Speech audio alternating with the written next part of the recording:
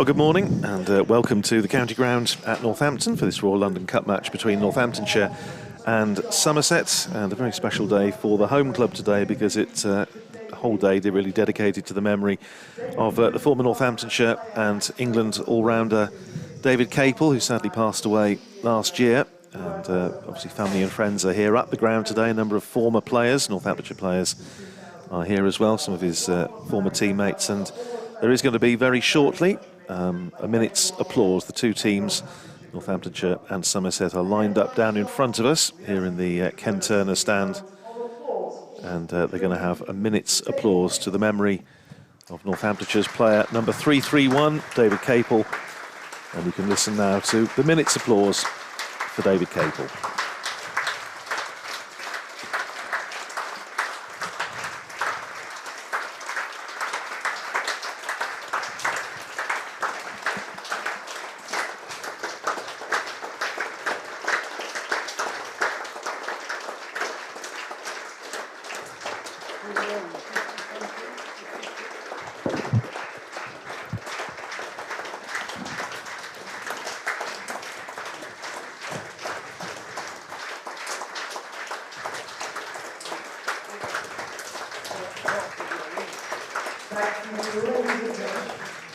So that was very nicely observed by the crowd here at Wantage Road, the minute's applause for David Capel. I'm Andrew Rowd from BBC Radio Northampton, delighted to welcome as ever the voice of Somerset cricket, Anthony Gibson. Morning to you, Anthony.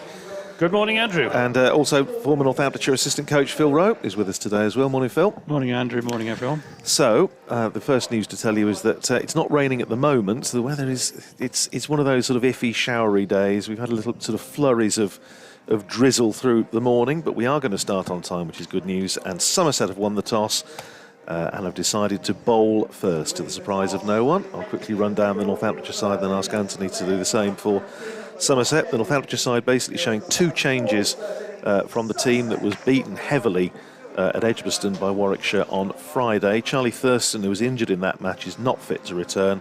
So Luke Proctor comes into the side, and Wayne Parnell, who again looked decidedly under par in that match, has failed a fitness test this morning, and his place is taken by James Sales, 18-year-old son of former Northamptonshire batsman David Sales, who makes his first team debut for Northamptonshire in this match, and very appropriate because his club is Overston Park, and that was the club that David Capel went to coach after leaving Northamptonshire in 2012, so a very appropriate link there.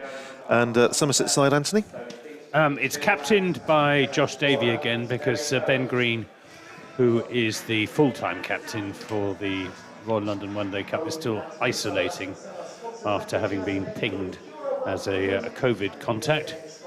And so Somerset will bat something like Steve Davis, Sam Young, Eddie Byram is down on the card at number 3, which would be interesting if he does come in at number 3, James Hildreth at 4, Lewis Goldsworthy, Mr. Reliable, at 5. George Bartlett comes back into the side in place of James Rue at 6. And then the bowlers who can bat a bit. Josh Davey, Casey Aldridge, Marchant de Lange, Ned Leonard, a very, very exciting young fast bowler from Devon, and Sonny Baker Ditto, another very exciting young fast bowler from Devon. Potentially we're going to have a bit more time to talk about them, because I'm afraid just as soon as Josh Davey was marking out his run to bowl the first ball of the match and the batsmen are in place, I'm afraid we've got a bit of a shower sweeping across the ground. It's coming in from the west over to our left, which is where the weather usually comes from, and it's all a wee bit frustrating. I was just looking at the radar. I don't think this is actually going to be too much at the moment. There's a bit of a dollop over us, but I don't think it'll blow through fairly quickly. So it's probably going to be one of those, by the time the players get back to the pavilion and back to the dressing room, they'll be turning straight, doing it 180 degrees about turn and going straight back out again. But exactly the same thing happened in the match against Yorkshire. Really? Down at Taunton last Sunday. They got out there in the middle, the opening bowler marking out his run, and it started to rain, and last Sunday we didn't get back on again till 3:30. No, I saw that. Well, we were a bit more fortunate here. We lost the first. We had a bit of a delayed start. We were actually going back out there at. We started at 2:30, in fact, against against Derbyshire. Played 28 overs a side. It's not sort of ideal, but it was a game of sorts. We'll hang on here because, as I say, I don't think it's going to be a long delay, which is famous last words. It probably means that it'll rain for the rest of the day, but I don't think it's going to be too much. We could actually usefully probably just talk a little bit about the state of these two sides within the Royal London Cup group table, because certainly as far as Northamptonshire are concerned, they have 4 points from 5 games. They've managed the one win, which was against Derbyshire last week. They've lost a couple and had a couple of games washed out up at Scarborough and at the Oval.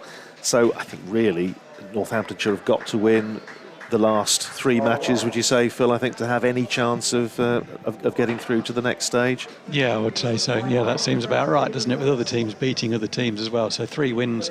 I think 3 wins makes it very likely that we would qualify. Today is going to be probably one of the more difficult of those 3, because Somerset are flying pretty high unbeaten in this tournament so far. I think they're the only unbeaten side in the tournament. 8 points in 5 games, Anthony. I mean, really, it's a slightly deceptive position, I think. I mean, we've had 2 no results. Both of them, well, we don't know what would have happened up at Welbeck Collier against Nottinghamshire, but certainly if it hadn't been for the rain arriving in the nick of time on Thursday up in London, we would have lost to Surrey, who were much the better side on the day. It's a very young, inexperienced Somerset side. This one with the 2 senior pros, if you like, Steve Davis and James Hildreth. Josh Davey, experienced international cricketer for Scotland, played a lot of one-day internationals for Scotland, and George Bartlett is a senior player, middle order batsman, but he's not been in great form in any form of the game so far this season. So yeah, the Somerset batting relies very heavily on Davis and Hildreth, and has been, and Lewis Goldsworthy, yes, who got a terrific 96 back to the wall innings against Surrey. He held the Somerset innings together whilst all around him were floundering. He's only a young chap, 20 years old, from Cambourne in Cornwall, but he's got a very mature head on his shoulders. To the strains of Trelawney, no doubt, while he was... Well, the good news is... Like to be Cambourne Hill, actually. Oh, yeah, going up Cambourne Hill, coming down. Yeah. Well, the good news is that we are actually going to play again. The field is, as much as we thought, it just looked like one of those little sort of passing showers. The skies are not particularly welcoming, it must be said, overhead, but we are going to see some cricket, and it is going to be Josh Davey running in from the indoor centre end. 2 slips in place, bowling the first ball outside the off stump to Ricardo Vasconcelos, who lets it go through into the gloves of Steve Davis, and there's no run. Yes, it was always on the cards, I think, that they would just about get off the field and do an about turn and go back on again, and that is indeed the case. Forecast for the rest of the day is basically as we are now. It's showery, possibility of some heavy downpours. I was watching my son play yesterday up in the north of the county, and we did quite well. We managed to dodge most of the showers, just lost about 20 minutes of play. Here's Davey round the wicket, bowling to Vasconcelos, who edges just short of second slip. Casey Aldridge there at second slip. I think that just about bounced in front of him. What do you reckon, Phil? Do you think it carried? I thought my first instinct was it carried. He was very upright and had to go high to low, which is always difficult. He's quite a tall guy as well. My first instinct was that it did carry, but I'll have a look on the replay. Yeah, I'll just have a quick look at it. It's slightly difficult because there's rain on the camera. Let's have a look. I think that was just half volley. It was half volley, Radish, yeah. You're right. Round the wicket comes Davey, bowls to Vasconcelos, pushes it out into the offside. And there's no run into the covers. Fielded there by Sam Young. Yes, it was an authentic stroke by Ricardo Vasconcelos. He was trying to... It was a forceful stroke. In contrast, it must be said, we were talking about this before we came on air, to some of the dismissals, certainly 4 of Northampton's top order on Friday at Edgbaston, getting out, just looking to run the ball down to third man. It wasn't pretty. Here's Davey in again, bowls, and that bounced and left him and beats Vasconcelos outside the off stump. That's a beauty from Josh Davey. Just a little bit of bounce in this, which leads Vasconcelos to go down and have a little prod of the pitch, slightly suspiciously. It was a bit of tennis bally, wasn't it? It kind of bounced over his bat in a way. It didn't sort of go through and race through it. It was a bit tennis ball, a bit loopy on the bounce. Well, a little bit of help is often the case in these pitches at Northampton. The first hour or so, if you're going to get anything out of it, that's usually when it's going to happen. Here's Davey round the wicket again. Bowls to Vasconcelos. This time steers it down wide of second slip, but there is a third man in. And he's able to send in a good return into the gloves of Stephen Davis. And Northamptonshire are away with a single. One to Vasconcelos, one for no wicket. And Emilio Gay on strike now. Vasconcelos having the moment to open the batting, captain the side and keep. I think a few supporters are beginning to wonder whether that may be just a little bit too much of a workload for him at this stage. I'm sure, Phil, you've probably got a view on that, which you can share with us after we've seen this delivery from Josh Davey in around the wicket to bowl to Emilio Gay, who's forward defensive, pushes it up to mid-off. And there's no run. End of the over. One for no wicket. That's single to Ricardo Vasconcelos. Emilio Gay yet to get off the mark. Yeah, Vasconcelos, do you think it's a bit too much for him? I mean, he's a very capable guy. He's a capable batter, as we know. He's done very well for us over the last couple of years. He's new to captaincy, and he's not a first-line wicketkeeper. So, you know, two of those skills of the three are under a bit of pressure already. So I add them all together, and I think it's a big ask, really. I don't know where the next option is, if I'm honest. Who would next be next in line, particularly with Graham White now out of the side, having been stolen by the 100. So I think he's making the best fist of it he can, but it's no surprise really that it is affecting his ability to play freely at the top of the order. Sonny Baker coming into the attack from this pavilion end. 18 years old, comes from Torquay and has impressed in his appearances in the One Day Cup thus far. Taken 6 wickets, and he's bowled with genuine pace. He's in there bowling to Vasconcelos, is there and bowls, and Vasconcelos just drops this into the backward point area. Lewis Goldsworthy very quickly around to his right to do the fielding. James Hildreth at first slip, Casey Aldridge at second, Lewis Goldsworthy backward point, Sam Young at extra cover, Josh David, the skipper, at mid-on, Marchant de Lange at mid-off. I think he might fancy bowling on this pitch. Looks to be a little bit of bounce in it. Here's Baker in and bowls to Vasconcelos outside the off-stump, long way outside the off-stump. No shot from the Northampton captain. Who are the umpires, Andrew? We have Ian Ramage, who we had at Edgbaston on Friday, and Neil Bainton. Neil Bainton. And match referee today is former Northamptonshire player Wayne Noon, former Northampton Notts. So Wayne, he was the referee up at Welbeck Colliery. Oh, right, yes. Well, we were too far for him to travel. Nice local one. Here's Baker into Vasconcelos there and bowls, and hurries Vasconcelos there. It comes off a thick edge down to Eddie Byram in his orange cricket shoes down at third man. It's interesting how both the opening bowlers, right-arm bowlers, have come around the wicket, started around the wicket. Sometimes bowlers will start over and then come around. They both started around the wicket, and I wonder if there's a bit of sort of intelligence. The Somerset analyst has said that both these guys like a bit of width, because they certainly do. And we know Vasconcelos plays very freely, in particular through the offside. So looking to bowl a very tight line early on. Here's Baker into bowl to Emilio Gay. Beats him outside the off stump with a really good one.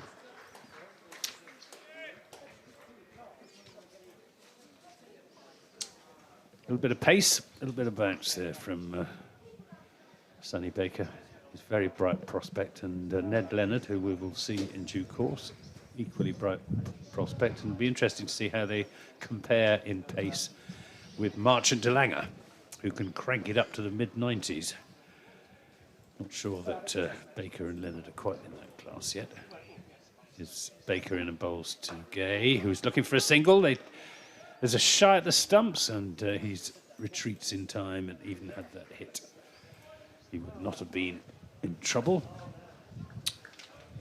Emilio Gate having, he's topping the averages in this for Northampton, which isn't saying a huge amount.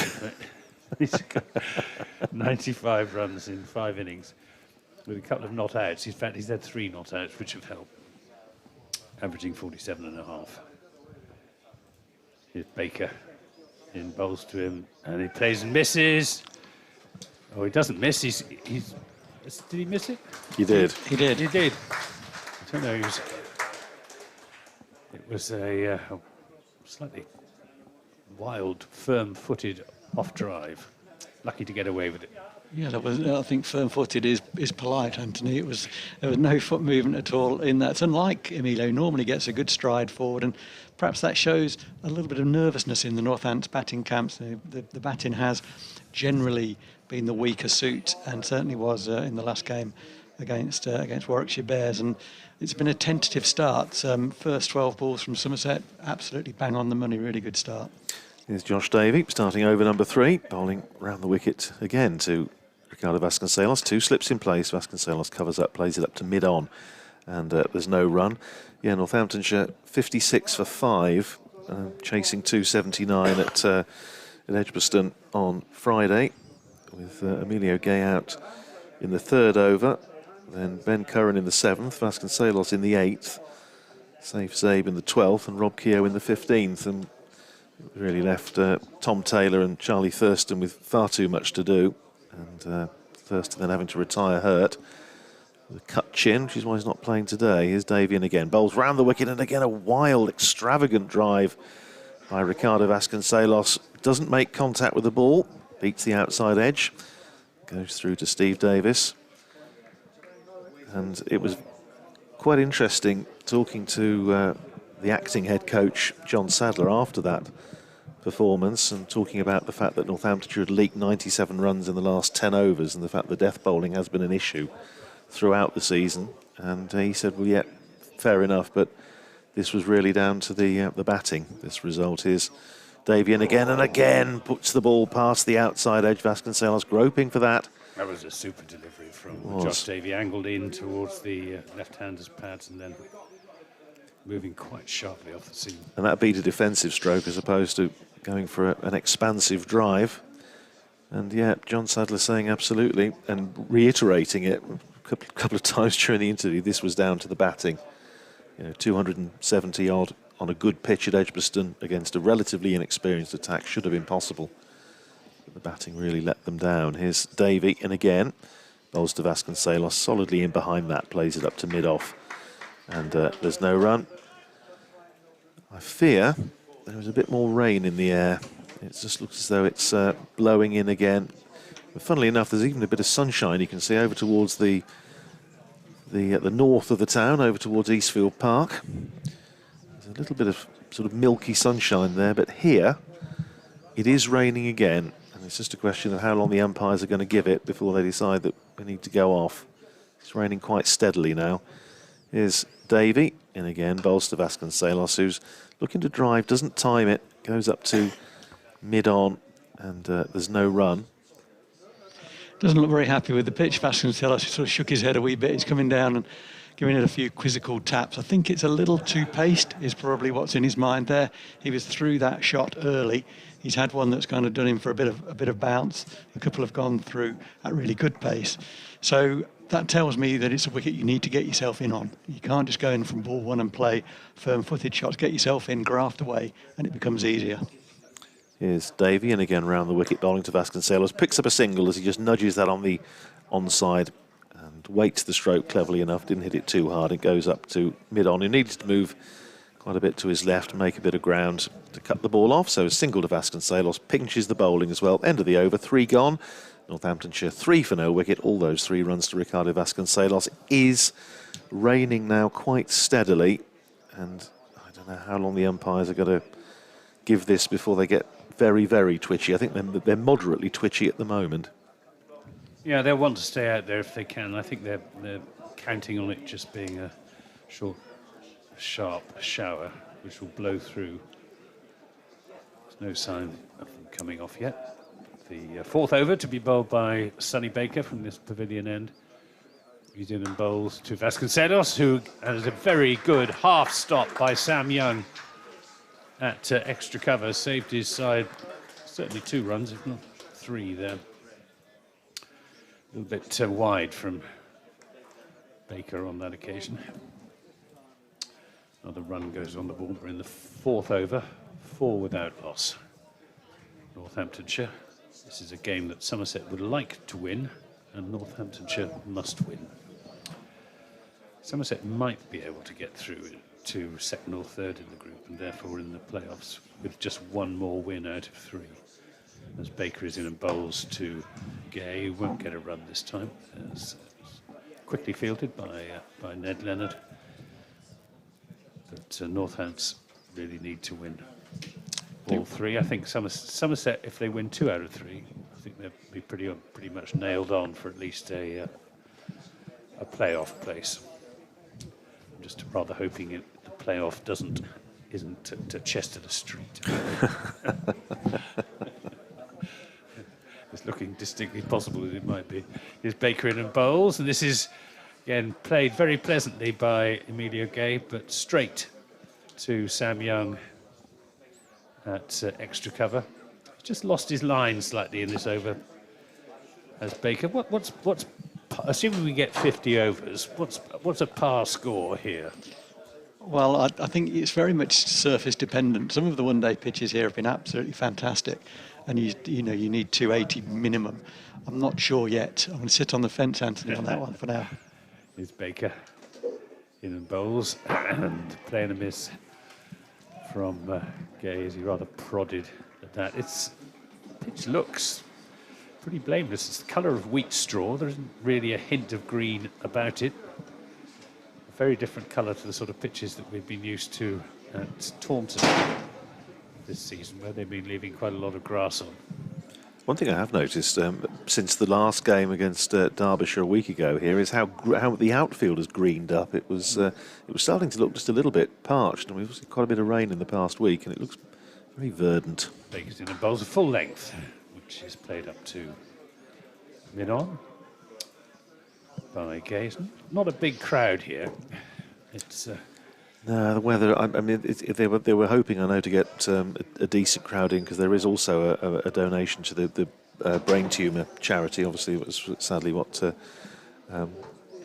David Capel was suffering from, and every ticket, I know, £1 of that was going to that particular charity. So they were hoping to get a good crowd in. It's filling up a little bit. I think if we get started and the weather improves a little bit, hopefully we'll get a few more in. Baker is in and bowls. Good ball on off stump, defended into the offside end of the 4th over, 4 without loss. We had 5,000 in at Taunton last Sunday for the Yorkshire match, and I think there were around about 4,500 at the Oval on Wednesday as well.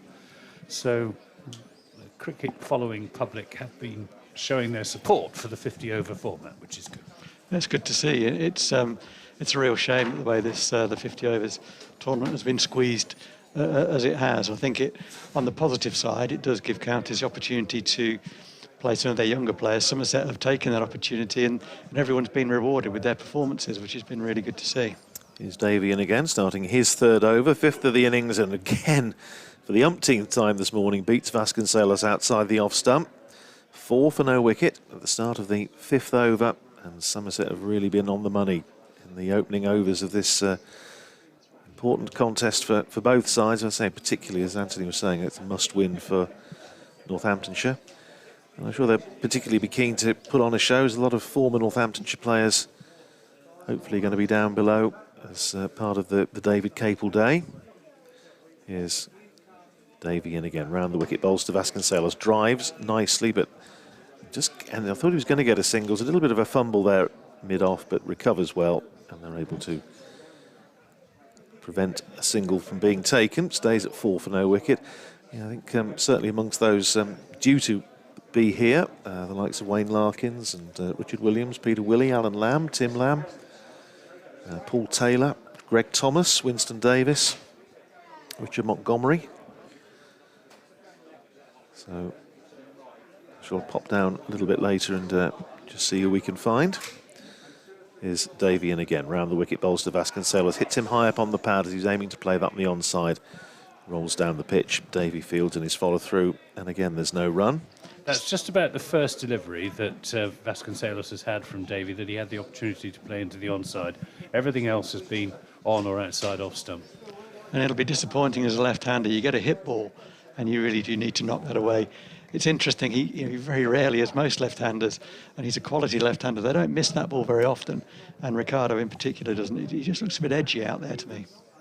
Here's Davy, and again bowls to Vasconcelos, and again beats his drive outside the off stump. Decent carry, slapped into the gloves of Steve Davis. So there is certainly something in it for the bowlers early on, but both Davy and Baker have been excellent. And I think the point you made a moment or two, Phil, they haven't given them any width, and that's what Vasconcelos in particular tends to feed off, and I think Emilio Gay as well, although Gay is a strong driver down the ground. One of his sort of trademark shots is Davy, and again bowls to Vasconcelos, who punches that on the back, off the back foot up to mid-off. And again, there's no run.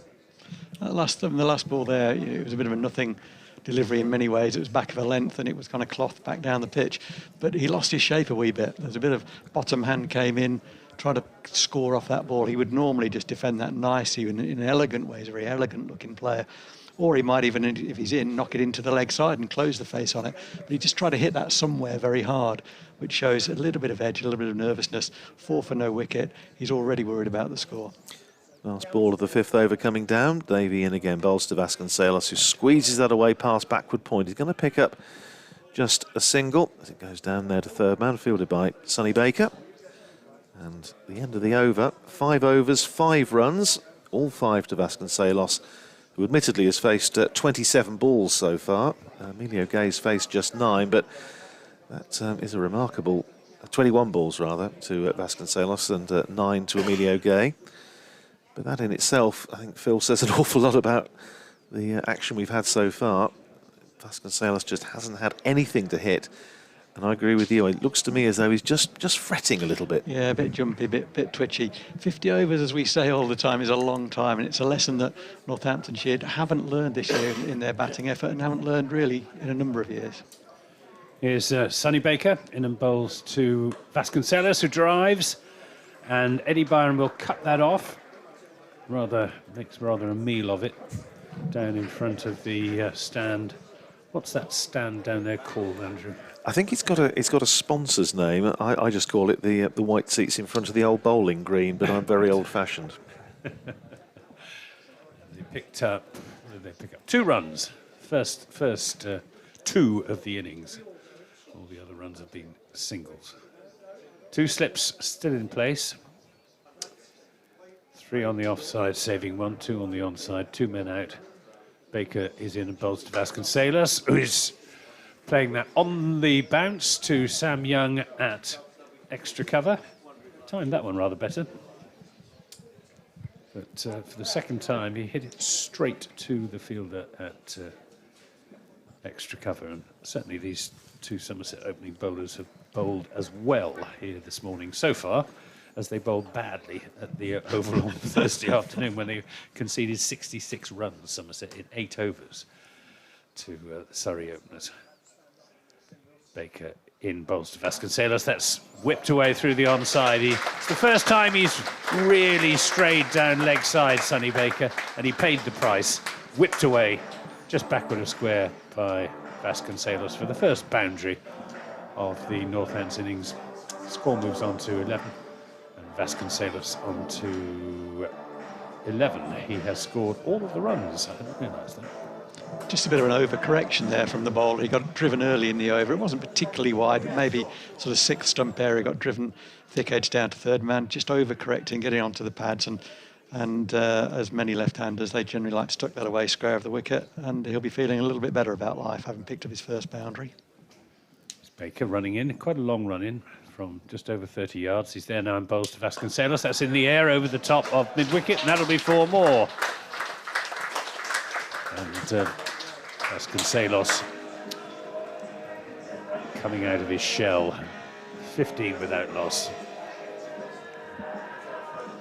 There's a Michael Vaughan saying many years ago. He said, "You're only ever 2 balls away from being in nick as a batter." Now there's two fours back to back. Let's hope that comes true for Vasconcelos and Northamptonshire today. Well, there's a little bit of pace, a little bit of bounce in this pitch from what we've seen so far. So stroke making should not be impossible once batsmen pick up the pace of the pitch. Is Baker into Vasconcelos, and this time he won't get a run as that's played into the offside. We're in the 6th over of the 10-over power play. I was just thinking, Anthony, about pitches with pace and bounce here when you and I did the championship match, or Bob Willis Trophy match here last year, which was over in 2 days. Yeah. And that was, I think, the bounciest pitch I've ever seen here. It was like bowling on a trampoline. It was. It was not unlike a Scarborough wicket, actually. No. Which is, and Somerset will be playing Yorkshire at Scarborough in the County Championship Division 1 playoffs in September. Oh, Scarborough in September. Could anything be better? Yeah. Lovely. Aldridge has come out of second slip to short mid-wicket. Baker bowls, and this is driven through the offside.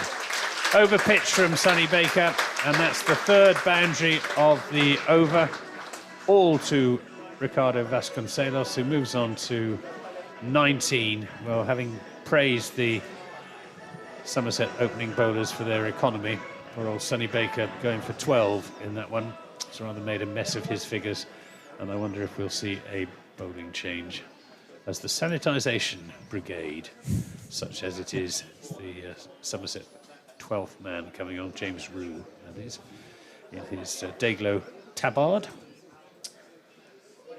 It's a bit of a shame that for Baker, because he's bowled very nicely. He's gone for 12 in his, which may be his last over. He's got a bit straight, tucked off the pads for 4, then just lost his length a wee bit, and then that last ball was a genuine long delivery, a long half volley.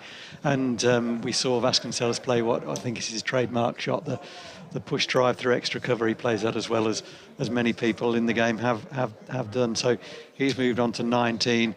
Emilio Gay still on 0, so he will be getting twitchy. He will be getting twitchy about that. He doesn't need to. It's about partnerships, and it's something that Northamptonshire really haven't done particularly well so far. This campaign is build a number of partnerships through the innings.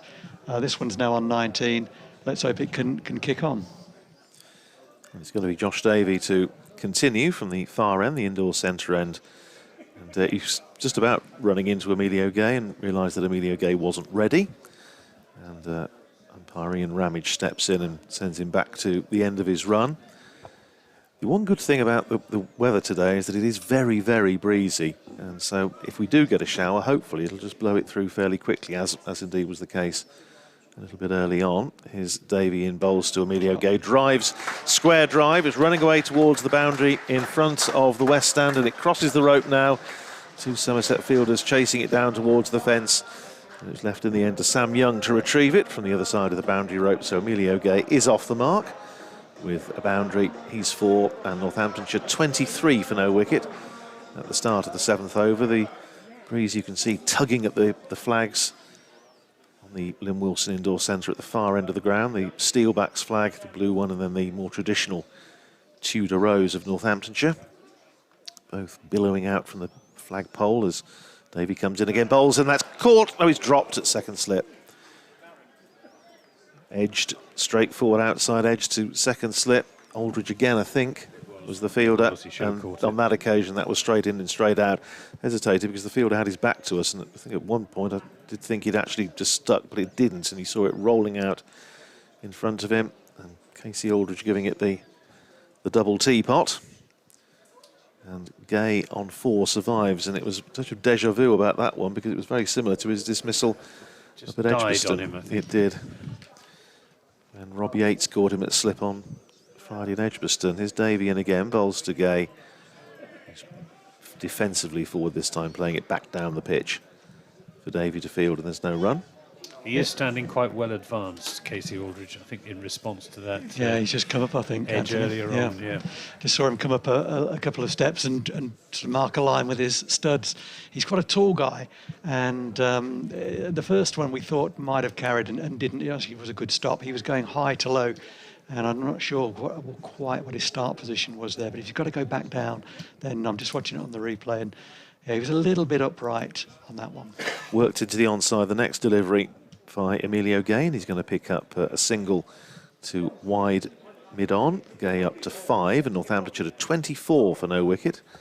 I'm just having a look at the far end at the Lynn Wilson end. There's a hospitality box right behind the sight screen, and there's an enormous amount of movement there as people coming out with coffees and beers and all sorts.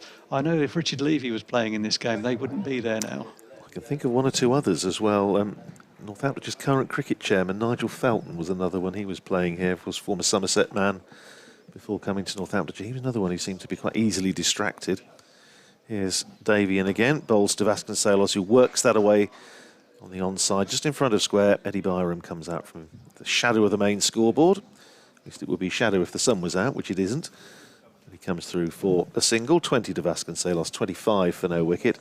One of the others, I have to say, was also not averse to being distracted, was the man we're honouring today, the late David Capel, was also known to, if a light was on in the press box, as occasionally was the case in the old days, then he wouldn't be very happy about that. Here's Davey in again, bowling round the wicket to Emilio Gay, just turns that away through the vacant mid-wicket area. Byram again comes in off the boundary and sends in a good return. Keeps it down to a single, but the end of a slightly more, again, productive couple of overs for Northamptonshire. At the end of 7, 26 for no wicket. Vasconcelos is 20, Gay is 6. Now, are we going to get a bowling change? I'm not sure that we are. Sonny Baker is stepping up. Yeah, I like that. I mean, the temptation would be to take him off. He finished with a boundary through extra cover, but I like the captaincy there. My assumption is that he's saying, no, I'm backing you, you've bowled well. OK, you bowled a couple of loose deliveries in the last over, but generally you're in good form, you're doing the job, the ball's still new, you're good enough to bowl at the top of the order, let's keep going. And he's backed his young bowler, which I think is a really good bit of captaincy from Davey. Here comes Baker. Into bowl to Gay, down the leg side, and that'll be a wide. 27 without loss. Of course, it may be that they're just bowling to plan. They've had it all worked out in the dressing room beforehand as to who's going to bowl how many overs in each spell and so on. I don't know. It's only the second time that Josh Davey has captained Somerset in any form of cricket. So I can't form any sort of judgment as to what sort of captain he is. As Baker is in, bowls to Gay, full length on leg stump, turned into the onside. Won't get a run. Josh Davies is an interesting one because he obviously started his career at Middlesex, and I was running our second team for a few years, and we played against Middlesex seconds seemingly every other week at the time. And so I saw a bit of Josh Davies. He was slightly more of a batter in those days. Yeah. He still fancies himself as a batsman. He got 70 odd against Leicester in the county championship. He's had a very good career since moving down to Taunton. He has. He's got much better in the last 2 or 3 years. Here's Baker in and bowls. This is pulled away through the onside. That was short from Baker. He lost his footing as well. And Emilio Gay needed no second bidding as he pulled that through mid-wicket powerfully to the boundary. 31 without loss. As you say, Anthony, Baker just lost his footing, and that generally leads to you dragging the ball short, and it was a bit of a drag down, and it was gratefully received by Emilio Gay, who's now got sort of boundaries in the last 2 overs, will be feeling a little happier. And the game changes quickly, doesn't it? These two guys have played and missed in an enormous amount of time, that now they're in and knocking it around nicely. Baker. He's into bowl to Gay, and this is down the leg side, and a good stop. Took Gay on the pad, and a good stop by Stephen Davis, sprawling down to his right-hand side to make the stop down the leg side off the left-hander. And because it flicked the pad, it wasn't given as a wide. Just struggling a wee bit with his line. That's the second ball this over that's Yeah. gone down the leg side. That one did hit the pad, which saved him. But obviously looking to bowl quite tight, but there's been no thought of bowling over the wicket, which is interesting. Here he comes again. Baker to Gay. This is a better ball outside off stump, and Emilio Gay lifts his bat out of the way, lets it go through to the wicketkeeper, as if this was the first morning of the county championship match. These two sides, of course, played each other in the Bob Willis Trophy last season. Somerset having the better of things here on what Andrew Rudd was talking about was a trampoline of a pitch. Tom Lowndby was out twice in the same day. That's right, yes, remember it. for 1 and 0, or 0 and 1. Is Baker in a bowls a full length driven, but only as far as Marchant Danaga, who makes the stop at mid-off. I wonder how long it will be before Marchant Danaga comes into the attack. It'll be interesting to see what he can do on this pitch. That extra pace through the, once the power play is gone, the extra pace that Delanger has through the middle overs, I think that tactically it looks like how Somerset are going to use him. I'm a big fan of that. It's Baker, he's rocking in. He's there now, bowls to Gay, who just drops that down to the offside. Look, Goldsworthy's onto it. But Vasconcelos backing up well. Comfortable single in the end of that over, which was the 8th of the innings. 32 without loss. 20 of those to Vasconcelos and 11 to Gay. Yeah, I guess a number of counters would have been talking to Marchant Delanger when his time with Glamorgan was up, and Somerset got ahead of the game and signed him. And that extra pace, that changes things in red ball cricket and also in white ball cricket. And in 50 overs cricket, in the middle overs, many teams find it difficult to work out how they're going to continue to take wickets. And extra pace is certainly a weapon. I think that's how they'll use him today. Here's Josh Davey starting his 5th over. Around the wicket to Emilio Gay. Drives, goes off I think quite got that where he was intending. I think he was looking to play that, again, a sort of square drive. In the end, it just went off the outer portion of the bat down to third man, safely enough.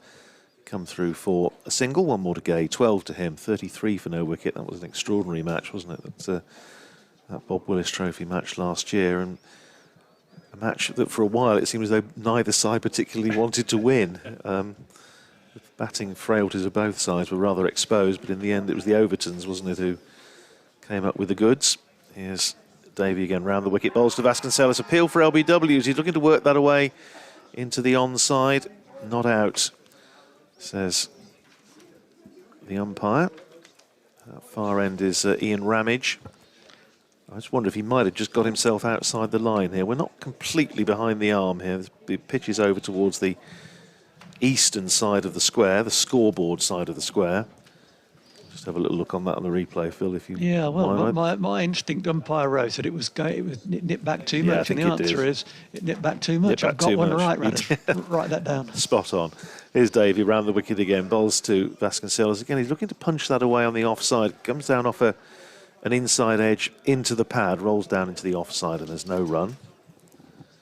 It's always a worry when the ball comes back on the offside on a delivery like that. That does encourage the umpire to think it was straighter than it was sometimes. If that same ball had run off into the leg side, the ball hit him on the pad, it would have been a sort of stifled appeal. When it comes back straighter on the offside, everyone gets quite excited. A nice bit of umpiring.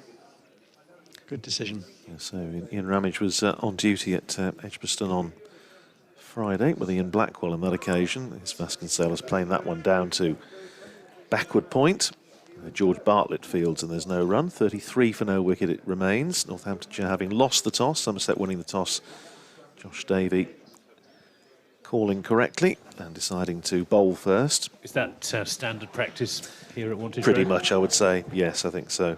Just looking at the match here, the Derbyshire game here last week, Northamptonshire certainly won the toss and put Derbyshire in, although that wasn't admittedly a reduced overs game, and Northamptonshire also put Glamorgan in here. Here's Vasconcelos clipping that one away over mid-wicket. It's perfectly safe. It's running out towards the boundary. Eddie Byram has to make a bit of ground round to his right from his fielding position in front of the main scoreboard, and they're able to come through for 2 more runs. Vasconcelos up to 22 and Northamptonshire up to 35 for no wicket. Yes, Northamptonshire putting Glamorgan in couple of weeks ago here. We've had 3 Sunday games in a row here, and on that occasion, I think you were on commentary with that one, Phil, weren't you? That it was a very cautious start made by Glamorgan in the end, because they'd got the platform, they were able to kick on. Hamish Rutherford played a very canny innings.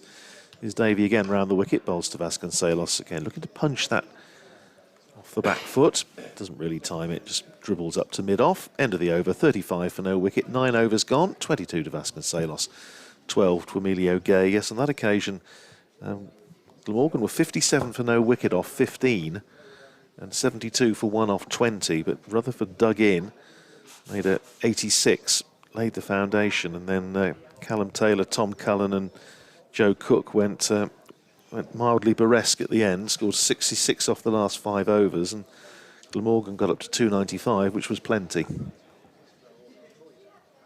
Just looking back at the replay of the last ball there, Davey just back of a length, just going over off bail. And it's a ball that very often Vasconcelos will run down past second slip. He's been out that way a couple of times, he's missed a few, and he's actually looking to score in front of the wicket now. And I wonder if that's a conversation between him and the batting coach, John Sadler, who said, you know, there's kind of airy-fairy rundowns. They're all very well once you're in, if there's no slips. But when there's slips in play, let's knock it back down and try and score in front of the wicket. James Hildreth at slip. Sonny Baker to bowl another over, the 10th to Gay, and that's sort of involuntary inside edge down to short fine leg. Maybe just a little bit of inward movement to the left-hander.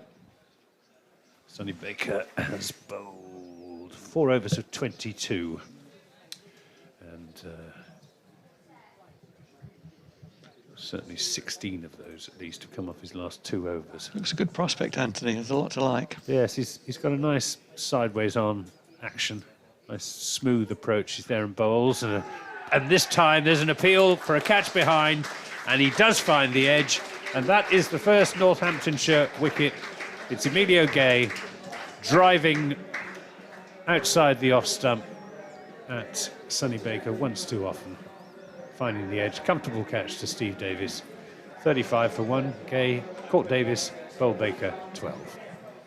It was a big drive, wasn't it? It was almost a kitchen sinker in terms of the way he attacked the ball. Just looking back at it on the replay now, it was a good length ball. It was wide, it probably needed to be scored off, but it was a length ball. It was the length that was still dangerous. The width wasn't any danger to the batsman, it was the length, and he needed to hit the ball sort of on the downswing of the bat. Didn't quite control that, went at it very hard and got a thin one through to the keeper Davis. He doesn't look particularly happy with life, Emilio Gay. Like many batsmen, I don't think he's ever really been out of it, to be honest, and that's another one of those. Yes, he just stood there a moment, in fact, after the umpire's finger went up. Probably not long enough to get himself into trouble, but there's a definite look of surprise on his face, looking back as if to the umpire, as if to say, what?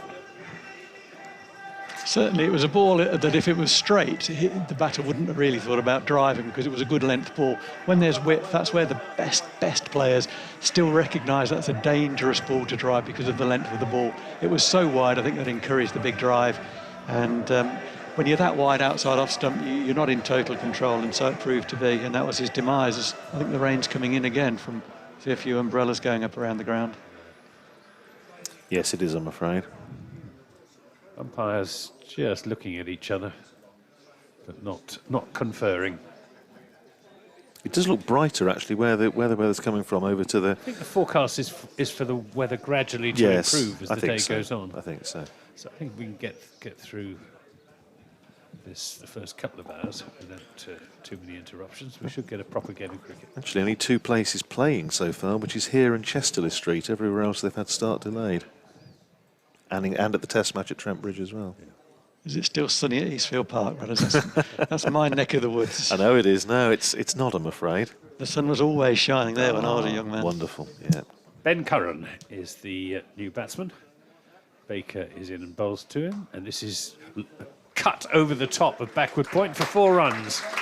Short and wide from Sonny Baker, and Ben Curran just laid back and quite deliberately levered it over the top of Lewis Goldsworthy at backward point. Good way to get off the mark.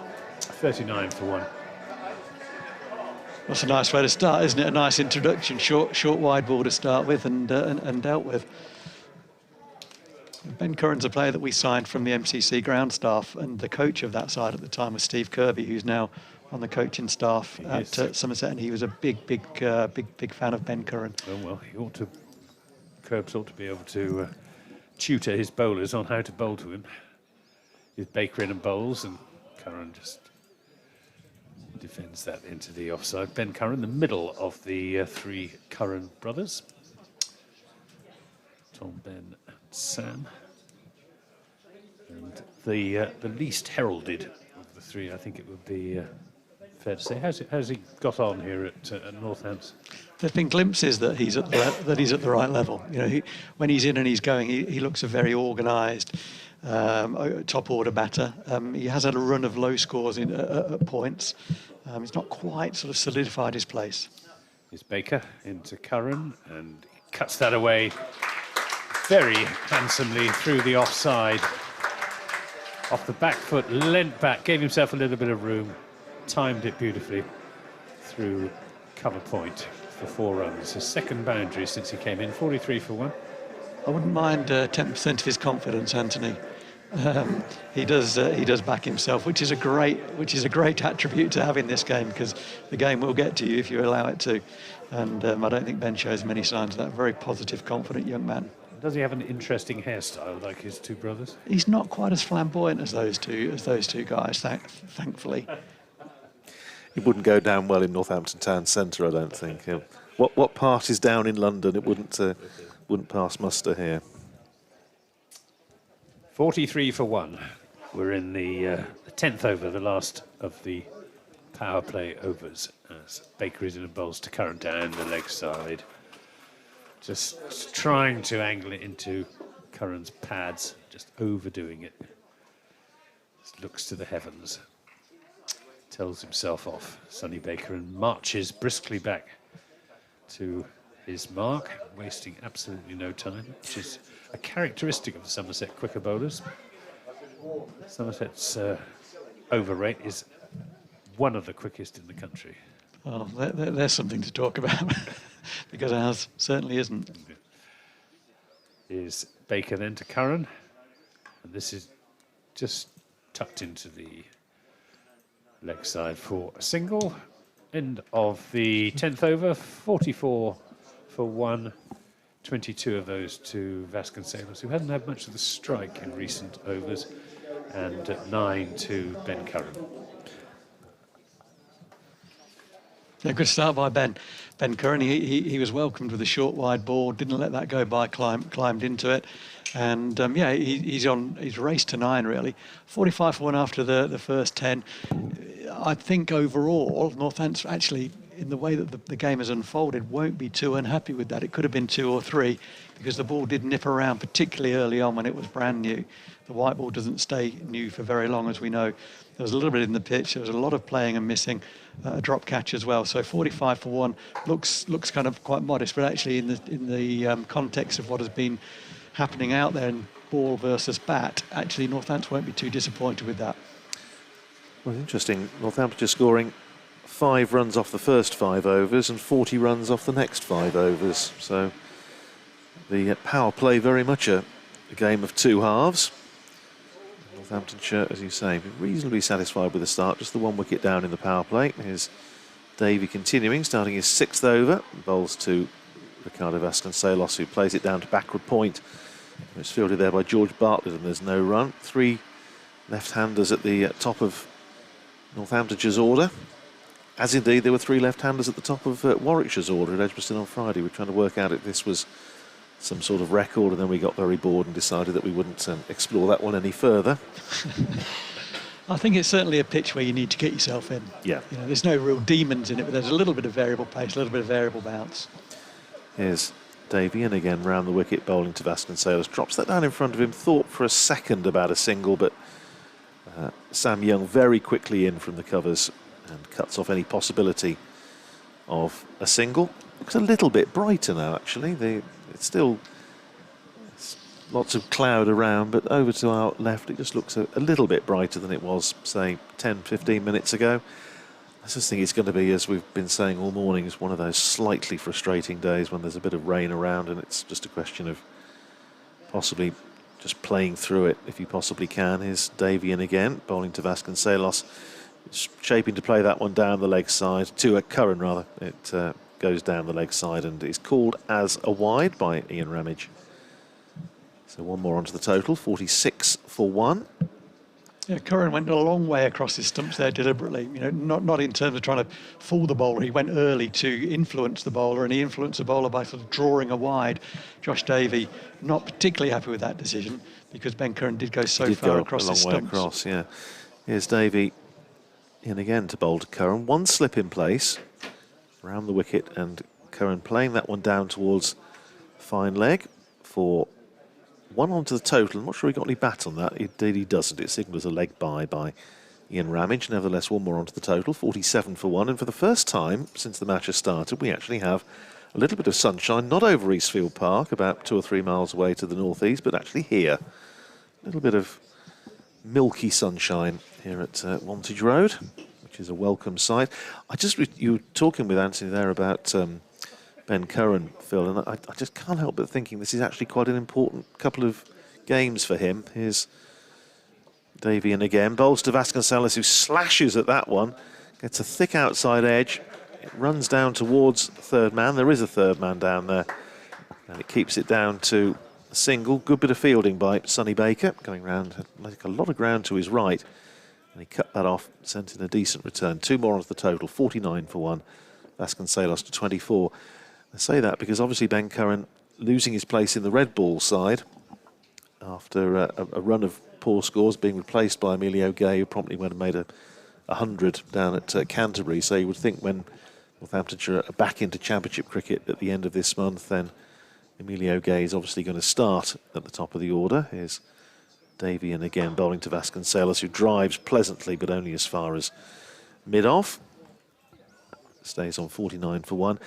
And then, as you say, Ben Curran has just made a good 50 here against Glamorgan in the first match in this competition for Northamptonshire, but a couple of low scores since then. And you feel just overall this is an important 2 or 3 games for Ben Curran really to prove he wants to play white ball cricket, doesn't he? Oh, absolutely. He came into the T20 side, made that terrific 19-ball 50 against Durham here, but not a great deal else. Here's Davy again round the wicket bowls, and Vasconcelos aiming to pull that one away over mid-wicket, has been hit in the place that it hurts most of all. And he's gone down on his haunches in the crease and is getting not a huge amount of sympathy from anybody. Least of all, I suspect, his batting partner and housemate Ben Curran. End of the over, 49 for 1, 11 overs gone. Vasconcelos is 24, Curran is 9. Yeah, so you're right, Andrew. It is important time for Ben Curran. All batters have got some kind of issues that they're working on technically and so on. But for Ben Curran, I don't think that's where his solution is to be found. I'm reminded when I think about the way he's played for Northampton since breaking into the side and becoming a full-time professional, something David Houghton said to a couple of our batters when David Houghton was the batting coach here under David Capel many years ago, which was, you've got to stop finding ways to get out. And that's really the message for Ben Curran. He's plenty good enough and he's going nicely, and then he will find often an unusual and an inappropriate way to sort of get out, almost trying too hard, trying to take the game away from the bowler, intimidate the bowler and so on, rather than picking up his runs and consolidating in an innings, getting himself in at the start of his innings and so on. Now, he's got the technical capability, he's got the shots around the ground, he's got good skills, and he can play white ball cricket as well. But it's really, he kind of will find a way to make a mistake too frequently. And at the moment, that's all that's stopping him. I say that's all that's stopping him. It's stopped a good many over the years, because it's a very important part of batsmanship is making few errors, particularly unforced errors. So for me, that's the column that Ben needs to tick. He ticks that, and then he's got a 10, 15-year career ahead of him.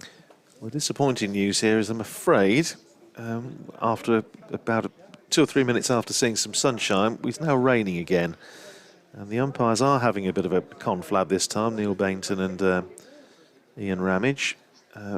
You're not missing any cricket because Ricardo Vasconcelos is just receiving a bit of attention from the Northamptonshire physio, Barry Houdrian, quite what he can do, given the place that Ricardo Vasconcelos, I think, was hit in.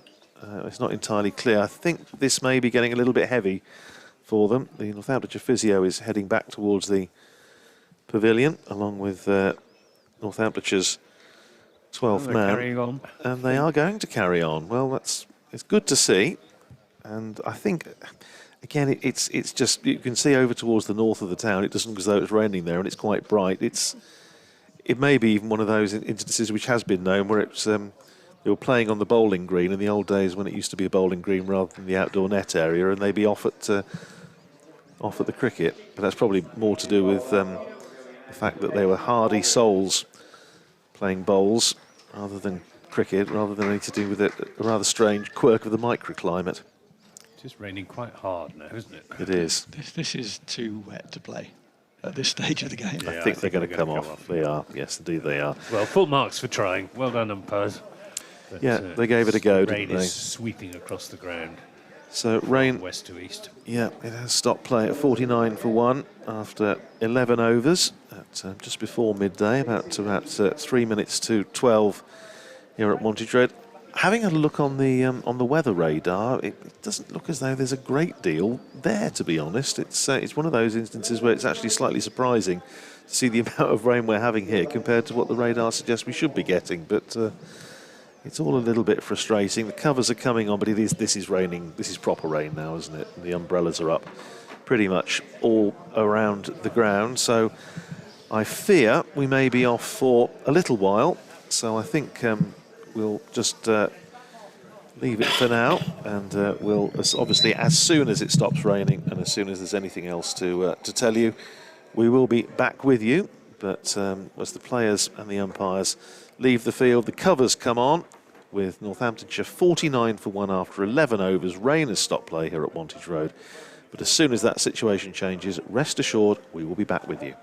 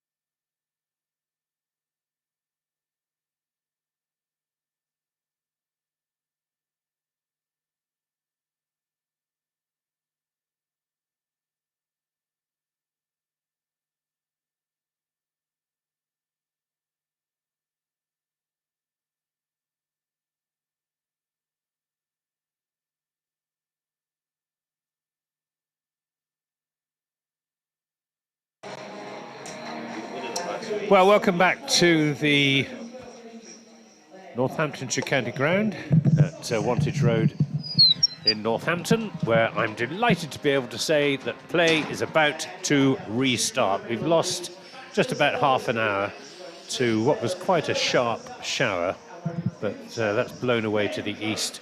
The overs have been reduced to 46 overs aside, so we've lost 8 overs from the match, and that means that the power play situation is that power play 2, which we're in now, will go on until over 37, and then power play 3 when 5 fielders are allowed outside the fielding circle. That will be from over 38 through to 46. I'm Anthony Gibson from BBC Radio Somerset. Andrew Radd from BBC Radio Northampton will be joining us shortly, but at the moment he's organising the Northamptonshire former players who are here today to mark David Capel Memorial Day. But I'm delighted to say that with me is Phil Rowe, former assistant coach here at Northampton. And the match situation, 49 for 1, Northants. And we're going to have Casey Aldridge to bowl the 12th over from this pavilion end. Tall, right arm, fast medium bowler. He's in bowling to Ben Curran, who defends back up the pitch. That's the first ball of the game that's been bowled over the wicket, I think, Anthony. It is, yeah. Which is unusual. I just had a chance to catch up with David Ripley in the break. David, obviously head coach here at Northants, who I worked under for a very long time, currently with the London Spirit. I'll come back to that in a moment. Here's Aldridge into Curran, there and bowls, and Curran plays that smoothly into the offside, but only as far as Sam Young at extra cover, no run. And it was interesting. We just chatted about really about lots of things, but in particular the power play and who felt they'd come out on top there. And we both felt that Northants wouldn't be unhappy only having lost 1 wicket, because the ball did quite a bit. It was skillful opening spells. Here's Aldridge in and bowls to Curran. Short. This is up in the air, down towards Eddie Byram, who can't quite get to it and concedes the 4 in trying to get to it. He flung himself forward and to his right, Eddie Byram, knowing that if he didn't make the catch, it'll probably go to the boundary, and that was precisely what transpired. And that brings the 50 up for Northants, 53 for 1. Seemed to me, Anthony, the ball carried further than the fielder thought it might do, because the wind is blowing on the line of the ball. It went off a thick outside edge down to third man, and in the end, it didn't quite reach Byram. I think had he realised the wind was going to carry the ball, he might have got there. Aldridge to Curran, and again he plays that to Young at extra cover. No, I don't. It wasn't. He didn't quite get to it, so you can't say it was a drop catch. But full marks for trying. Yeah, it was a good effort at the end. Those ones bouncing in front of you, they're never pleasant. He made a good attempt at it. Always better. Don't want it. 99 times out of 100, if you're trying to take the catch, you generally stop before that one just squeezed through. Yeah. Aldridge in a bowl, so this is full of length and just steered through the offside by Ben Curran, using the pace on the ball. It was overpitched and a bit wide as well from Casey Aldridge, and nicely timed by Ben Curran, 57 for 1. It was a very skillful shot by Ben Curran. It was a very full ball, as you say. He'd been back of a length, a very tall bowler, Aldridge. He'd been back of a length through his over so far. That one was almost Yorker length. It was a little bit wide, and Curran sort of just eased it through square of the wicket, opening the face on it, and timed it beautifully to go for 4. Casey Aldridge, ex-Millfield, played in the championship match against Leicestershire back in at the end of June, as a substitute for Lewis Gregory, who was pinged because his girlfriend got COVID, and Lewis had to self-isolate mid-game. It's a happy hunting ground for Somerset cricket, isn't it, Millfield School? It's absolutely. Yeah. We've got George Bartlett and James Hildreth, who were at Millfield, and Ned Leonard as well, Here's Aldridge in a bowls to... Ooh, in the air. Wasn't much control there from Ben Curran. Oh, and Eddie Byram has contrived to throw the ball over the boundary. Oh, dear. So we gave him the benefit, which Yeah, he deserved on the first one. I don't think he gets much benefit of the doubt there. Dear. 61 for 1 at the end of that over, and Casey Aldridge can count himself a little bit unlucky. It was a good ball, wasn't it? Back of a length ball. Ben Curran, it sort of did him for pace a wee bit. Went to turn it into the leg side, got a thick leading edge, and it did fly at good pace down to third man. But Byram trying to get a bit of a slidey, stoppy, and it hit him on the wrist and dribbled over for 4. So he won't be feeling too good about his fielding. And Casey Aldridge bowled a decent over there, but in the end conceded 2 boundaries. He can count himself very unlucky. Are you going to talk us through Josh Davies' over? Certainly, I'll try to do that. I'm in the seat. So yeah, Davey to continue from the Lynn Wilson end, and Vasconcelos on strike. And what a lovely delivery, full length, about bail height, pitched about sort of 4th stump, and from round the wicket just straightened a little bit and beat the outside edge, not for the first time. And Davey another day could have easily picked up 2, 3, maybe even more than that. It's an underrated skill to miss the ball as an opening batsman. Yeah. He's really come on in the last 2 or 3 seasons, Josh Davey. He's a late developer as a quick bowler. And he comes again from the Lynn Wilson end. Again, it's full, it's a little bit straighter. Vasconcelos gets over his front knee nicely, punches it up to wide bin off, and they come through for a comfortable single. Yeah, Josh Davey, as you mentioned earlier, Anthony, played a lot of international one-day cricket for Scotland. And when he was there, we had David Murphy who was on the staff here, who was alongside Josh Davey in the Scotland squad at that time. And yeah, David would bring back good stories about Josh Davey, what a good cricketer and good character he was. No surprise that he's been given the opportunity to lead the Somerset campaign. So he's in again, this ball again full and straight. Curran driving back down the ground, half stopped by Davey. The ball doesn't cannon into the stumps, it just stops by the stumps, which allows them to come through for a single. So he's a little bit fuller. He recognises, Davey, that there is a little bit of nibble in this pitch, and he may as well get it up there, that sort of extra 6 inches to a foot, just to encourage that edge if he does get some movement. And there has been plenty of movement with the white ball. We're now into the 13th over. Generally, the movement sort of stops pretty quickly, sort of 8 overs or so, but it's continuing to nibble. And I think Somerset can count themselves unlucky to only have taken the 1 wicket. And Davey will be trying to add to that now as he comes in again to Vasconcelos. Again, it's forward, and again, Vasconcelos drives up to mid-off. He was on the edge of the circle, so therefore can't prevent the single. Many more singles coming to Northampton, looking to rotate a little bit better than we have been. What have we got in the way of batting to come for Northampton? Well, I think there's potential there in the lineup. It hasn't really transferred into match-winning contributions. Certainly, Rob Keogh has had a fantastic season in all formats, and Saif Saib similarly. So those two really are looking to make a big impact here. Curran goes across his stumps to the next ball from Davey, who just holds his line, and Curran can only defend that good line and length back down the wicket. Yeah, so Keogh's done very well in all formats this year. He's had a great year. Saif Saib has really come of age and starting more frequently to show bigger signs of what he was. He kind of chipped in, really, Saif Saib, over his career so far. He batted very well in the T20 game between these two sides last August. He looks like he knows he should be here now. So Davey comes in to finish this over from the far end, the 13th over. And Curran extravagantly lets it go by without playing a shot at the end of the over. And at the end of that over, Northampton 64 for 1 after 13 overs. Luke Proctor's come into the side for injury, really, for Charlie Thurston. And he's a nuggety left-hander, Luke Proctor, can play a variety of innings. And Tom Taylor is in great form as an all-rounder. So James Sales on debut certainly can bat. He'll be sort of number 8. It's a little bit low in the order for him, but he's on debut, so that's where he's starting. And he'll be the last kind of recognised batsman in the lineup: Kerrigan, Sanderson, White, 9-10 Jack. So plenty of batting to come.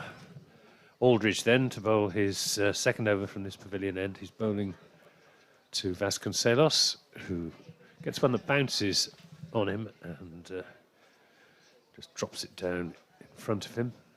Vasconcelos went off very quickly. I think when they had 22 on the board, he scored all of them. But since then, he's rather lost the strike and the runs have dried up. He's on 26 from 40 deliveries. Aldridge is in and bowls to him, and this is played square of the wicket, but only as far as Lewis Goldsworthy, who made 96 against Surrey at the Oval on Wednesday, and was caught on the boundary, going for the 6 that would have brought up his century. Oh, what a way to go. Caught high above Was it? chap called Tim David, who plays for Singapore. Was quite a tall man and stretched as high as he could and took the catch. This is driven back past the bowler, but Marchant Dillinger cuts it off, and it would have been his first century for Somerset in any form of cricket. It was his highest score. That sounds like a very selfless young man who trying to add some late runs for his team. It was a very well-paced innings. He was content just to knock it around when wickets were falling around him, acting as a sort of sheet anchor for the innings, as Aldridge is in and bowls to Vasconcelos, who pulls that without really timing it, and will pick up a single up to Ned Leonard, who's fielding at deep square leg. And then, with about 5 overs to go, he shed his inhibitions and went for his shots. Went, right. And went from 70 to 90 in 5 or 6 shots. Right. Because he's only 5'6" tall and 20 years old. Shouldn't think he weighs more than about 8 stone.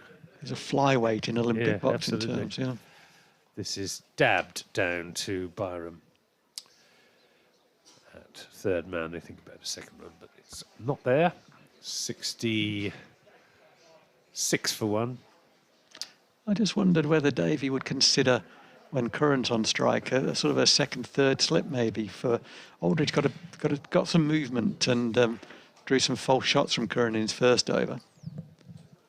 Here's Aldridge in again to Vasconcelos, gets one on leg stump, and again plays it down to Leonard. Comes sprinting in to do the fielding. 67 for 1. The skies are lighter than they were. There are still what look like rain-bearing clouds away to the west, which is where the weather is coming from. But no rain at the moment, and I'm delighted to say that Andrew Radd has rejoined us, having shepherded the Northants old players. I do my best to. Yes, it's shepherding is a bit like herding cats at the moment, but we've got most of them in, and yes, great names down there. So I'll let Phil do another over, and I shall be back with you. So it's Josh Davies to continue. So this will be his 8th over from the far end. The field is moving around a bit. There must be a specialist third man because I put a slip in. That's why there's a change. So Hildreth, Davey must have heard me. Hildreth comes in to slip, and Davey continues around the wicket from the far end. Vasconcelos plays that kind of, I wouldn't want to call it a shovel because it's better than that, but his head goes outside off stump. The ball is inside the line of his head, and he gets his bottom hand through and works it into the onside very safely to wide mid-on, and they take a single. It's a good shot, that in one-day cricket in particular, because as a bowler, he will have released that ball thinking, that is probably likely to be a dot ball. Good line and length, sort of going over middle bail, but it's worked off that line. So Vasconcelos moves up to 29. Brings Curran on strike. He's forward, just dropping it into the leg side, and they run through quickly. A good call, good response. The fielder at mid-wicket, Aldridge, can not prevent the single. Yeah, good single, good calling. They seem to have a good understanding. Yeah, I think these two now share a house together, so it's just as well that they're in tune with each other, organising the washing up and the shopping and that kind. I'm not sure out of those two who would do the cooking. I can tell you that. Oh. It's Ricardo, because I asked him. Oh, okay. So the chef is on strike. He gets a shortish, wideish ball, which kind of skids through a wee bit and he plays over the top of it, trying to cut the ball through backward points. It just goes through to Davis. So that's another sign of slightly inconsistent bounce. Just squatted through it a little bit. The left-hander will want width, and he got width there, but was unable to score off it. Did he mention what he cooks up on a... Now, he did mention one or two dishes, and I must admit, I'd heard of neither of them. Oh, okay. In comes Davey again, and this ball does bounce extravagantly. It was a good line and length ball, and it really did bounce. Vasconcelos was trying to play on top of the bounce back down the wicket. It bounced so extravagantly and slowly that Vasconcelos just lifted the ball back over the bowler's head. Fortunately, and because he's a good player, he's hitting it very straight, and it landed over the head of the umpire, and they came through for a single. But another sign there, those last two balls, perhaps one squatted and one bounced, showing that you have to get in on this wicket and you have to be very watchful. Davey racing through his overs again, this one into Curran, and again Curran shuffles across his stumps. Davey holds his line, hits Curran on the thigh pad, and no run. Yeah, Vasco is obviously of Portuguese heritage, so I wonder if that was... I think it was, yeah. yes. He said it, this was during an interview of the cricket show on BBC Radio Northampton, and he said it with the air of somebody who thought I should know about these things. Chicken piri piri, was it? It wasn't, no. It really was something I'd never heard of, but... he said though Ben Curran and Brandon Glover also showed how they're expected to do the washing up if he does the cooking. Good man, very wise. This next one, Curran goes across his stumps again. Davey, a little bit straight, sort of middle and leg, and it's tucked away down to fine leg for a single, which takes Curran on to 25, the total on to 71, and 15 overs have gone. Yeah, they eat a lot of octopus in Portugal, and something that I, in the past, have enjoyed, but all this stuff about how intelligent octopuses are has made me, have second thoughts as to whether I ought to be eating octopus. These are the ones that supposedly predict World Cup scores and so on. Absolutely. Well, it's going to be Casey Aldridge who's got to resume from this pavilion end. He's going to be bowling to Ben Curran, who's on 25. Handy partnership between these two developing, and just bowls back of a length, and that's cut away by Curran down to deep backward point, and they're able to come through for a couple of runs. Two more to Curran, 27 to him, and Northamptonshire up to 73 for one. Yeah, so just to explain for those who may be just joining us that today is David Capel Memorial Day here at the county ground, remembering the former Northamptonshire and England all-rounder who sadly passed away last year, and his family and friends are here, and also a lot of former Northamptonshire players. Aldridge in again, bowls to Curran, who drives, doesn't really time it, goes up to mid-off, where it's fielded by Marchant Delanga, and there's no run. And so we have a number of former Northamptonshire players, one or two from other counties as well, who played with and against Capes, or did some coaching with him, and just been downstairs seeing they're all being looked after and enjoying themselves, which they seem to be. Here's Aldridge in again, just bowls short of a length, and it's run down to third man by Curran. Eddie Byram fields down there in front of the white seats in front of the bowling greens, we were calling them earlier. One more onto the total, 74 for one, Curran to 28. And I've just seen, actually walking around the ground, the Trebanos Terror himself, Greg Thomas, who's here, and accompanying Winston Davis, former West Indies player, of course, in a wheelchair these days, but he's made the journey to be here as well, which is terrific. Here's Aldridge in again, bowls to Vasconcelos, goes for the straight drive, doesn't manage to beat Delanga again at mid-off, and there's no run, stays at 74 for one. But yeah, we've got down there the Northamptonshire opening pair of the 90s, Fordham and Felton. Reunited, Richard Montgomery's down there as well, Peter Willey, George Sharp, Duncan Wilde, Paul Taylor. Here's Aldridge in again, bowls, and that's played up towards mid-on, slightly uppishly by Vasconcelos. They come through for a quick single, as it's fielded there by Josh Davey. A little bit uppishly the first couple of yards of that stroke, and Vasconcelos having a chat with Marchant Delanga is in there at mid-off. One more to Vasconcelos, 31 to him, 75 for one. I think he was trying to play a little bit square. He was, wasn't he? He just stopped on the wicket and he lifted it. It was in the air a long time, wasn't it? It was. I wonder if a catcher in at mid-wicket or extra cover might be an option. Here's Aldridge in again, bowling this time to Curran, who squeezes that out to backward point, but there's no single to be had. End of the over. Vasconcelos is 31, Curran 28, 75 for 1, 16 overs gone.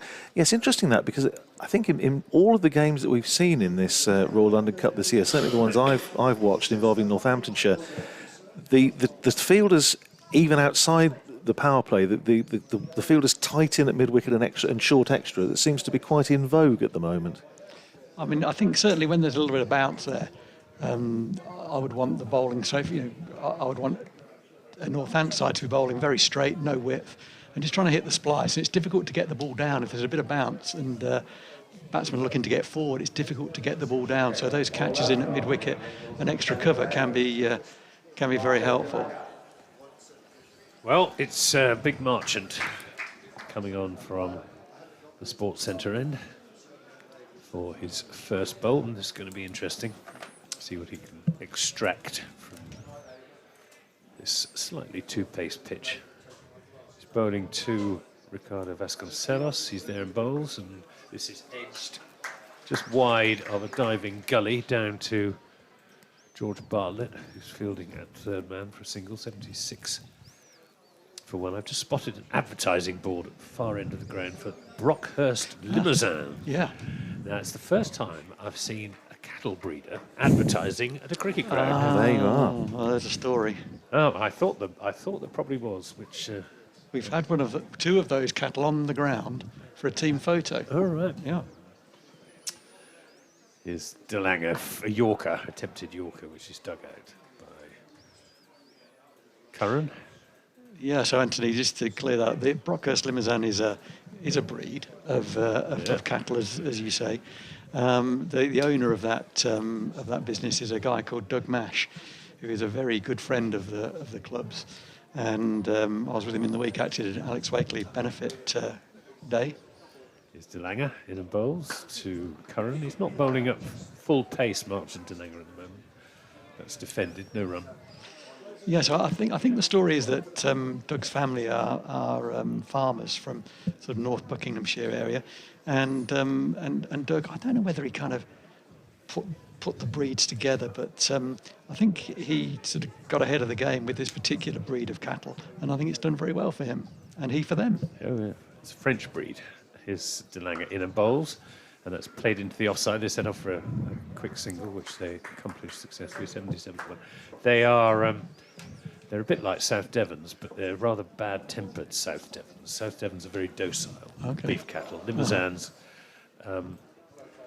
have to be treated with respect. A bit like Doug. I hope you're listening, Doug, and I hope you take that in the way it was intended. But yeah, very nice cattle. He's a good man to have around, Doug Mash. Here's De Lange, in and bowls to Vasconcelos. That's in the air. But it'll go for 4. It wasn't quite what he intended. But picks up 4 runs, 81 for 1. 36 to his name, Ricardo Vasconcelos. Yeah, like many clubs rely on sponsorship, and Doug has been supporting the club over many years now and accompanied us on a pre-season trip to Barbados on one occasion. He's also a big supporter of Alex Wakely's testimonial, which is running throughout this year. We had the first event on Wednesday, which was a very successful golf day held just over the back here at Kingsthorpe Golf Club. So the first event went well, and hopefully for Alex, all the other events do equally well. 81 for 1. We're in the 17th over, being bowled by Marchant De Lange, and there won't be a single this time as Goldsworthy fields. This game has been reduced to 46 overs aside because we lost around about half an hour, which equates to 8 overs. And Northamptonshire handily placed, I would say, at the moment. They've built a good platform here. Still got 31 overs, 30 overs, no, 31 overs to add to it. So I just wonder, really, whether Northamptonshire might have learnt a little bit from the way that that Glamorgan played here a couple of weeks ago, when it was again it wasn't easy. They were put into bat, wasn't easy. Glamorgan just weathered the storm early on, played carefully, and were able to reap the rewards later. Here's Aldridge starting a fresh over, bowls to Curran, and that was, I think he took a little bit of pace off that one, but Curran looked as though he was trying to cut it away through backward point. In the end, he didn't time the stroke, it went out into the covers and they came through for a single. 30 to Curran, 82 for 1, Northamptonshire. You take a little bit of pace off that, Phil? Well, I'm not sure. Or it certainly got to Curran slower than he thought it was going to. And he was trying to hit square of the wicket and hit it to mid-off, which sort of demonstrates that. Good running, though, again, by these two. Here's Aldridge in again, bowling to Vasconcelos, bowls full and wide outside the off stump, and Vasconcelos carving it down to third man. Eddie Byram fields, and they're through for another single. 83 for 1 in the 18th over. Must mention also, talking about the number of former players down there, Alan Lamb and Tim Lamb, both down there as well. So the honourable and the other one. They're Lammy, Alan, the life and soul, as you can imagine. Here's Aldridge bowling round the wicket this time to Curran. Again, guides that down to third man. More work for Eddie Byram coming in off the boundary. Down there in front of the indoor centre. Through for another single. One more to Curran. He's 31 and 84 for 1.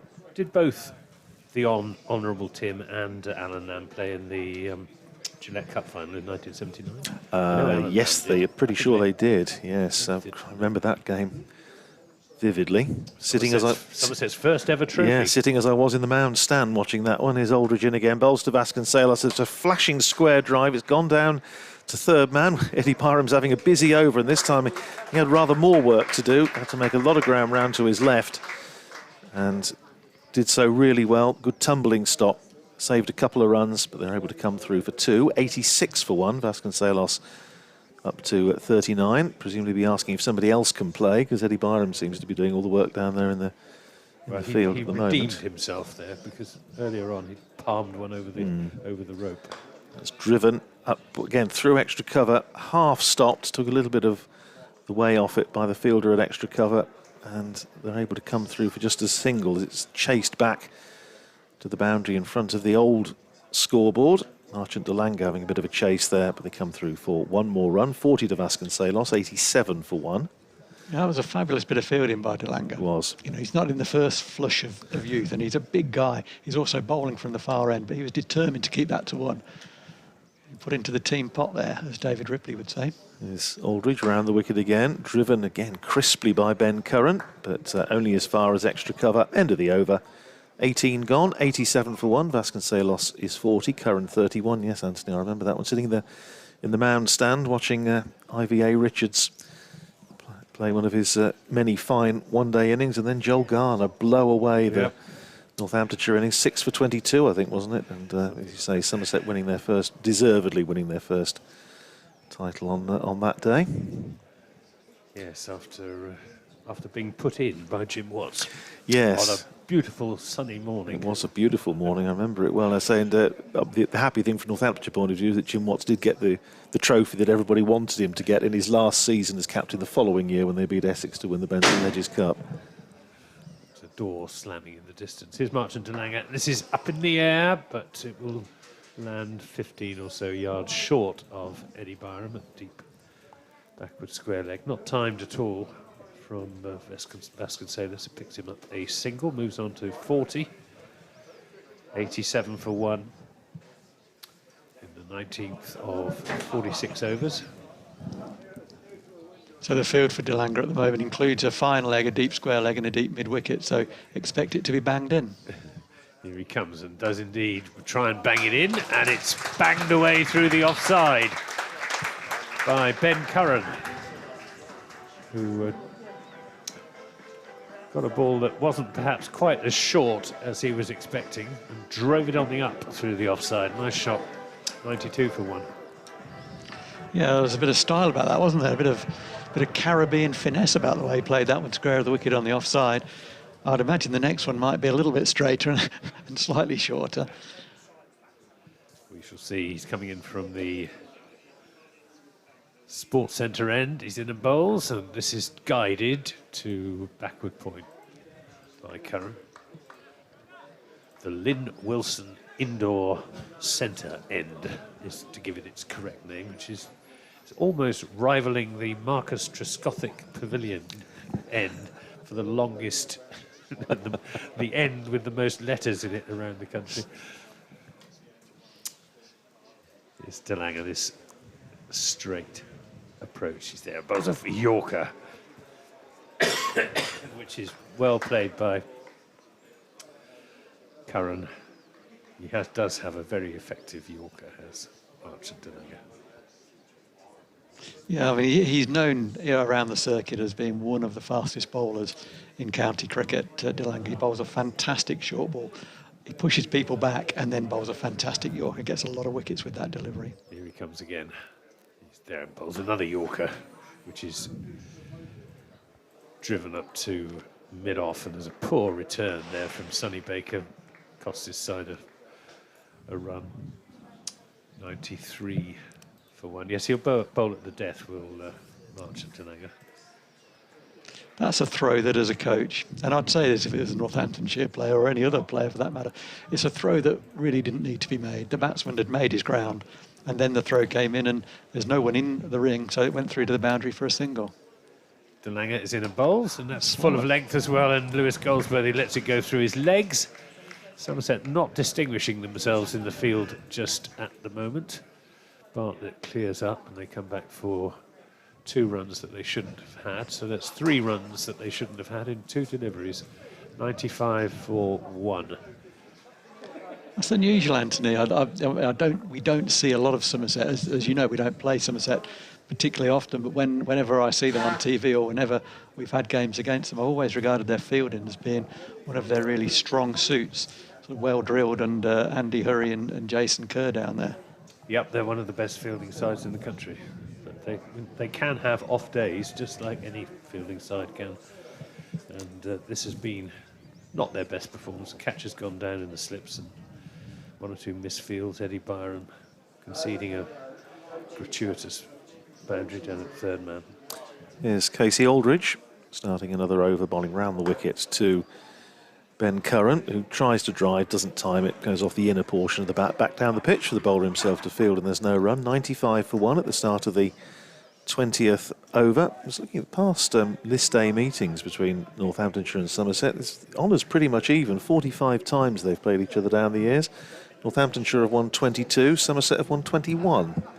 A couple of no results, so pretty much nip and tuck. Is Aldridge bowling a full toss, driven away up to Delanger at mid-off. Delanger having to make a fair bit of ground around to his right, so they're able to come through for a single. 96 for 1, Curran up to 37. First one of those, first time they met each other in list day cricket back in 1967. Quarterfinals of the Gillette Cup, and I think Somerset got to the final that year, didn't they? They played Kent. And lost by 36 runs, Northamptonshire. Merv Kitchen getting some runs in that game as Aldridge bowling to Vasconcelos, turns it behind square for single, and down there on the deep backward square leg boundary, but it's an easy single for Vasconcelos, who's up to 44, Northamptonshire to 97 for 1. Yeah, he was fine attacking middle order batsman Merv Kitchen, who became a very good umpire. Very good umpire, yeah. They made 40 out of 184 all out. Northamptonshire coming up well short. Fred Rumsey picking up 4 wickets. The great Fred. And Roy He's Palmer still going strong. Yeah, Roy Palmer 3. Aldridge again, round the wicket, bowls to Curran. Drops it down on the onside, go through with a very quick single, and it's ricocheted off the stumps and is going to go away for 4. Well, that's seriously unlucky. And it's one of those laws, I suspect, that most people would probably quite like to see changed, but there you go. It was a good bit of fielding. It hit the stumps. Curran was home anyway, I think, but in the end it's run away, and 5 runs accrue to Northamptonshire. It was a good throw, undoubtedly, and he is unlucky. But there wasn't anybody backing up, I suppose. That's the other thing. I think he should have stopped the run, though, because it was kind of on the line he's fielding on, and they came through very quickly, so he should have been in there a bit tighter to prevent the run in the first place. Well, 100 up for Northamptonshire, 102 for 1, greeted by sunshine.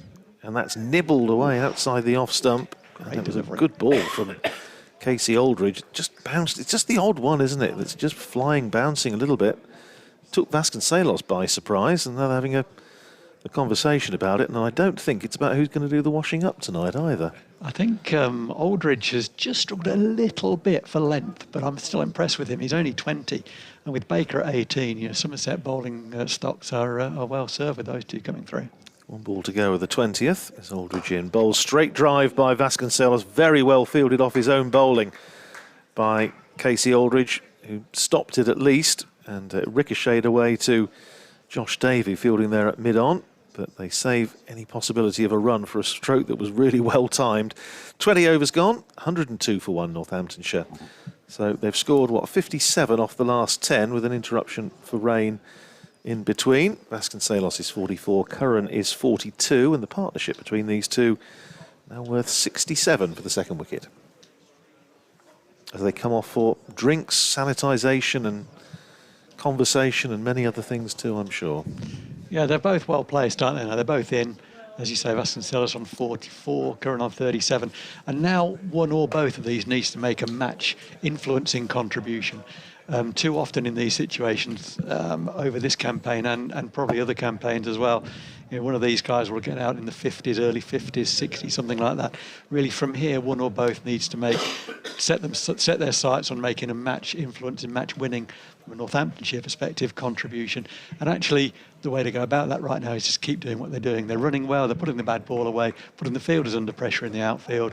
And it's not an easy wicket to bat on. They've got themselves in, and now they need to capitalise. Yep.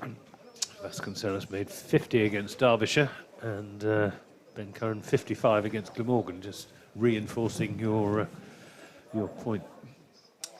We've got another over from Marchant de Lange. We've got James Hildreth at a gully position for the one that comes off flies off the shoulder of the bat.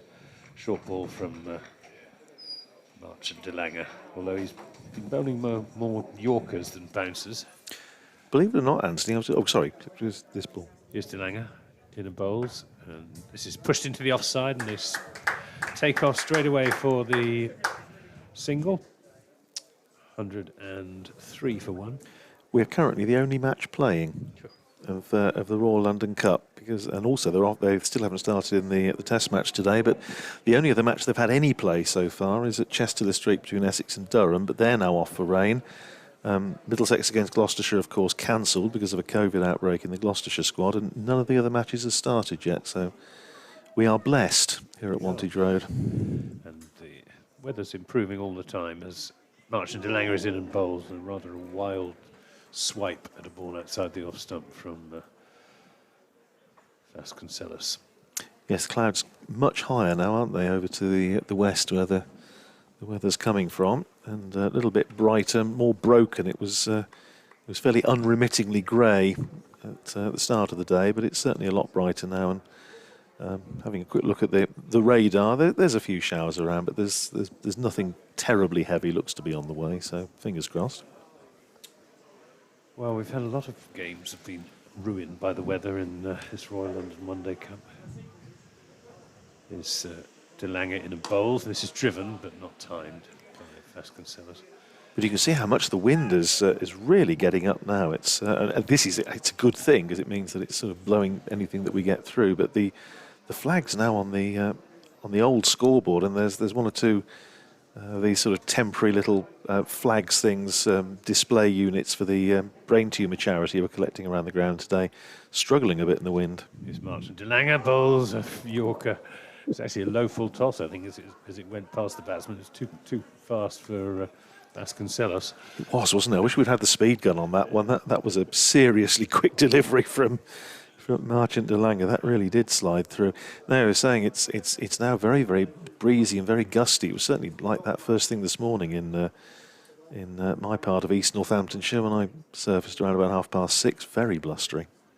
Here's de Lange in bowls, another Yorker, which is dug out very effectively up towards the indoor centre, and it's gone for 4 runs. This is a good contest, isn't it, between these two? Because Marchant de Lange, we know, as Phil was saying a moment or two ago, the reputation as one of the quickest on the circuit, and he's looking to get the ball really up there, find that Yorker. Vasconcelos, if there's any slight margin of error, Vasconcelos is going to take him on, and that was a beautiful straight drive for 4. 48. He's on to Vasconcelos. 48 from 64 deliveries. Is De Lange in and bowls to him. This is up in the air, and that's safe. Away towards the mid-wicket boundary, and that will be Vasconcelos's 50. It pulls up in front of the stand over there, but warm applause around the ground for a captain's innings from Ricardo Vasconcelos. 65 balls.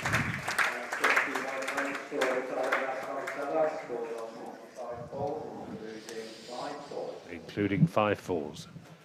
And I think they ran 3 then, didn't they? So they did, so yes. 51 is the score, and 110 for 1 at the end of the 21st over. Yeah, so I think Vasconcelos, you think how much he struggled and fretted at the start, and you know, so there's a few comments I think over the last couple of games as to whether he was basically having a bit too much to do. We were talking about it on commentary, of course, at the start of the day, and but he settled himself down a little bit, and he's played pretty well. It seems, I know Phil, you talked, you know, making a bit of a joke of the fact that Vasconcelos and Cohen, you know, share a house and that they're good mates off the field, but maybe they've helped each other along a little bit here. Both needed, I think, a score, possibly for slightly different reasons, and I just sense that they've actually helped each other a little bit in the last hour or so. Yeah, I'm sure that's right. And personality-wise, I think it probably helps Ben Curran, because Vasco is such a laid-back character.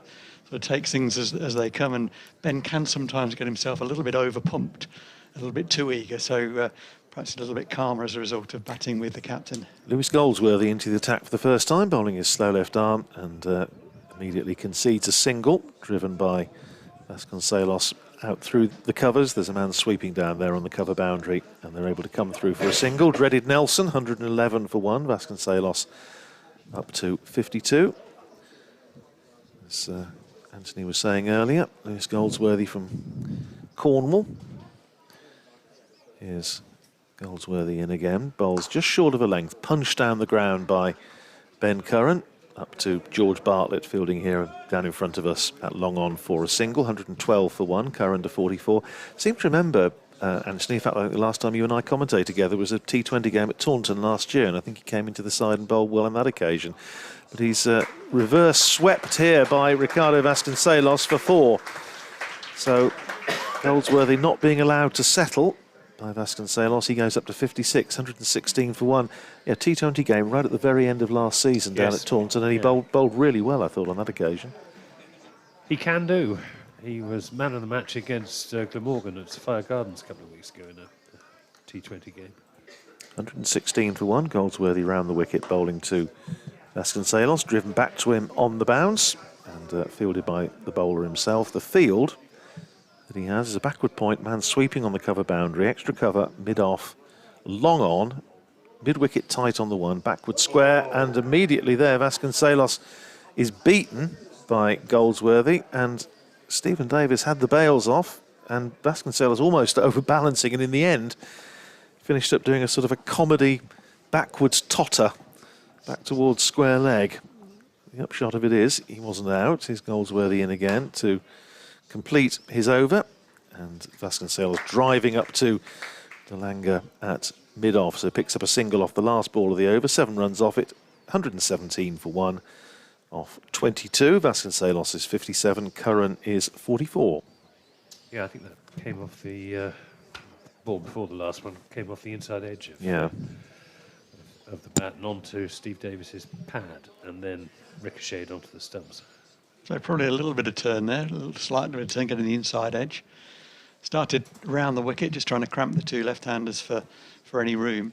And this will be interesting. The matchup, I think, Goldsworthy against Curran will be interesting, because Ben Curran can hit fielders sometimes against slow bowling, doesn't always work it into the gaps, and as a result of that likes to get on top with some boundaries early on. And it'll be interesting to see if he continues in that vein. Obviously, That could bring opportunities for a catch in the ring. So that'll be an interesting matchup. Vasconcelos, a reverse sweep, and he's been practicing that very hard and got a nice one away early. It'll give him confidence.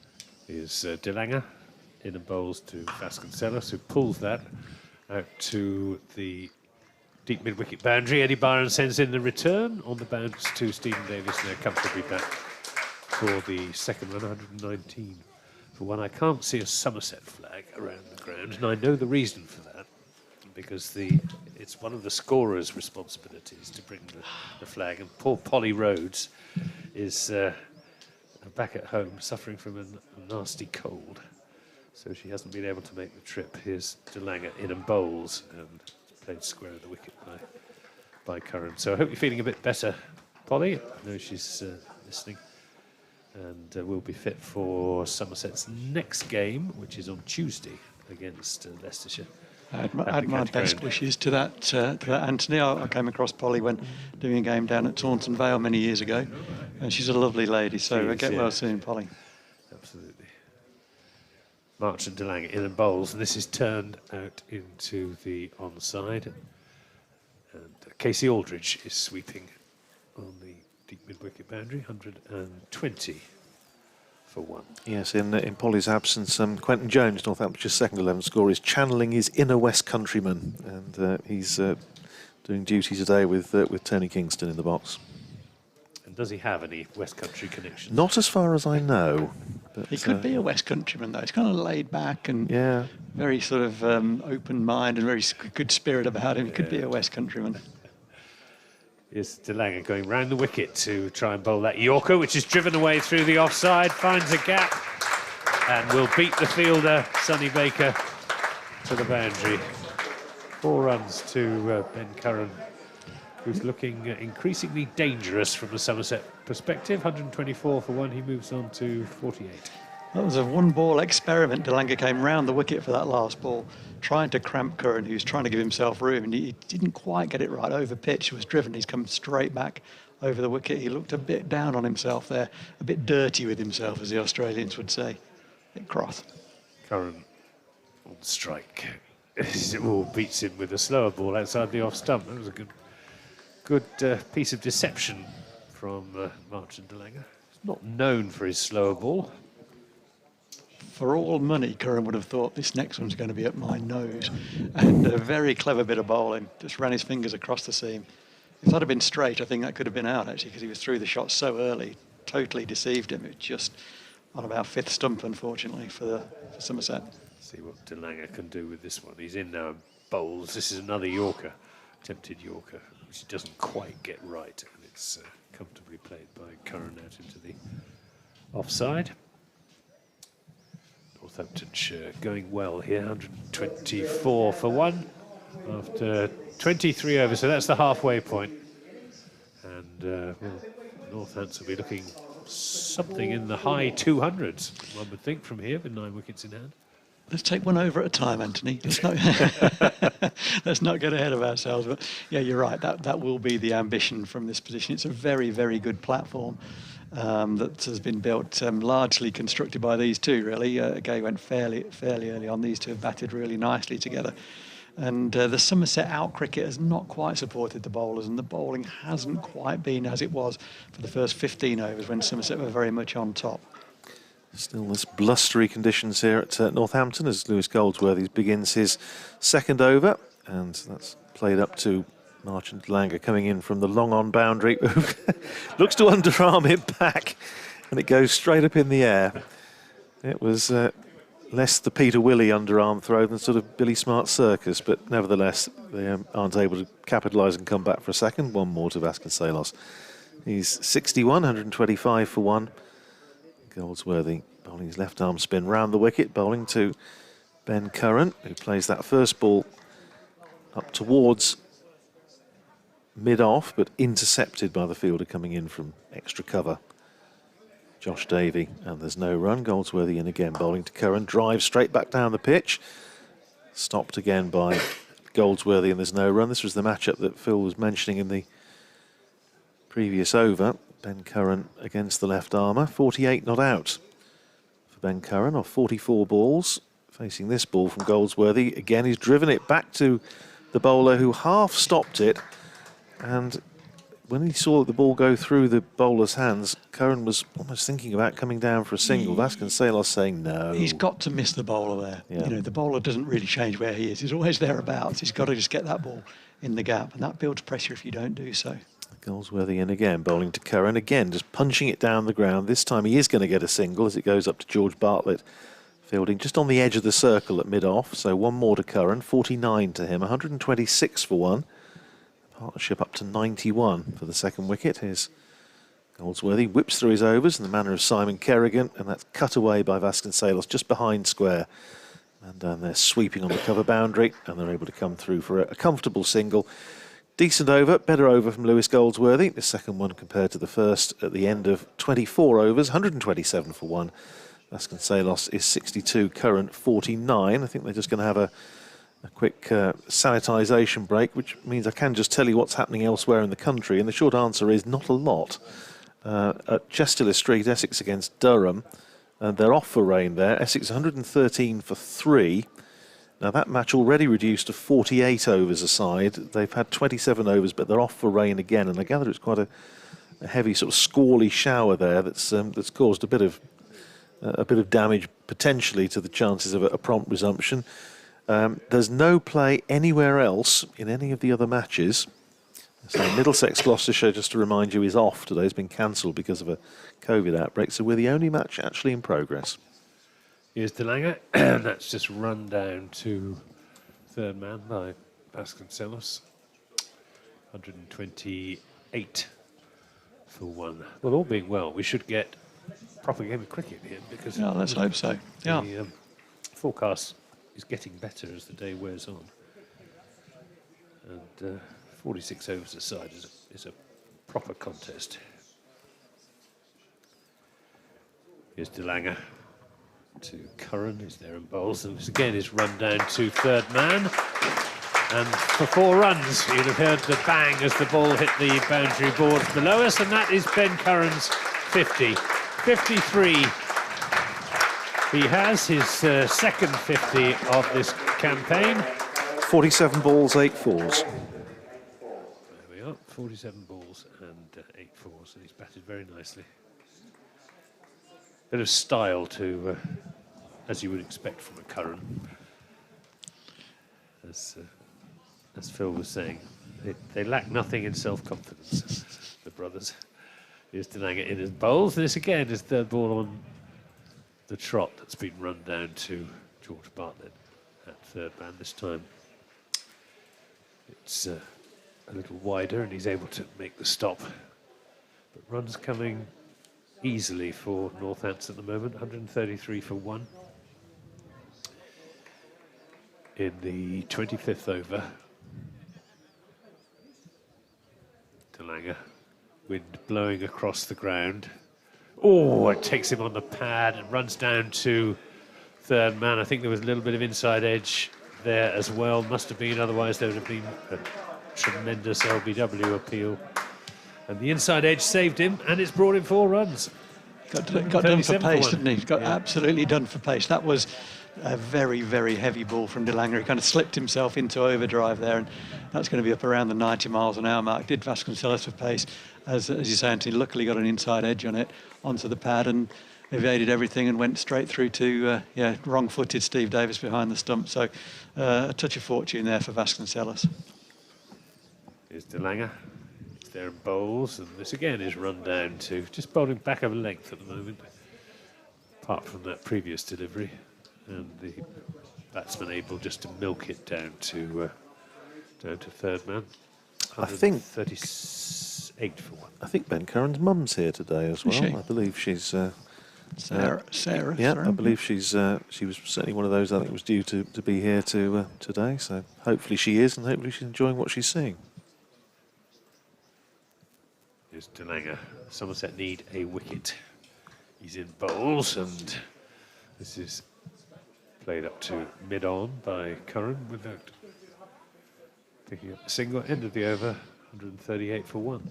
It's interesting the way Ben Curran is setting up against De Lange, because earlier on in his innings he was going across the stumps to the kind of the slower paced bowlers, where he felt there might be a bit of movement. He wanted to cover off stump and the ball was nibbling around a bit. Now he's in, and De Lange is obviously bowling. He'll be the fastest bowler in the game by some distance. And Curran's sort of staying as he can do in one-day cricket, staying on leg stump and almost giving the stumps away. But it's freeing up the offside, and with the extra pace, if De Lange errs on length, then Curran is able to take advantage. So at the moment he's winning that battle, a long way to go. Here's Lewis Goldsworthy starting his third over. Reverse sweep from Vasconcelos, running out towards the boundary. I think it's going to go all the way. Yes, it is. Crosses the rope in front of those seating in front of what's now the outdoor net area here at Wantage Road. Well executed reverse sweep from Vasconcelos. He goes into the 70s, 72 to him and 142 for 1. These two now put on 107 for the second wicket, and they've been together, 16 overs, so making good progress. You say Northamptonshire scoring just 5 runs off the first 5 overs, but as we've been commenting already, there's one thing that matches here this season have proved white ball games: keep wickets in hand. He's going to do a little bit early on, give yourself a chance. Glamorgan did it to perfection here 2 weeks ago.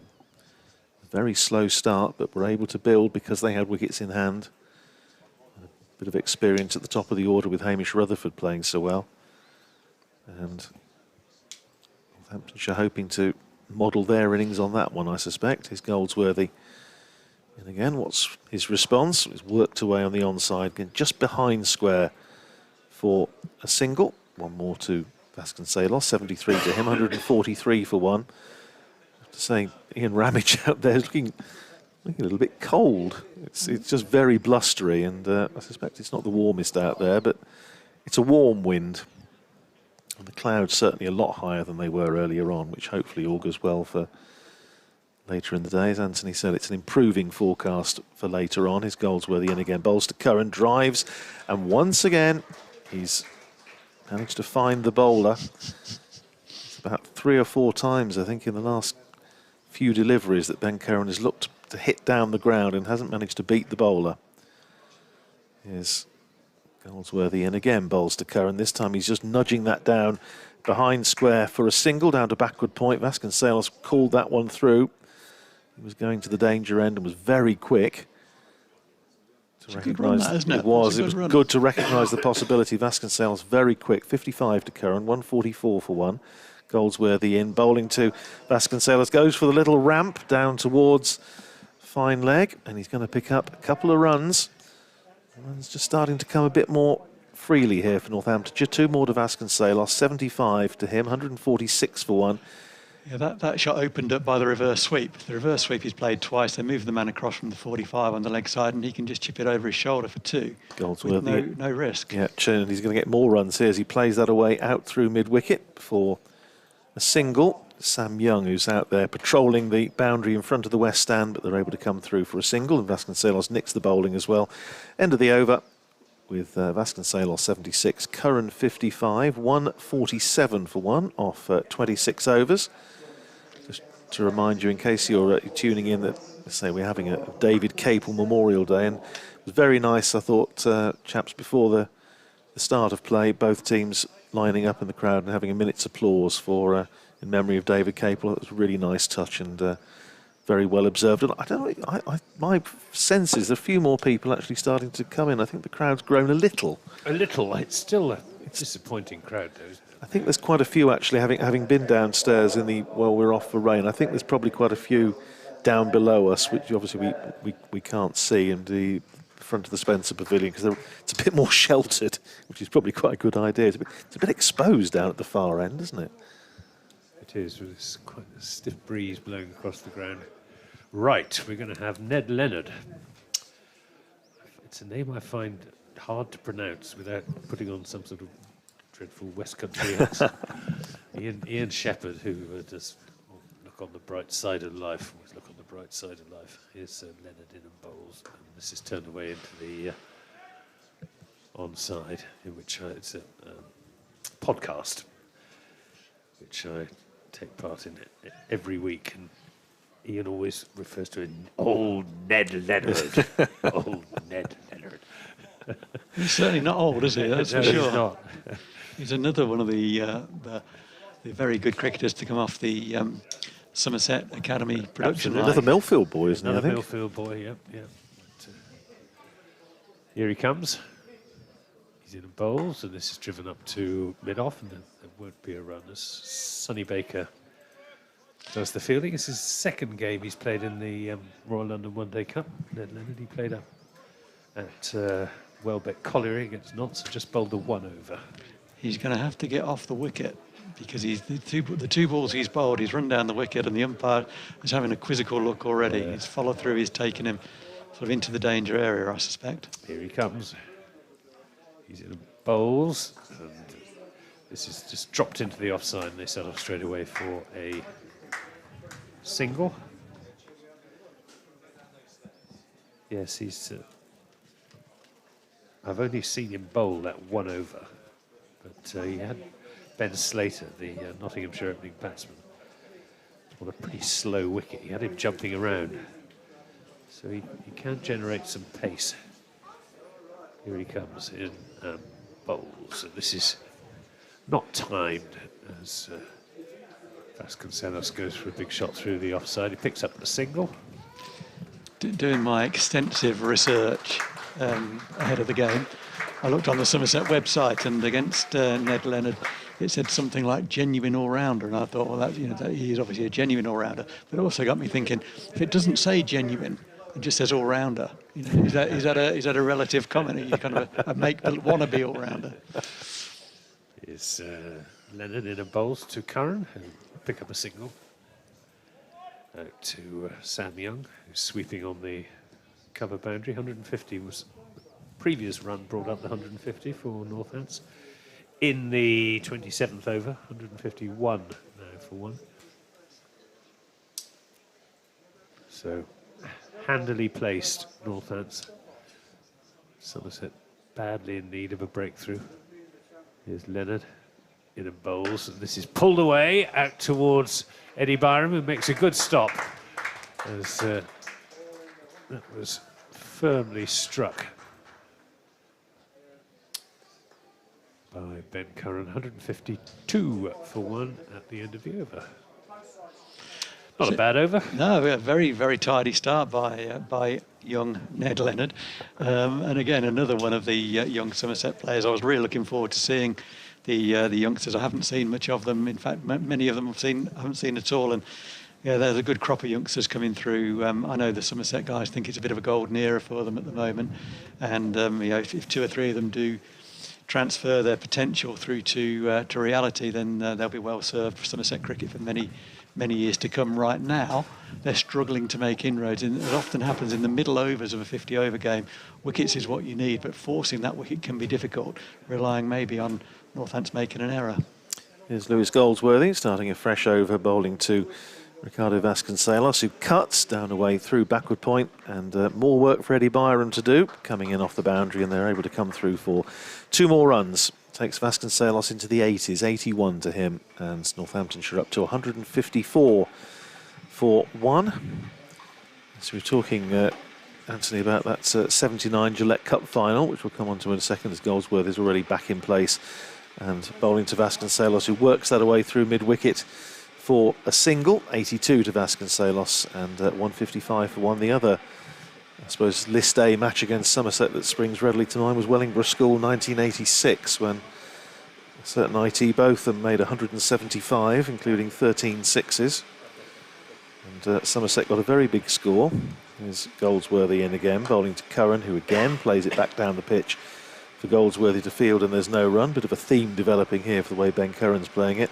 And the only thing I would say about that match is that Northamptonshire didn't lose because it rained early on in the Northamptonshire reply, but remarkable display of hitting, and Goldsworthy this time, Curran has played it just wide of the bowler up to long on for a single. Phil Rowe punches the air. Well, what he did there really well was he got some of his body outside the line of the ball, so it's much, you get your body across the line, it's easier to work that ball into the leg side. He did that well there. 58 to Curran, 156 for 1. Vasconcelos back on strike, and he's worked that away again up towards long on, where Delanga Fields coming in off the boundary, sends in his return on the bounce to Davis. One more to Vasconcelos, 83 to him, 157 for one. It's a lot more difficult to work the ball into the leg side if you don't have any weight that side of the ball. And he just edged across his stumps a little bit, which made it far easier. He just needs to keep doing that. Just knock that down there for one a ball. Here's Goldsworthy to finish the over. Bowls to Curran, who plays it up to man there fielding. Just cut off the single at short mid-wicket, which he does so effectively. End of the over, 157 for one, 28 gone. Vasconcelos is 83, Curran is 58. Thing I shall always remember about that game, Anthony, was, well, a couple of things. A, the fact that it very nearly didn't happen, the match, because the police, when they realised that there were going to be so many people there to watch Ian Botham coming, because he was coming back, I think, from one of his suspensions, and they realised there was going to be this huge crowd here, and I think the police and the local authorities slightly took fright and thought, where are we going to put all these people, and the traffic's going to be log jammed and all the rest of it. And I think there was some talk. I was talking to the gentleman, sadly no longer with us, who was the committee representative then organising matches at Wellingborough School, and there was some quite serious consideration to perhaps switching it back to Northampton. But they didn't, and the game went ahead. And the one I will remember, that the one of the sixes was he hit one, Ian Botham, out off Neil Mallender over mid-wicket, and there was then a sort of factory unit out just outside the school grounds, metal factory unit, and I can still hear the clang as it bounced, first bounce into it echoed all the way around the grove at Wellingborough School. Remarkable innings. And that was 86, was it? 1986, yeah. A season that ended rather sadly. Yes, for Somerset and indeed for Ian Botham. Leonard is going to bowl another over from the indoor centre end and takes Vasconcelos on the pads. He tries to pull that through mid-wicket again. Maybe just beaten for pace there. 157 for one. That was the first ball of the 29th over. This now a 46 over game. So Northants will be looking to push the scoring rate along. Runs are becoming easily enough, even as it is, as Leonard is in and bowls. And this comes off an inside edge down towards the fine leg boundary, and nothing that the fielder can do about that. So 4 streaky runs there to Vasconcelos. He moves on to 87 from 90 deliveries. 161 for one. He's had a couple of touches of good fortune. Lost his shape really, trying to overhit the ball through the offside. Managed to get an inside edge, just missed leg stump and run away for 4. So let's hope he makes those bits of fortune count. Leonard bowls, and what do you make of Ned Leonard so far, Phil? I like him. Yeah, nice. He's tall at the crease. His line has been pretty good throughout. Looks like he knows what he's doing. As a youngster, you'd think he's played 20, 30 games. Just looks exactly at the right level. He's obviously had a lot of good input over his short time so far as a professional cricketer. But yeah, he looks a very good prospect. Here he comes again. He's in and bowls. And this is dabbed down to third man, where George Bartlett, also from Millfield, will do the fielding. Just talking about Wellingborough School there, Radders. Obviously, this is David Cape on Memorial Day. I played a game with Capes. Capes was looking for some time in the middle and came and played a game for the Colts team that I was part of. Decided he wanted to open the batting and promptly hit the first ball of the game straight out of the ground over the bowler's head for 6. Is Leonard in and bowls to Curran, who won't get a run, as that's played into the onside. Yes, poor David Capel. He was always compared slightly unfavourably with Ian Botham, wasn't he? He was, yes. I think there was this search, wasn't there, at one time for the new Botham, and I've heard David say many times, I'm not the new, the second Botham. I'm the first David Capel. All very frustrating, but fine cricketer. Here's Leonard into Curran, who will get a single this time, as plays it square of the wicket, and Casey Aldridge does the fielding. 163 for one. It's interesting, actually, looking back at that. I've just got the scorecard up of that match at Wellingborough School in 1986. Ian Botham, 175 not out. Somerset making 272 for 5 in 39 overs. I think there was a little bit of rain around, if I remember rightly, and the only bowler actually to escape the worst of the carnage there was David Capel, who bowled 8 overs, 1 maiden, 2 for 31, going at less than 4 and over. Some of the other figures, I think we'll keep quiet about to protect the innocent or the guilty. That doesn't, but knowing Capes as we do, that doesn't surprise us, because when the going was tough, that's when he wanted to contribute more than any other time. Always would put his hand up for doing that sort of hard work when no one else really wanted to do it. Well, it's such a combative cricketer. Well, one line in that scorecard that does come out: IVA Richards, LBW Capel 21. Is Goldsworthy starting a fresh over, driven back over the bowler's head by Ben Curran. So he's decided to go aerial rather than trying to hit it wide of him. Went over his head and he picks up a single, well fielded down below us. I think Marchant de Lange, fielding out of our sight down at long on, but he keeps it down to a single. It's just 1 to Curran, who's up to 60, and Northamptonshire to 164 for 1. He's Goldsworthy in again, round the wicket, bowls to Vasconcelos, and he's bowled him. Vasconcelos looking to just shovel that away around the corner. He's missed, and he's been bowled, and Goldsworthy strikes. Vasconcelos goes for 88. The end of this partnership worth 129. Vasconcelos annoyed with himself having got in. There was a big score there for the asking, but he's been dismissed by Goldsworthy. He goes for 88, Northamptonshire 164 for 2. That was a bit of a soft one, wasn't it, really, to be honest.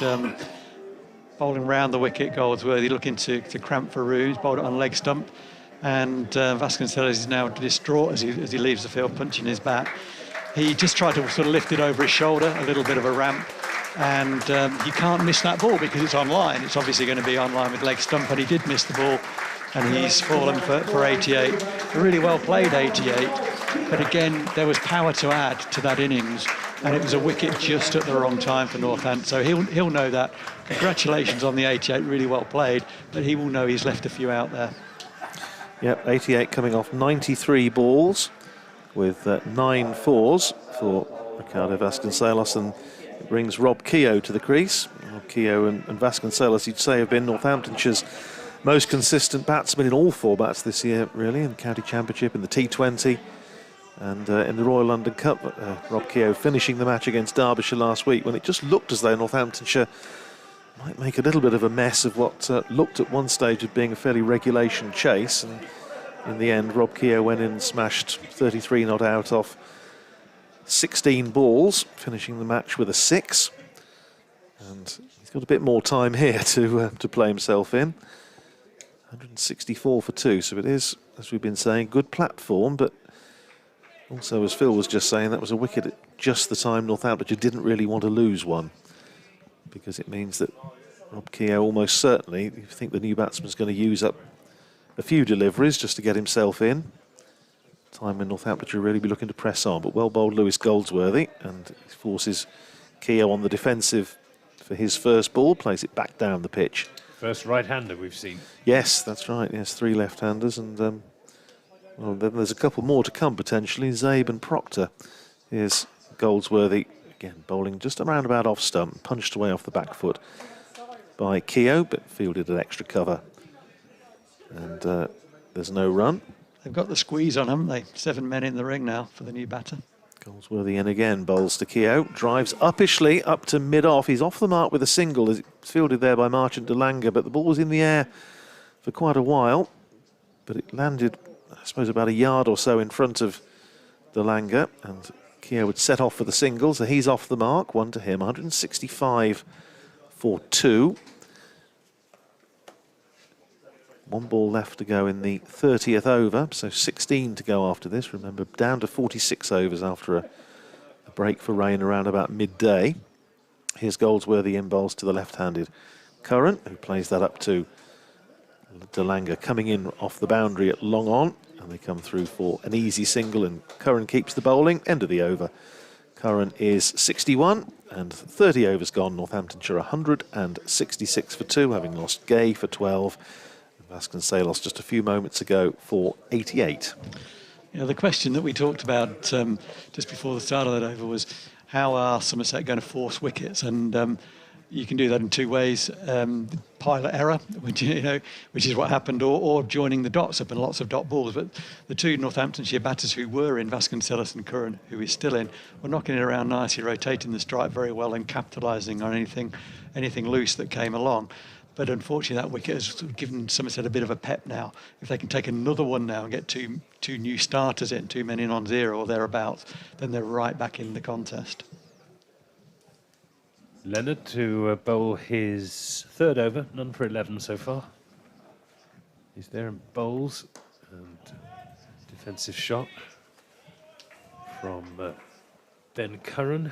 The other Somerset bowlers, Davy none for 23 and 8, economical. Sonny Baker 1 for 32 in 5.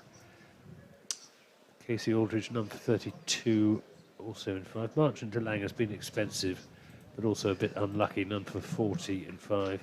Lewis Goldsworthy 1 for 27 in 5, doing a job as so often for his side. This is turned away down to backward square leg just for a single, as Eddie Byram does the fielding. 167 for 2. We're in the 31st over, so 15 more overs after this one. A little bit of pressure on Rob Keogh now to kind of score a decent rate, get Ben Curran back on strike as quickly as he can. And I think it would be fair to say Rob does that very well now. He didn't always do that early in his career. Could get sort of dotted up, as we say, but not so much now. He's got a wide variety of shots. He can hit the ball beautifully through extra cover off the front foot. That's his kind of go-to. But rotates the strike much better, and he's a very confident man, young man, at the moment. With Leonard coming over the wicket to the right-hander. He's there and bowls to Keogh, who punches that away through the offside for 4 runs. Just a little bit of width there from Leonard, and Keogh up on his toes, using the pace on the ball, finding a gap on the offside, and 4 nicely timed runs. Beautiful shot that was, wasn't it? That was a proper cricket shot.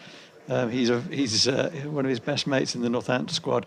Obviously, just now retired very recently is Alex Wakely, and that was very reminiscent of an Alex Wakely shot. Rob Keogh has now spotted those moving guests behind the side screen. I suppose he's a bit taller than the other two, yes, isn't he? That's probably right, yeah, exactly, yeah. He's well over 6 foot tall. Here's Leonard in and bowls to him, and runs that down to backward point where Lewis Goldsworthy fields. He hasn't done much in the Royal London One Day Cup so far, Rob Keogh. Just 3 innings, 55 runs with a best of 33 not out. Yeah, that was last Sunday, just to win off 16 balls to win the game against Derbyshire, but then missed out at Edgbaston and in the first game against Glamorgan. Here's Leonard striding in there and bowls, and this is played down to deep backward point where Eddie Byram will field, sends in a good return on the bounce to Stephen Davis. 172 for 2 in the 31st. Not quite sure what the Somerset plan is. What have we got? 1, 2, 3. Just got the 5 fielders inside the fielding circle.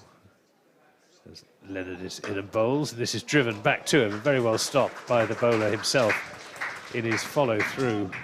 It was hit quite fiercely by Ben Curran. Rehearses a quite different shot. But, good stop from Leonard. End of the over, 172 for 2, 62 to Curran and 6 to Keogh. Yeah, I guess from a Somerset perspective now, if I was out there, I'd be wanting to bowl as many balls as I could at Keogh, keep the squeeze on for as long as I dare, make him do something that he doesn't want to do. As the new batter coming in after a big partnership, what you want to do is rotate the strike, knock it around at sort of 1 a ball thereabouts as best you can. And as a Somerset sort of captain now, I'd want to prevent that. Let's bring men into the ring. Let's make him play a shot to get off strike and hopefully force an error. It's going to be Lewis Goldsworthy to continue. We're talking about the weather and the fact that we've probably been quite lucky to get away with what we have, and the fact that certainly we're doing much better than other parts of the country. Just talking to, I popped downstairs when we were off for rain here to speak to some of the former Northamptonshire players. George Sharp, the former Northamptonshire keeper, of course, and an international umpire, driven down from Yorkshire this morning, and So he came down through heavy rain pretty much the whole way, so I think we have been quite lucky. Here's Goldsworthy in, bowling to Rob Keogh, who drives back to the bowler, who fields well off his own bowling. Crisp stroke by Keogh, but Goldsworthy down to his left, cuts that off, cuts off any chance of a single. He's in again, bowls to Keogh, almost identical, drives it back down the pitch. And once again, Goldsworthy moving to his left, cuts the ball off. And there's no run, stays at 172 for 2. There's Goldsworthy in again, bowling to Keogh. This time drives up to extra cover. And there's no run, so building a little bit of pressure. Lewis Goldsworthy, 3 dot balls. It's good cricket this from Somerset. They're really squeezing well. Into his 6th over, 1 for 27, Goldsworthy so far. Wicket of Vasconcelos. This time Keogh does get the release of a single as he drives up to long on, where it's fielded by Marchant de Lange coming in off the boundary in front of the Spencer Pavilion. One more to Keogh, who's up to 7, and Northamptonshire to 173 for 2. Curry stall down to our right. I'm sure we'll be doing roaring trade when the players come off for lunch, probably around about 3/4 of an hour's time, assuming we get through and there's no further rain interruptions. 1 or 2 more showers showing up on the radar, but hopefully we'll be lucky. And Goldsworthy just tweaking his field a little bit, getting it right for the left-handed Curran, moving long leg a little bit squarer. Curran giving himself room, cracks that away through the covers, beats the diving man at extra cover, and they come through for a couple as Eddie Byram, as he's been excellent out there throughout the match so far. He's been fielding in that area down to our right in front of the main scoreboard, on this occasion to the left-hander, sweeping on the cover boundary. 2 more to Curran, 64 to him, 175 for 2. You got to be good if you're wearing yellow boots, don't you?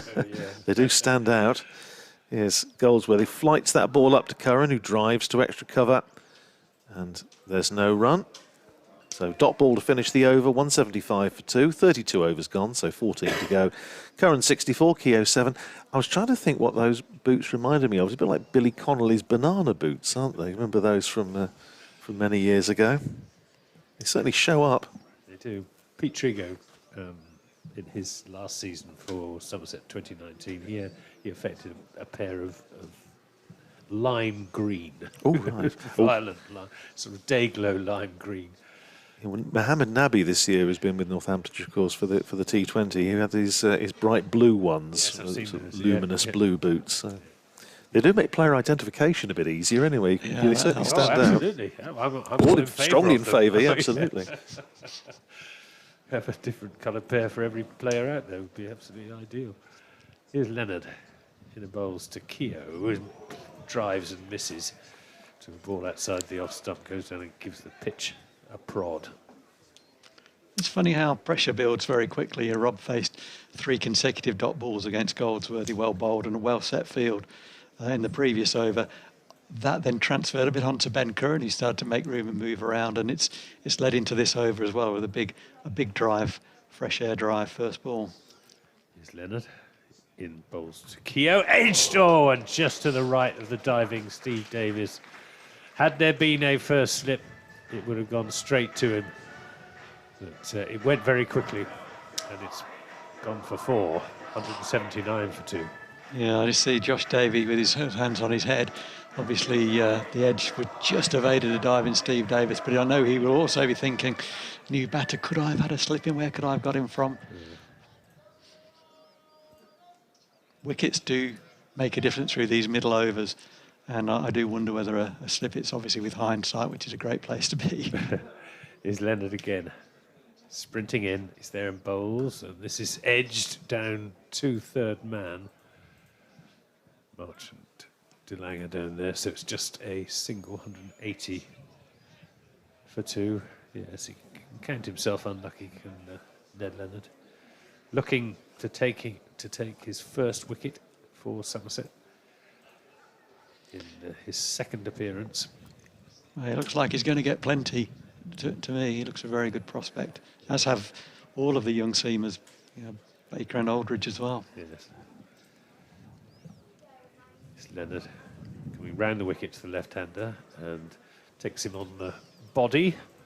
So that'll be a leg by. Down to fine leg. He's got the feel from Ben Curran there. The ball, it was a hit ball and he missed out on it, and it ran down for an easy one down to fine leg. But I got the feeling that Ben Curran almost didn't want to run. He wanted that one again because he missed out and he's given the strike up. The fact that he ran most of that single backwards. He did, yeah, for Christmas. It's Leonard to Keogh, who turns that into the onside but won't get a run as James Hildreth fields it at shortish mid-wicket.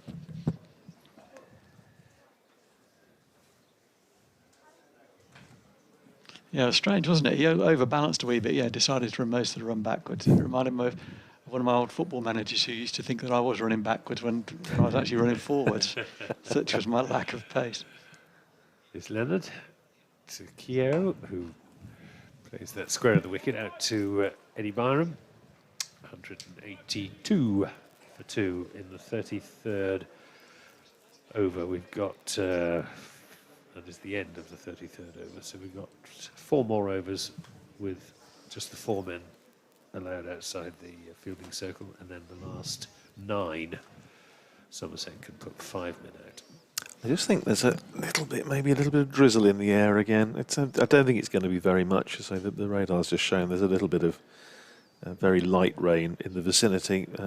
Don't think at the moment it's going to be enough to drive the players off the field. And you can see it's sort of sunshine over towards the north of the town, so it's that sort of thin dividing line.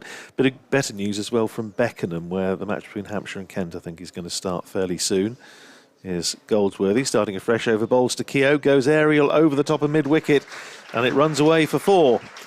So Keogh deciding he just needs to take the attack to Lewis Goldsworthy, and does so successfully on that occasion, whips it away over mid-wicket for 4 runs. Keogh up to 17, 186 for 2. Yeah, they're hoping to start at 2:30 at Beckenham. They're going to be 27 overs aside there, going to be tossing for innings in just a few minutes' time. Goldsworthy, good response, firing that one into Keogh. Wasn't able to find any room, or indeed get underneath the ball either. I've never seen Rob Keogh play that previous shot, right, as the pick-up off the slow bowler through mid-wicket against the spin. That's a hard shot. Here's Goldsworthy in again, bowls to Keogh, who plays it exactly the same shot. Thanks, Rob. With exactly the same results. In fact, it went just a little bit straighter by perhaps, 10 yards. Almost took out the queue in the burger and fries stand. A little stall down there, and it runs away for 4. And now one of the Somerset fielders, of course, needless to say, has to come and collect it because nobody else is allowed to touch it. And just want to see which who it was. Oh, it's Eddie Byram, isn't it? He of the boots. Yeah. 4 more to Keogh, 21 to him, 190 for 2. A couple of boundaries in the over. That's interesting that he's played it twice now. He must be working on that, because that's a shot I've never seen him play. There's never a fielder there for the slow left armour. It's a great shot, but it is risky. It's against the spin across the line. He's nailed it twice. It's 190 for 2. Here's Goldsworthy in again. Bowls to Keogh. This time drives up to the man on the perch there at short extra cover. That's Josh Davey, the captain. Got a nasty bounce there. It was nasty. It's just off the old wicket ends, which is never a lot of fun fielding on those. He's now thinking, what have I got myself there? I'm captain. Here's Goldsworthy in again. Bowls to Keogh, who again goes over the top of mid-wicket. That again just went a bit straighter than the previous one. That was targeting the curry stall rather than the burger and fries stall. But the result is the same for Keogh. It's the 3rd boundary of the over in a fairly narrow arc away over mid-wicket. Keogh to 25, 194 for 2. And now Goldsworthy and Davey having a chat about moving the field, and almost inevitably there's a man going out there to deep mid-wicket. So now 3 back on the boundaries, a long on a deep mid-wicket, and Byram moving round just behind square at deep backward square and bringing in the man sweeping on the cover boundary into extra cover, which opens up the offside, and Keogh gives himself room and punches it away through extra cover for 4. So 4 boundaries in the over to Rob Keogh. Clever batting from him. 198 for 2 at the end of the 34th over. Keogh up to 29. Curran is 64. 16 off the over. That's massively impressive by Rob Keogh. The previous over from Goldsworthy was kind of all over him like a cheap suit, and he couldn't get him away.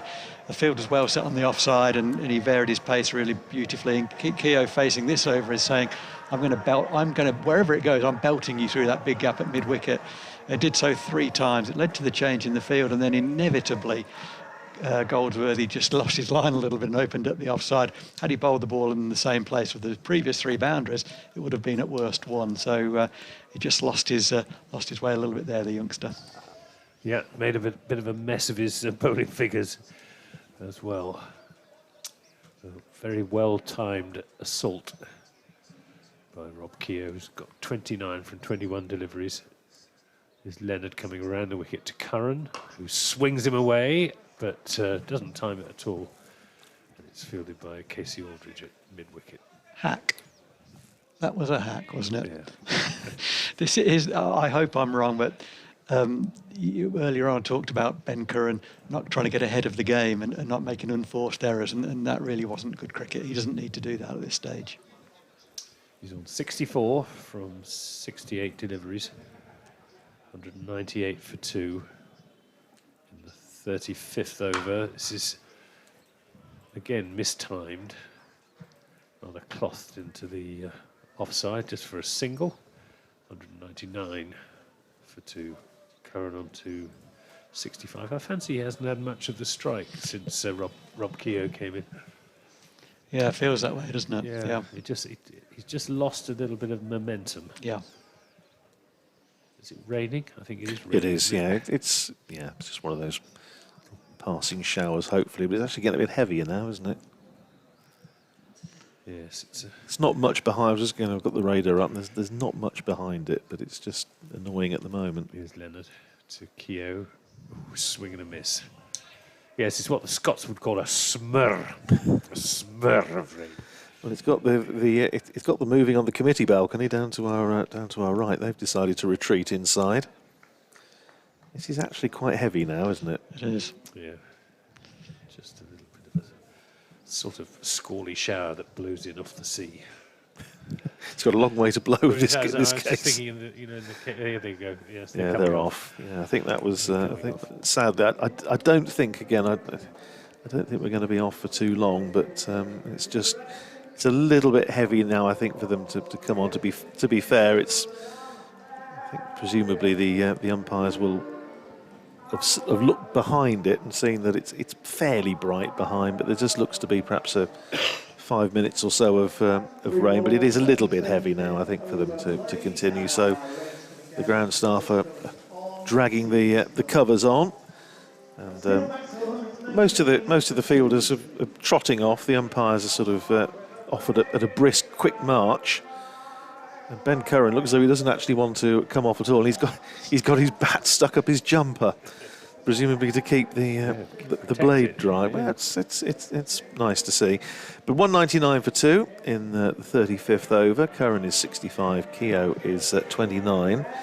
We'll give it a minute or two because, as I say, I just have a feeling it might be one of those where they come off and come straight back on again, which was the case earlier. The ground staff bringing the covers on. Phil, I suspect from, again, the start that they made, it was a fairly circumspect start by Northamptonshire and lost Emilio Gay fairly early, but they'll be reasonably happy with the position they're in. I think very. Yeah, I think very happy. I think we've played very well. I think we did have luck up front. I thought Somerset bowled very nicely with the new ball and could have nipped out 2-3, another day maybe even more.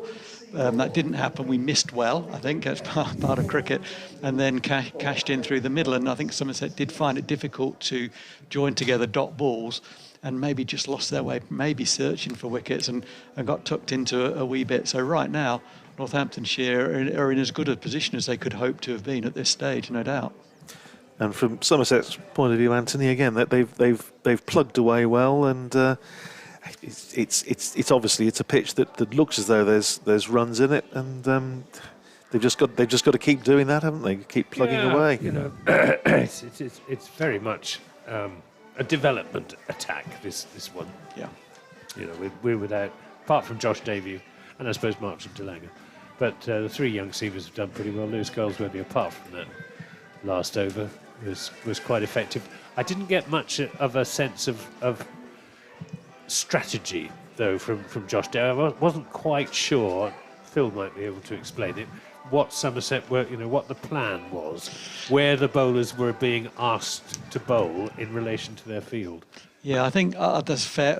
I think you can look a brilliant captain sometimes if the bowlers bowl it in the right place, then that does help. And I think there were times when through those middle overs, the young seamers, I thought they bowled pretty well actually.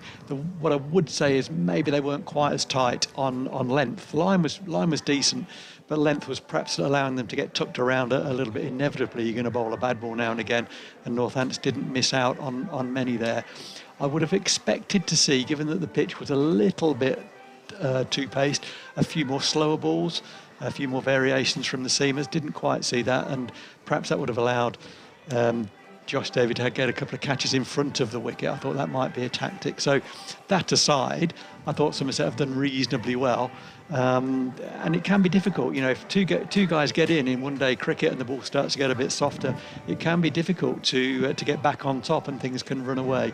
And Northants played very well through that middle period. So a credit to Northants, not a lot of criticism to Somerset. They might want to do one or two things slightly differently. But as you say, Anthony, it is a development bowling attack. And it's great to see young English qualified seamers being brought through the Somerset ranks, getting a go, on the big stage, and they look at the right level. So that's really encouraging for Somerset and for English cricket. Absolutely. The good news is that I think that the rain is easing off a bit, and looking out towards our left, the west, usually. Whereas at Taunton, of course, it's the Quantox, isn't it? It's supposed to be if you can... No, it comes from the same direction. Ah, right, OK. I thought it was... No, if it's raining on the Quantox, it shouldn't be a problem. Ah, right. It's to the north of Taunton, and the weather, the wet weather tends to come from the west and southwest. Well, so it's very similar to here. Well, here it tends to be, as we often say on commentary, you tend to look over the Express Lift Tower, the old lift tower, Terry Wogan's Northampton Lighthouse. Oh yeah. Which is over immediately to our left, due west, just next to Franklin's Gardens, the rugby ground, and usually that's where the weather comes from, and it's a lot brighter over there now. So, and in fact, I think it looks as though it's almost stopped. The ground staff, they haven't even bothered getting the big tarpaulins on. It looks as I don't know if there's a bit of communication. It looks as though they're running towards the umpires, so maybe they. So they're going to take an early lunch, which is, I have to say, surprises me. Strange. That seems a slightly odd one, but so yeah, from a Northants perspective, we wanted as long a game as possible. Yeah. Having got into this position with the opportunity now to kick on. I suppose, yeah. I mean, the reason it surprises me is because it virtually stopped raining. Yeah. I don't understand it at all. And if you look on the weather radar, and I mean we've got it on a laptop here in the press box, but I mean they will have them all around the ground.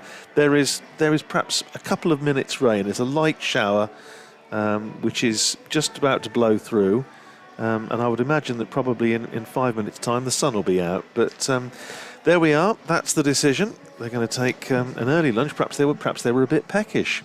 I was just going to say, I think it's probably the umpires want to have their lunch. Perhaps the breakfast was a bit early or something. Presumably, the innings will continue.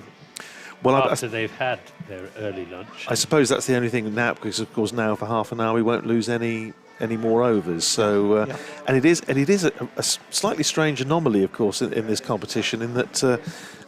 My understanding is that because we've had this discussion in a couple of games, as you mentioned, Anthony, there's been so much rain about in these group matches that you lose overs straight away in the group matches. Usually there's sort of a grace period, isn't there? And that happens apparently in the quarterfinals and semi-finals, and presuming the final as well, but not in the group stages. So I think you get a half an hour grace period in the knockout stages, but not in the group stages. So work that one out.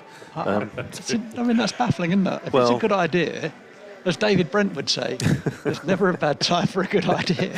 Well, it's greater minds than ours have obviously come up with this one. That'll be Alan Fordham, actually. He's in charge of these things. Do you know, it's funny because I was talking to Alan Fordham down below earlier, and I was just about to start moaning about the fixture schedule and the fact that we've had, during the T20 in particular, and you will have had this, Anthony, particularly coming up from the West Country, 1,000 miles in a week, very often to get to games, and I was just about to start complaining about it. Of course, realised that it's Alan Fordham's department. That's what he does. But I think that there are more senior people in the ECB that had a lot to do with yes. scheduling of this, because we've got this ridiculous business of the playoffs on Saturday, semi-final on Tuesday, and then the final on Thursday. Yeah, I know. And how on earth are people expected to, if they're coming from, I don't know, Durham or Somerset, for that matter, to make arrangements to go to Trent Bridge at 36 hours notice? No, It is. Well, perhaps the ECB will buy all the tickets and give them away.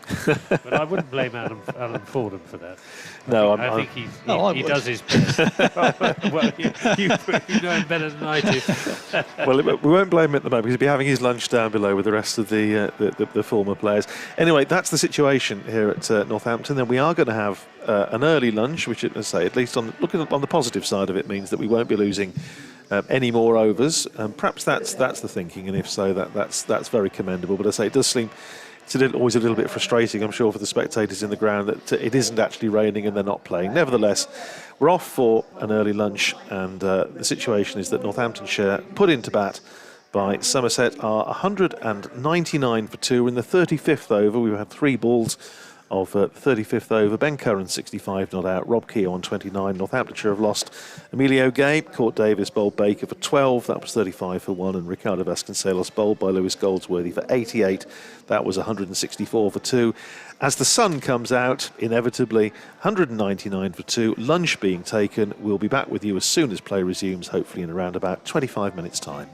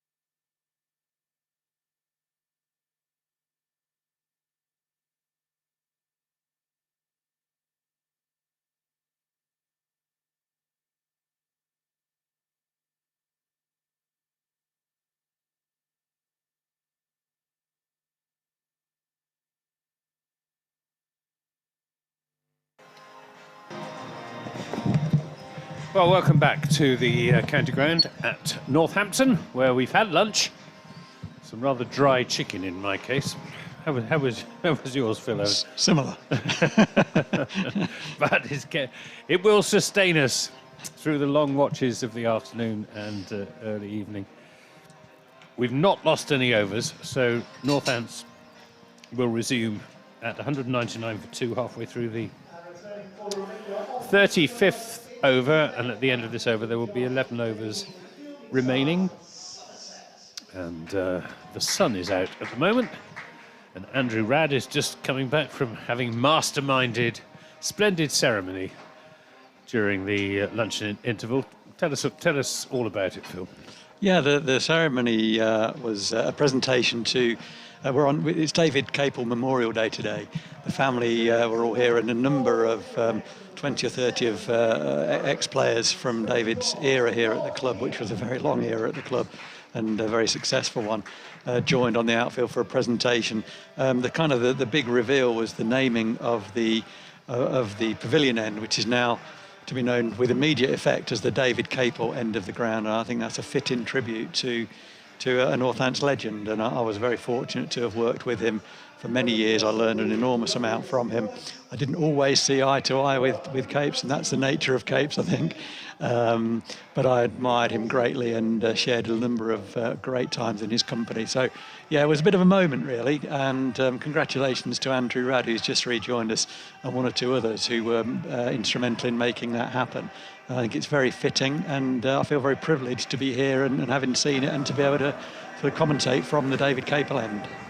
Well, I'll finish this over from the Lynn Wilson Indoor Centre end. Thanks, Andy. I'll just get my breath back. He's going to sprint up the stairs. Andrew can do the first commentary on the first over from the David Capel end. Thanks, Anthony. I appreciate that. Ned Leonard is going to resume from the Lynn Wilson Indoor Centre end. He's bowling to Rob Keogh, who's on 23 and really tucked into Lewis Goldsworthy just before the rain arrived. And we've decided that the reason the umpires took an early lunch was to avoid losing any overs, which is what in fact has been achieved. So well done, the two umpires. Here's Leonard to Keogh. This is up in the air, could be a catch. Baker drops it. Well, he did the hard part. He was at full stretch, away to his right. Got two hands to it, but couldn't cling on. That's the second catch that's gone down, and that will bring up the 200 for Northants, which is not... Oh, the crowd have just realised that it's 200. 201 for 2. They ran 2.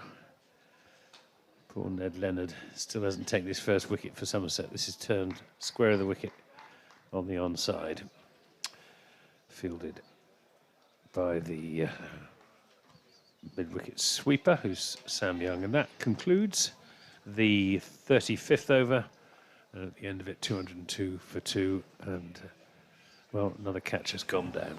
It was catchable, wasn't it? It wasn't. It was by no means an easy catch, but at this level, I think I would expect it to be taken. He was running to his right at good speed, and he had to get a dive in, but he got two good hands on it. And, unfortunately, it didn't cling, and he kind of hit the ball quite hard, perhaps with the pads of his hands. Slightly misjudged it. It was probably a 6, 7 out of 10 chance. I would have expected it to be caught. Interesting though, bowling short to Rob Keogh with a big leg side boundary might be a tactic from the Lynn Wilson centre end, and Rob is not going to just knock that around. He's looking to take it on. Only 10 overs now left. 11 overs, I'm afraid, sorry, in the Northants innings. Yes, 202 for 2. It's been quite an emotional lunchtime one way or another. It's Marchant Delanga bowling the first ball from the David Capel end. And that's paddled away down behind square by Rob Keogh. They've come for one, turned for 2, as Eddie Byram is quickly to the ball, but Rob Keogh equally is quick behind the stumps, and they come back for a second. 34 to Keogh. 204 for 2. Yes, we've had some photographs which I think you'll supporters of all counties will be interested to see, and they doubtless pop up on social media with around about 20 former Northamptonshire players, and Wayne Larkins out there. Richard Williams hasn't been on the ground for a few years. Really good to see him. There's De Lange again round the wicket, bowling very full to Curran, squeezes it down to backward point, and Curran's very quickly through for the single, shy at the stumps at the striker's end, to which Curran was running.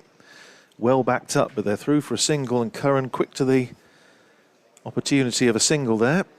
35 to Curran, 205 for 2. Yeah, I think Rob here is going down the wicket to apologise for that run because it really wasn't a good run. It was a great Yorker, wasn't it? A great Yorker, right in his toes, dug it out to backward point. Goldsworthy attacked it really well, got the throw away quickly. I got a feeling, had it been a hit, it would have been out. So Rob just apologising to his partner for the poor call through. And having to say sorry again for getting out of the way when Marchant De Lange was getting ready to bowl back, coming over the wicket to the left-handed Curran. Here's De Lange in bright sunshine now, runs in and bowls to Curran, gives himself room, dabs it down to third man, and there's another single for him there. Again, he was thinking about coming back for the second and decides not to, wisely. Curran goes up to 66 and Northamptonshire to 206 for 2. Yes, presentation made to the Capel family by Northamptonshire's president, Lord Naseby, and then Nigel Felton, who's cricket chairman, of course, here at Northampton now, well known, I'm sure, to Somerset listeners. His time at Somerset, and played, of course, with David Capel for about half a dozen seasons. Here's De Lange in again, bowling down the leg side to Curran. Certainly took pace off that one. Presumably, in fact, it must just have clipped Rob Keogh's pad as it went through, because it wasn't signalled as a wide by umpire Bainton, so it must just have flicked Rob Keogh's pad.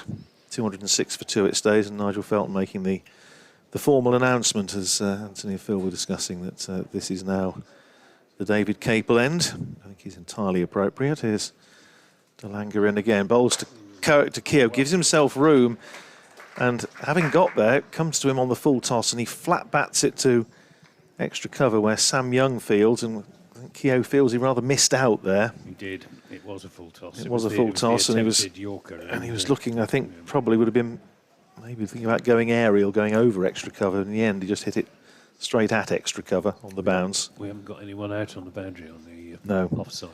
No boundary riders at all, apart from the man down at third man. Here's De Lange in again, bowls, and he's bowled him. And De Lange there reaping the reward for bowling full and straight. And Keogh missed, he hit. Keogh goes bowled De Lange for 35 and Northamptonshire 206 for 3. Yeah, beaten for pace, I think, as much as anything. And he does bowl a very good Yorker, does Marchant De Lange. He's quick. He really does. He's very rarely, he's bowled half a dozen, maybe a few more than that already today, and he's landed the vast majority of them. That one broke through as Rob Keogh was backing away to go to his favoured extra cover area. It was a very selfless innings from Rob Keogh, died in the cause of the team. We've only got 60-odd balls remaining. I do wonder whether we just have gone a little bit early there. Try and get yourself back in after a break and then go. But had it gone through for 4, I would have been applauding. So well played, Rob Keogh, and in comes the informed safe sayer. So end of the 36th over, so 10 to go. Yep, 206 for 3. Keogh facing 35, 30 balls he faced, and he hit 6 fours. And he's on his way back, and Safe Save, as Phil says, is on his way out to the middle. 10 overs to go, and Northamptonshire obviously will be looking for, you would think, what, 270, 280, something like that? Yeah, I'd say from the platform, particularly with, obviously Keogh's gone now, but just as I were coming back from the break, I thought 300 would have been a stretch total, but yeah, 280 is really minimum from the position that we got ourselves into, I'd say. Which is quite a long way from where we are, isn't it? But that's the target, I'd say. Here's Ned Leonard in and bowls to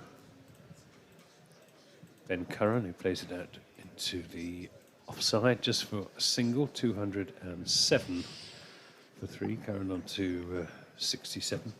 Saif Zaib. Wouldn't say he won the T20 match here last year between these two sides, but his 28 in 13 balls was a big contribution towards it. Just when Somerset thought they'd got through the most dangerous Northamptonshire batting, is Leonard in and bowls to Zaib, who works it down towards, comes off the pad in fact. So it's just a leg by, 208 for 3. We're in the 37th. Horrible throws that have pitched on old wicket ends on just by the half volley, and he's not thrown his hands up. He just got on with his job. He's a lovely wicket keeper and a lovely bloke as well. This is cut away down to wide third man and will be cut off down there by the big man, Marchant de Lange. Good piece of fielding. He had to look lively there. Had de Lange moving to his left, sends in a good return, gets a congratulatory clap of the hands from his wicket-keeper, who advises him to go just a little bit squarer down at third man, as Leonard is in and bowls to Curran, who goes for a big shot, and it's a wide down the leg side. Yes, he's one of the best wicket-keepers still in the country, Steve Davis. Super cricketer, and when he left Surrey, I was really surprised that the Surrey not enabled him, but allowed him to go quite as he did, because he was at the top of his form there, and he's done a really good job for Somerset over the years. He has. Here's Leonard. Then bowls an attempted Yorker, which is not quite a Yorker, turns into a sort of long half volley, which Ben Curran succeeds only in hitting as far as Casey Aldridge. To short mid-wicket, rather got away with that one, did Ned Leonard, who is in his 6th over. He's gone for 31 runs so far. He's into Curran. This again is full of length and hits the stumps at the non-striker's end, which maybe saved it from going to for 4. But anyway, end of the over, the 37th over, so that's the end of section 2 of this 46 over game, and 212 for 3 is the score. Safe started brightly. He's only on 2, but he's middled almost every ball that he's faced so far, and then the stumps at the far end kind of got in the way there and prevented him getting a nice straight drive away, which probably would have gone for 4. He hit it very well, but everything's looking crisp. He looks like he's moving well, and there's confidence for you, really. He has cemented his place in all 3 formats now, which would have been his ambition certainly at the start of this year and at the start of a number of the previous years. He's now done so, and he's regularly contributing and making important contributions, and obviously backed up by being terrific in the field. So great to see. He's one of our academy lads. As we said earlier, Somerset have got an enormous amount of their ex-academy lads on the field. It's really good to see. Sunshine again at Wantage Road as Marchant de Lange at the end of his mark at this David Capel end, starting his 7th over, and he bowls and fires that into the pads of Ben Curran, who just manages to get a pad on it, runs away on the offside down towards short third man, signalled as a leg by umpire Neil Bainton. So 1 more onto the total, 213 for 3, but Marchant de Lange more often than not nailing his Yorkers, bowling a really good full length. And now safe Zaib down to the business end to see what he can do. De Lange in again, bowls to Zaib, who chips that up towards mid-off. They come through for a single. It went on the first bounce to George Bartlett, who shies at the stumps at the striker's end, but Ben Curran was home and the throw missed the stumps in any case. Steve Davis there to take the throw. But 1 more onto the total, 1 more to Zaib, 3 to him, 214 for 3. Be interested now, Radis, to see how Ben Curran sets up here. He backed away a couple of times to make room for the offside. Has been followed really well by de Lange. There's de Lange in again, bowls to Curran. He drives that wristily away past, well, through the gap. There's a big gap there out to the man sweeping on the cover boundary. There's a backward point, an extra cover in the ring, and it went out to the man sweeping on the cover boundary in front of the main scoreboard. So they come Touch through. of the Joss Butlers about that. It was, yeah. It was almost like a hockey player. I don't know if Ben Curran's a hockey player, but he once or twice today he's pulled that one out. Looks a bit like a hockey player's shot. 215 for 3. Curran to 69. Yeah, I'm not aware. I'm not aware that he is. No. If he was any good, I'd be aware. As we all would. Here's Safe Zabe facing this delivery from Marchant de Lange again. Full on leg stump, and he clips that away down to long leg for just a single. Again, throw coming in, eluding Steve Davis, who, as Phil was making a point earlier, has had some testing throws to take. That one just went over his head. 216 for 3. Fortunately, again, there was somebody backing up. Zabe to 4. And Somerset has had a good little 10-15 minutes there. Wicket of Rob Keogh, and Northamptonshire has lost a little bit of momentum. Here's de Lange in again. Bowls to Curran, who comes down the pitch. And de Lange digs it into the pitch, and I thought it was actually going to go wide of off stump, and Curran in the end just managing to get a sort of, you say about hockey, it was more like tennis, a forearm smash up to extra cover. Not pretty, but one more onto the total takes him into the 70s. 70 to Curran, 217 for 3, 1 ball to go in the 38th. Here's de Lange in again, bowls again full in the block hole, and Zabe managing to get a bat on it up to mid-off, where it's fielded by George Bartlett. Come through for a single, just 5 singles off the over. And really well bowled again by Marchant de Lange, who's bowled now, 7 overs for 49, and the wicket of Rob Keogh. 218 for 3, 38 gone. Curran is 70, Zabe is 5. And Phil will be able to answer this. How many overs will each bowler be allowed? Well, that's a good question. How many are we short now? 4. So I guess 2 or 3 will miss 1. So I think I can answer this simply because it was the same number of overs that we had in the previous match at Edgbaston, 46 overs aside. One can bowl 10 and the other 4 can bowl 9. That's just what I was about to say, Radders. But thanks for confirming that. That was a great over by de Lange. Yes, he's got extreme pace, but there was extreme skill with backing up that pace.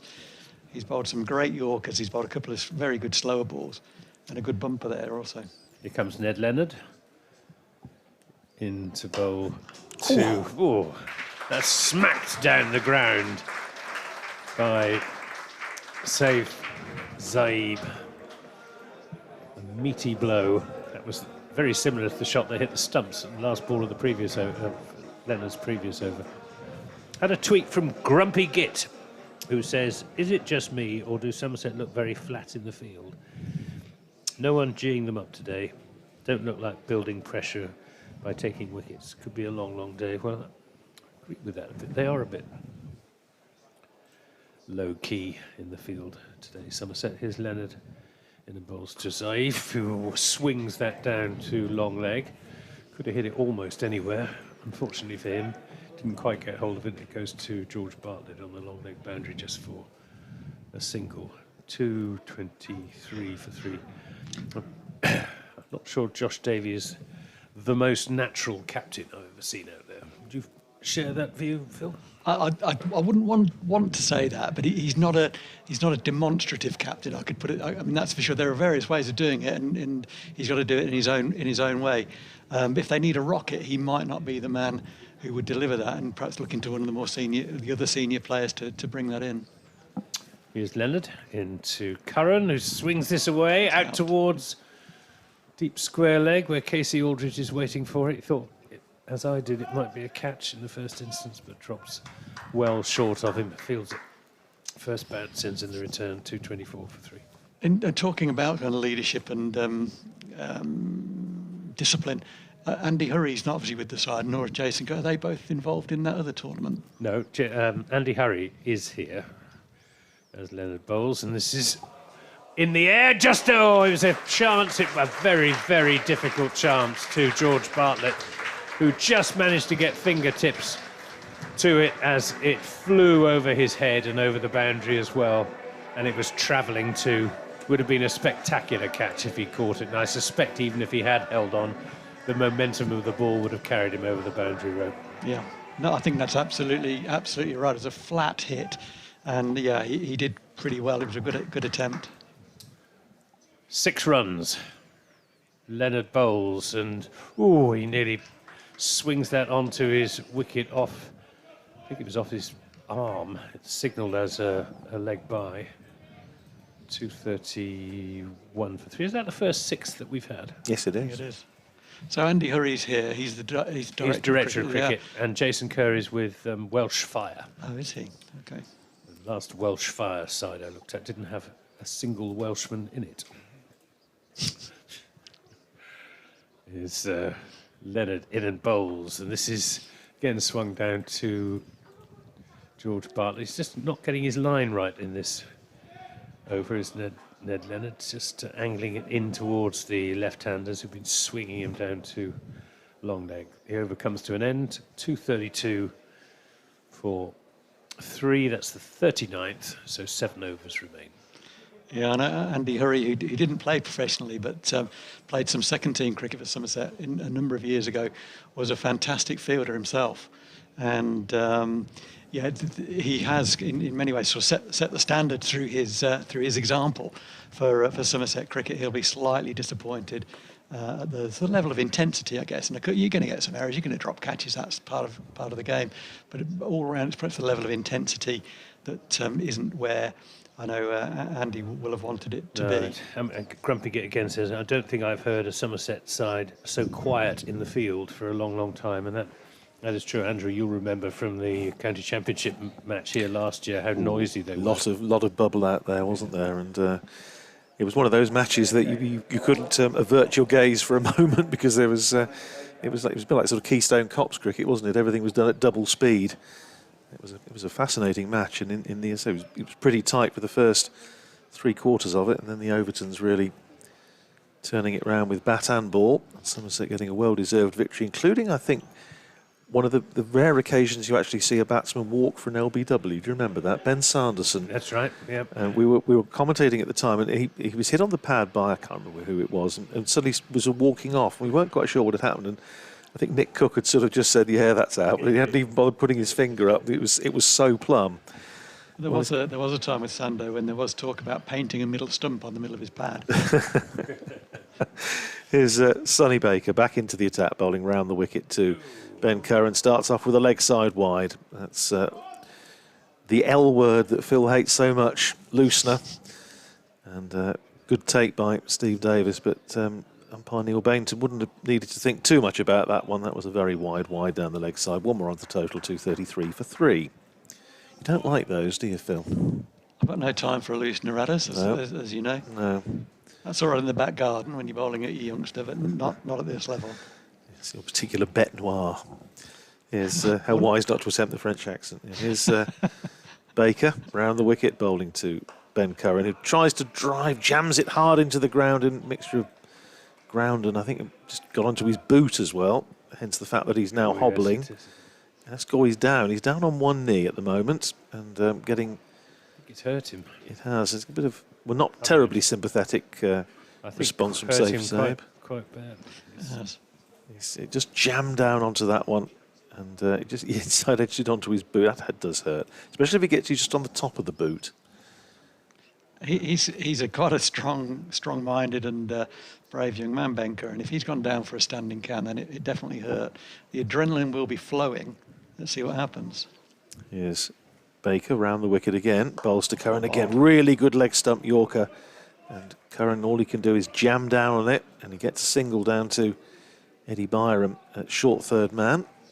Curran up to 73, 234 for 3. Batsmen come down for a mid-wicket conference in the air. Ben Curran is struggling a bit there. That was a fantastic Yorker, wasn't it? That was absolutely nailed. He just hit the ball into his own foot, and had he not moved, that one was going in exactly the same place. Really well bowled.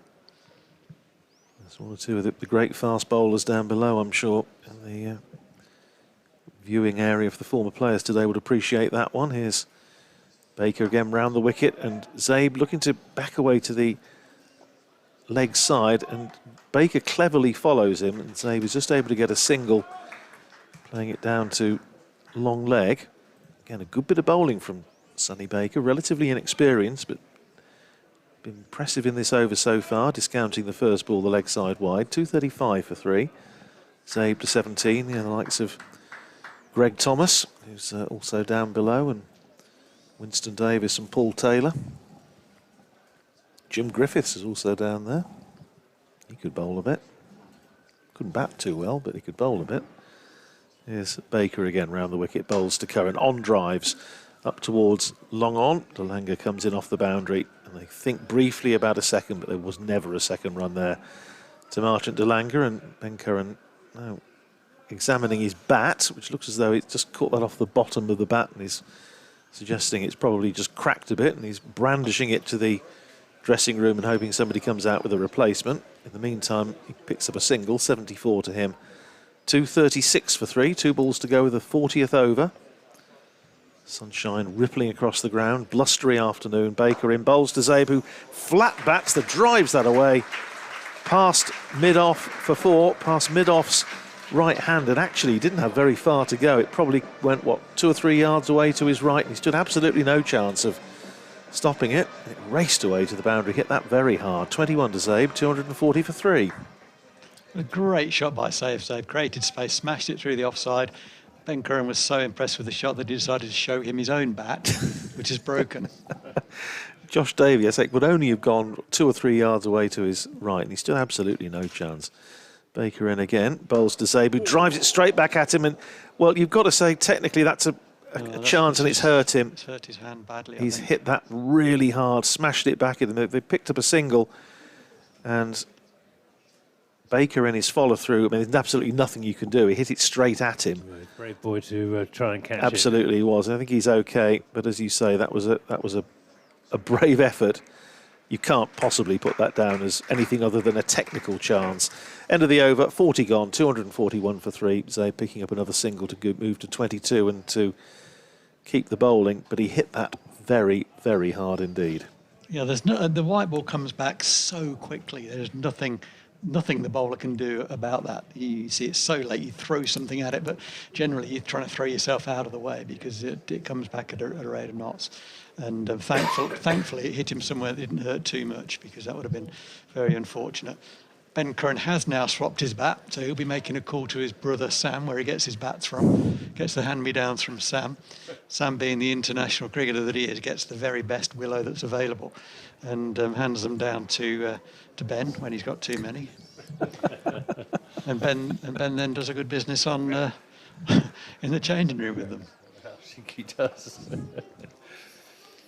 There is a noticeable difference, so these guys who actually know what they're doing with the bat tell me, between the willow they get. You know, the international players do get the absolute best, and then the county guys get sort of the very, very good bats, obviously, that are not available in the high street, but not quite as good. You still see international players breaking their bats. No, you do, yeah.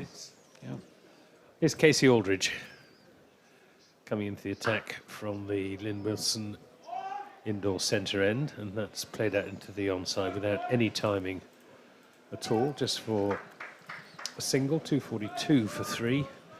This is the 41st over, so 5 more after this one.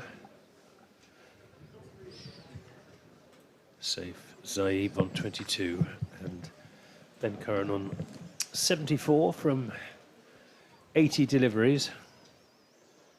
But not many fireworks recently, as Aldridge is in and bowls to him, and he gets that down to long leg for 4 runs. Fine leg it was, really. Just helped on its way. It was a poor delivery from Aldridge down the leg side, and Curran only had to get something on it, and it would run away for 4 runs, which it did. You know, the Somerset tactic very often, and absolutely rightly, very often for a number of the bowlers, a number of the matchups, has been to cramp any room through the offside, and they've done that pretty well that time. Just got 2 straight, and it's tickled down to fine leg. There's Aldridge in and bowls to Curran, who pulls that away over the top for 6 runs, and is bounced out of the ground into the neighbouring gardens. It didn't carry out of the ground, but it bounced on the concrete just next to the Burger and Fries van, between the Burger and Fries van and the old scoreboard building here, and out into the gardens. This is now New ball, please. Yeah, comfortably Ben Curran's highest list A score, previously 69 against Leicestershire at Grace Road a couple of years ago. That's gone into the alleyway around the back of the ground that separates the ground from the back gardens of Wantage Road. So if it's actually cleared the alleyway, then somebody's going to have a nice, relatively new white But ball. it got a big bounce. A big kick, wasn't it? It's like when you're playing on a very parched golf course, and it just stips on. That has gone a long way. And of course, he's hitting with the wind as well. Yes, And absolutely. it is quite a wind. The flags standing out horizontally from their flagpoles on top of the old scoreboard building. Yeah, it's difficult from that far end. They're trying to cramp room through the offside for these two left-handers. So they're trying to bowl very straight, and obviously they get that too straight, then anything that's lifted in the air onto the leg side is going to be picked up by, it must be a 25-mile-an-hour wind, I'd have thought. And he's Once it bowling gets up he's there. bowling round the wicket as well, so which accentuates the angle, invites the batsman to help it on its way over the long leg boundary. Here's Aldridge in again and bowls a Yorker, which is not cut off. That backward point by Lewis Goldsworthy. Come back for the second run. Marchant Delang has the throw, and Saif Zaib is safely home for the second run. 254 for 3 in the 41st over. And the ball's come back. Might have gone. That suggests it went in the alleyway then, and they just dispatched a Boy Scout runner out to try and retrieve it. That's good news. That means another ball we don't have to buy from the ECB. We do have to, I mean, people perhaps don't realise that we do have to buy balls. Well, yes, yeah, as ever. But you do buy your balls from the ECB, and they do charge you for them. Is Aldridge to Curran, who goes for a big hit. It goes up in the air, and was there bat involved, or was it just pad? No, there's a little bit of bat. So if there'd been anyone within 15, 20 yards of the stumps, that would have been a catch. I thought for 1 minute that the physio Barry Hoodrion was running out, and I thought, did that just sort of get him on the helmet or something? It bounced up off the shoulder, and is he going to have to come on? But no, I think he was just retrieving something that had blown onto the pitch and down below. 255 for 3. So Oh this my is God, launched. that's huge. That's a huge hit. Away over deep mid-wicket boundary for 6 runs. Wow. Well, that's an expensive over from Casey Aldridge. 20 off it. Yeah, paying the price for that leg stump line, trying to cramp the batsman for room, and ending up being slogged over the leg side boundary for 6s. And obviously, it's a tactic I think they've done reasonably well. So let me say that firstly. The issue with it is very predictable. So both left-handers now are backing away, and they're trying to be followed. But if they don't get it quite right, then they can just help that ball, as Anthony was saying, with the increased angle from around the wicket. They can help that into the leg side, and that was the length that you can get under. And Saif did get under it. It wouldn't be an Olympic record because it was wind assisted. My goodness me, that's gone a heck of a long way. Yeah, that was a very, very big hit. I can tell you, if you're interested in keeping half an eye on what's happening in the Test match, the answer is nothing, and no immediate prospect of any. Apparently, it's still raining at Trent Bridge as we just past 3 o'clock, so chances of a result appear to be fading. Here's Sonny Baker starting over number 42, bowling to Ben Curran. Short, Curran goes to pull, just cloths it really out to Sam Young, who's out there on the deep mid-wicket boundary, and they come through for a single. 88 to Curran, 262 for 3. That was a huge hit from Saif. So that, I'd say the pitch, as we, all the things that we've said, it's over that side of the square, and the wind is in that favour. But that was still a very, very big hit. And I'd say that was over 100 metres. Yeah, I would have thought so. It sort of clattered into the trees. Yeah, a bit like one of my drives. Here's Baker, and he's bowled him, and Zaib isn't going to be hitting any more big hits, not today at least, because Sonny Baker bowling round the wicket, managing to find exactly the right spot, full length, yorked him, as Zaib trying to give himself room to play away through the offside. Zaib goes for a bright and breezy 29, Northamptonshire 262 for 4. Yeah, really well bowled. We talked just earlier about the tactic from the Somerset bowlers to follow the left-handers and cramp them for room, and that was perfectly executed.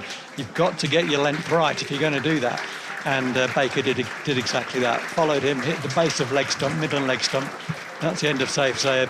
Very kind of handy contribution there. 29 off 17 balls, so nearly a 200 strike rate.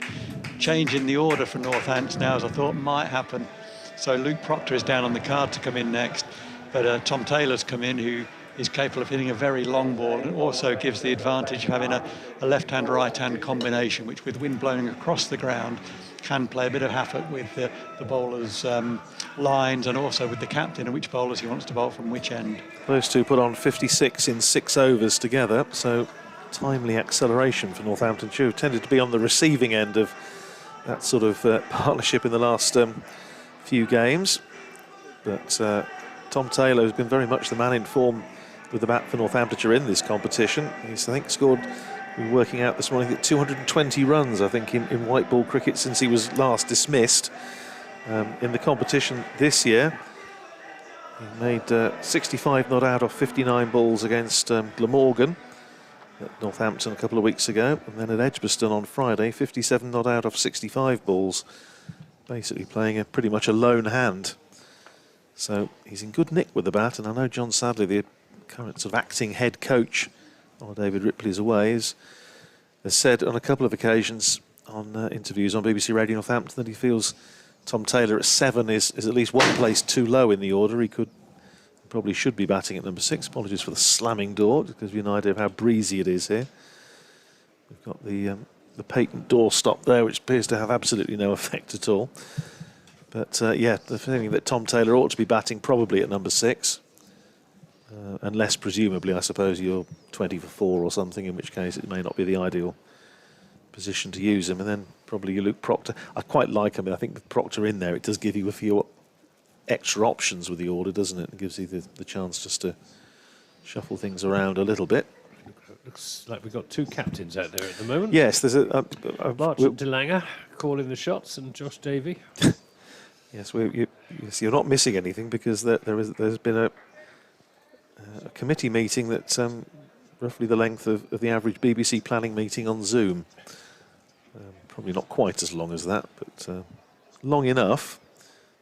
And now they're still tweaking the field, and I think Neil Bainton's just turned round and gave Sonny Baker a look that suggested, get on with it.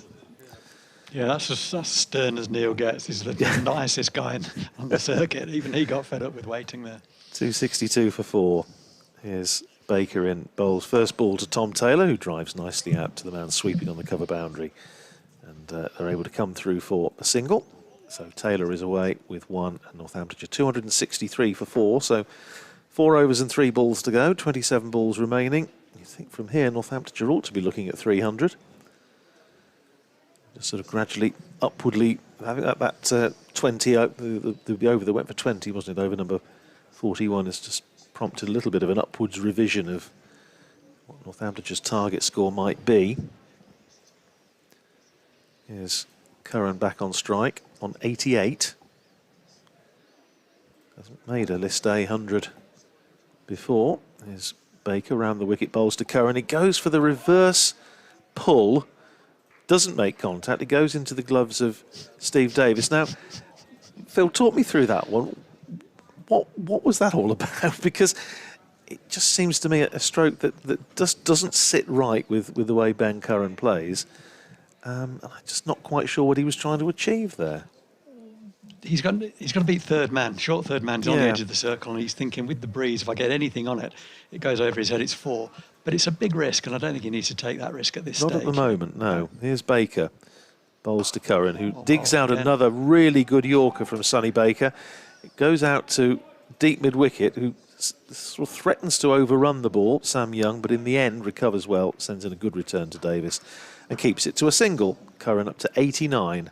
264 for 4. I think Ben's just lost his concentration a wee bit there. The previous shot was extravagant, the reverse pull that he missed. Had he got it away, it would have been fantastic. But it was the wrong shot at that time. The next ball, brilliantly bowled again by Baker around the wicket, a good Yorker, but jammed out to the edge of the 30-metre circle. Ben Curran so disappointed that he didn't middle it.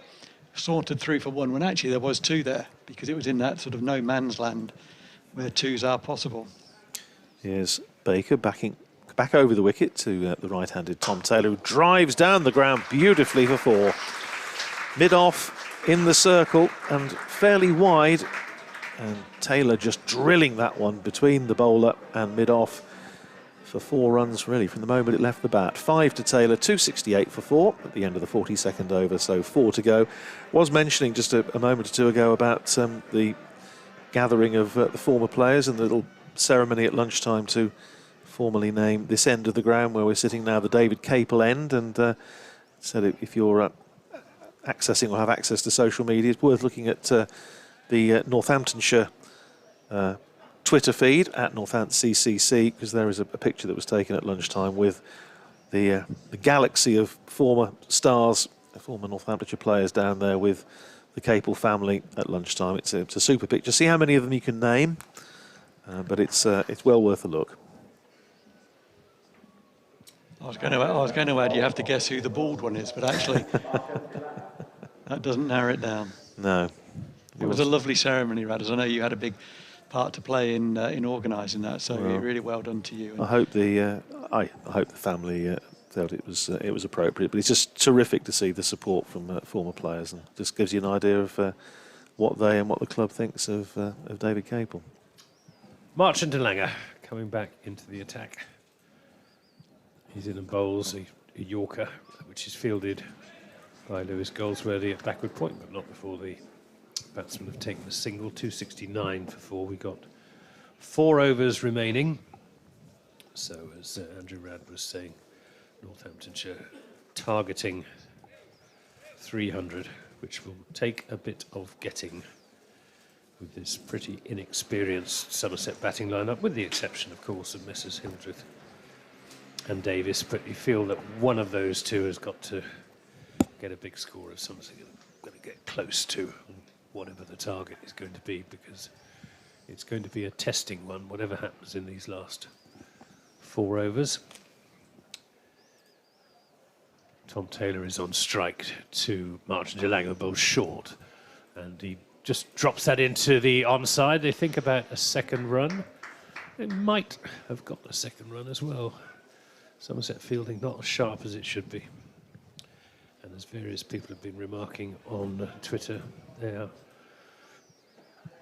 unnaturally quiet in the field. And Tom Abel is captaining them. You can hear his voice shouting encouragement to the bowlers and fielders all over the ground, all around the ground, as de Lange is in and bowls to Curran, who plays that into the offside. It was in the air for a time, hence the shout of catch you probably heard. Just a single, 271 for 4. It's like de Lange, if he does pitch the ball up, he's bowling off pace. When he does that, it's difficult to time, and that led to another false shot from Ben Curran. There's a very clever bowling by de Lange. And he hasn't missed a Yorker either. He's bowled about 10 now, and they've all been right in the block hole. He's bowling Taylor short. Now straight up in the air. Should be a catch. Hildreth is coming for it. Oh, and they leave it. He and Eddie Byram left it to each other. Really, someone should have taken responsibility for that. And, well, Hildreth, I think, should have taken responsibility for that. I think it was his catch.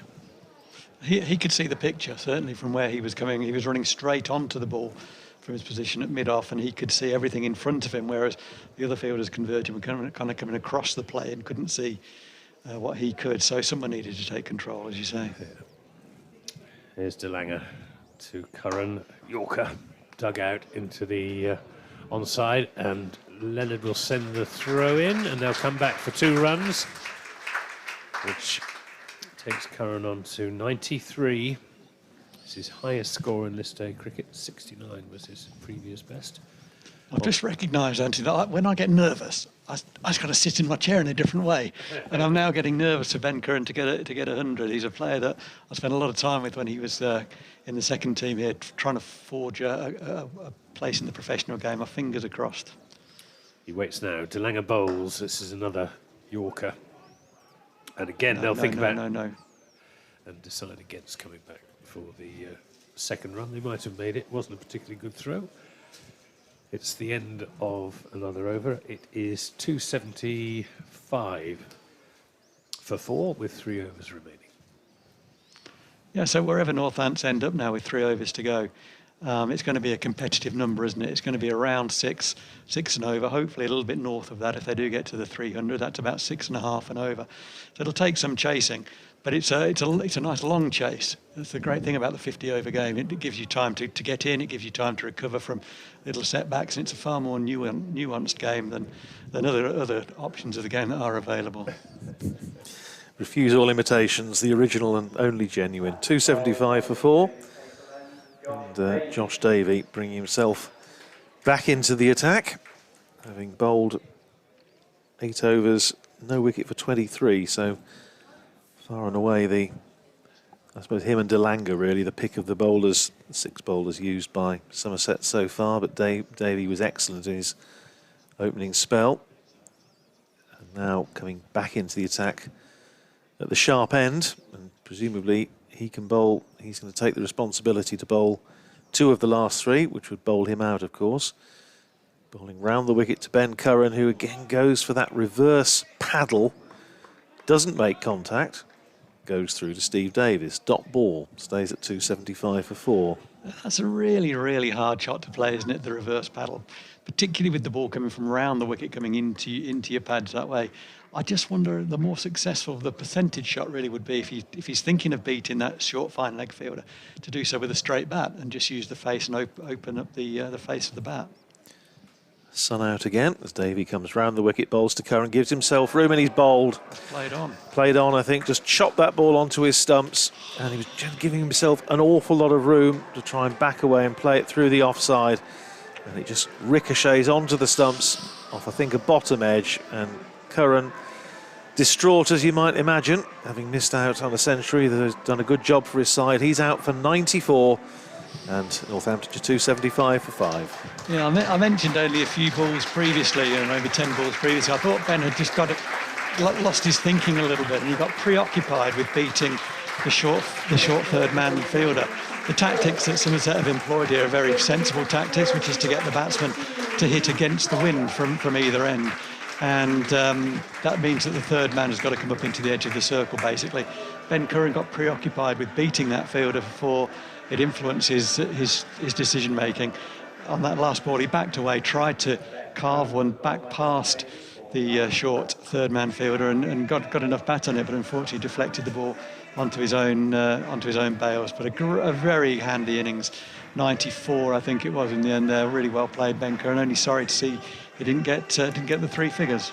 94 off 93 balls with a 6 and 9 fours, so decent strike rate. Luke Proctor making his first appearance in the competition, the Royal London Cup this season, back into the side. In fact, his first appearance in Northamptonshire colours since the championship match against Glamorgan back in the middle of July. And round the wicket comes Davey. Hits Proctor on the pad. He's aiming to work that away on the onside, and there was, as Anthony quite rightly says, an inside edge onto pad. No signal from umpire Neil Bainton as they come through for the single, so Proctor's away with 1, 276 for 5. I don't know why Josh Davey bothered to appeal. I mean, we could hear the inside edge from here. Well, it's windy. It's windy. It might have carried it away. Hope springs eternal. 1 to Proctor, 276 for 5. Taylor on strike now. Josh Davey continuing to do a really excellent job for his side with the ball. Bowls to Taylor, not so good there. Down the leg side, signalled as a wide by umpire Bainton. 1 more onto the total, 277 for 5. It was a nice idea, the slower ball. It was just slightly misdirected. I think, again, not helped by this breeze, which is looking to carry the ball down that way. In any case, coming across from outside the sort of point, if you imagine the right-hander taking strike, and it's a stiff breeze as well. Here's Davey, and again from this David Cable end, bowls full toss to Taylor, who smacked that straight down long on his throat, except he's dropped it. Sonny Baker down there, and he just had to come off the boundary. Thought it was straight in.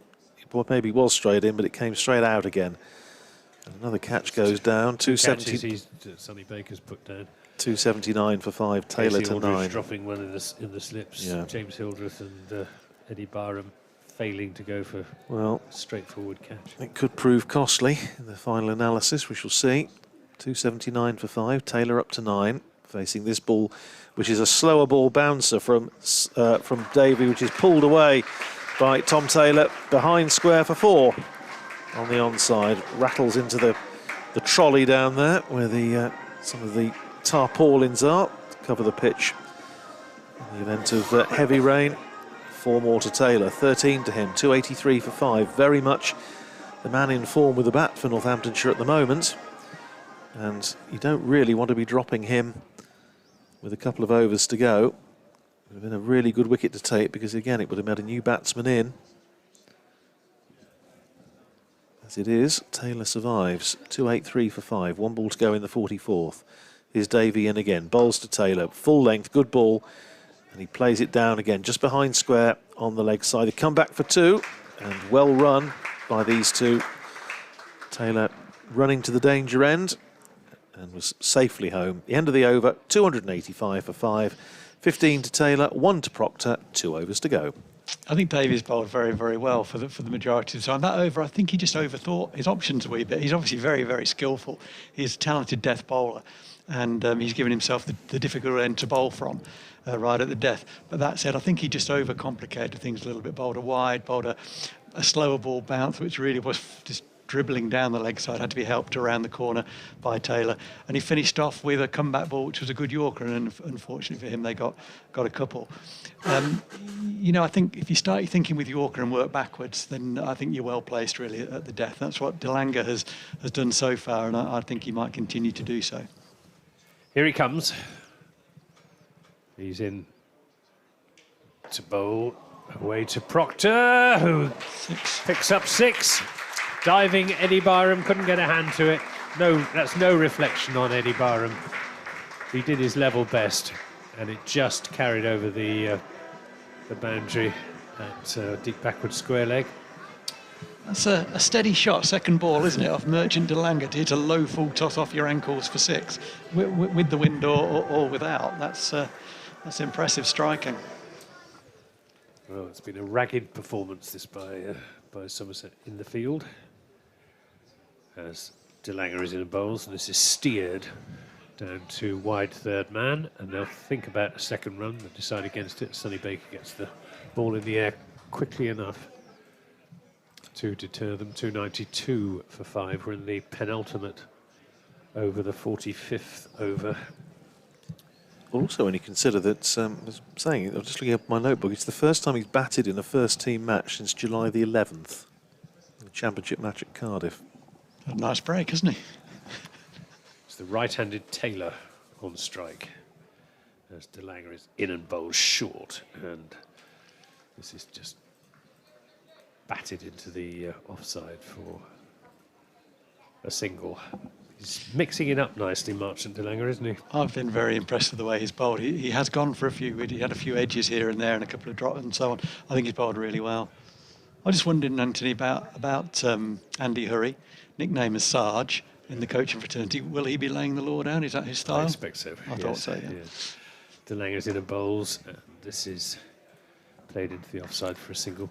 The coach for this competition is Paul Tweddle, who's Jason Kerr's assistant. Yeah, I know Paul. Good guy, yeah. Yeah, he is, but I don't think he'll have been very impressed with Somerset's performance in the field. It's nice to have Sarge in the background, isn't it, for a bit of for those conversations. For a bit of enforcement. Yeah.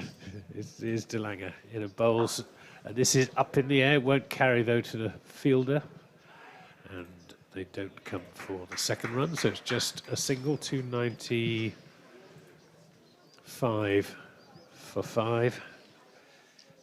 We have 1 ball of this over remaining. That's assuming it's not a no ball or a wide.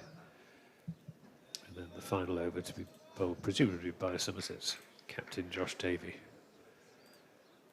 Northamptonshire on course for 300. DeLange is in and bowls, and this is helped down towards fine leg with a sort of scoop, and they think about a second run, but it's not there as George Bartlett does the fielding. 296 for 5 then, with 1 over remaining, and well bowled Merchant DeLange. 9 overs, 1 for 67. Yeah, and they look quite ordinary numbers. Actually, that doesn't tell the story. I think he bowled a lot better than that. It's been Northamptonshire's day really with the bat. The edges that have either fallen short or they've been spilled. The cloths have gone into gaps. They've run well. They've got themselves in at the top of the order well. But fortune has been with them a little bit. Not before time, I think. Some of the Northampton supporters and coaches might add. 296 for 5. Last over coming down. Josh Davey to bowl it, bowling round the wicket to Luke Proctor, who's carved that away over backward point. He's going to get runs here. It's a long chase down towards the boundary for Eddie Byram. And Taylor's quick turning for 3. And they come back for 3 in the end pretty comfortably, as Byram having to throw from a long way away and slightly off balance, so they were able to come through comfortably for 3. 299 for 5. Proctor up to 13. Tom Taylor back on strike, which I'm sure is what Northamptonshire probably would have wanted, although that said, with the stroke say that Luke Proctor played in the previous over. Second ball, pulling it away over backward square for 6. I think he'll have enjoyed that one. Here's Davey over the wicket to Taylor, who's tried to spear that away over backward point, and he's caught it short third man. And Lewis Goldsworthy takes the catch. Taylor goes for 17, and Anthony Gibson, I think, relieved that Somerset had caught one. At last. Yep, the only catch previously was the one that Steve Davies. Yes, that's right. Caught by Lewis Goldsworthy, just backpedaling at short third man. Big slicing out, thick outside edge for Tom Taylor as he went to hit over the top. And another bright contribution from Taylor. At least he's got an average now in this competition, which he didn't before, having been not out. 65 and 57 in his 2 previous innings in it, so he does have an average now. He's gone for 17. Northamptonshire 299 for 6. 4 balls to go. And that ball was absolutely in the slot had he stood still, but he advanced down the wicket and turned it into almost a Yorker. I don't know quite how he managed with that to get it to backward point, but he did. The ball was spinning heavily, and actually it looked a simple catch. By no means was a simple catch, because the ball was spinning, the wind was having an effect on it. He kept his eye on it and got a good stable base to catch it from. I was going to say, he got into a very good position, didn't he? He did. What I like to say to fielders, do your work early, get your footwork done so you can catch it from as stable a position as possible, and that's exactly what he did.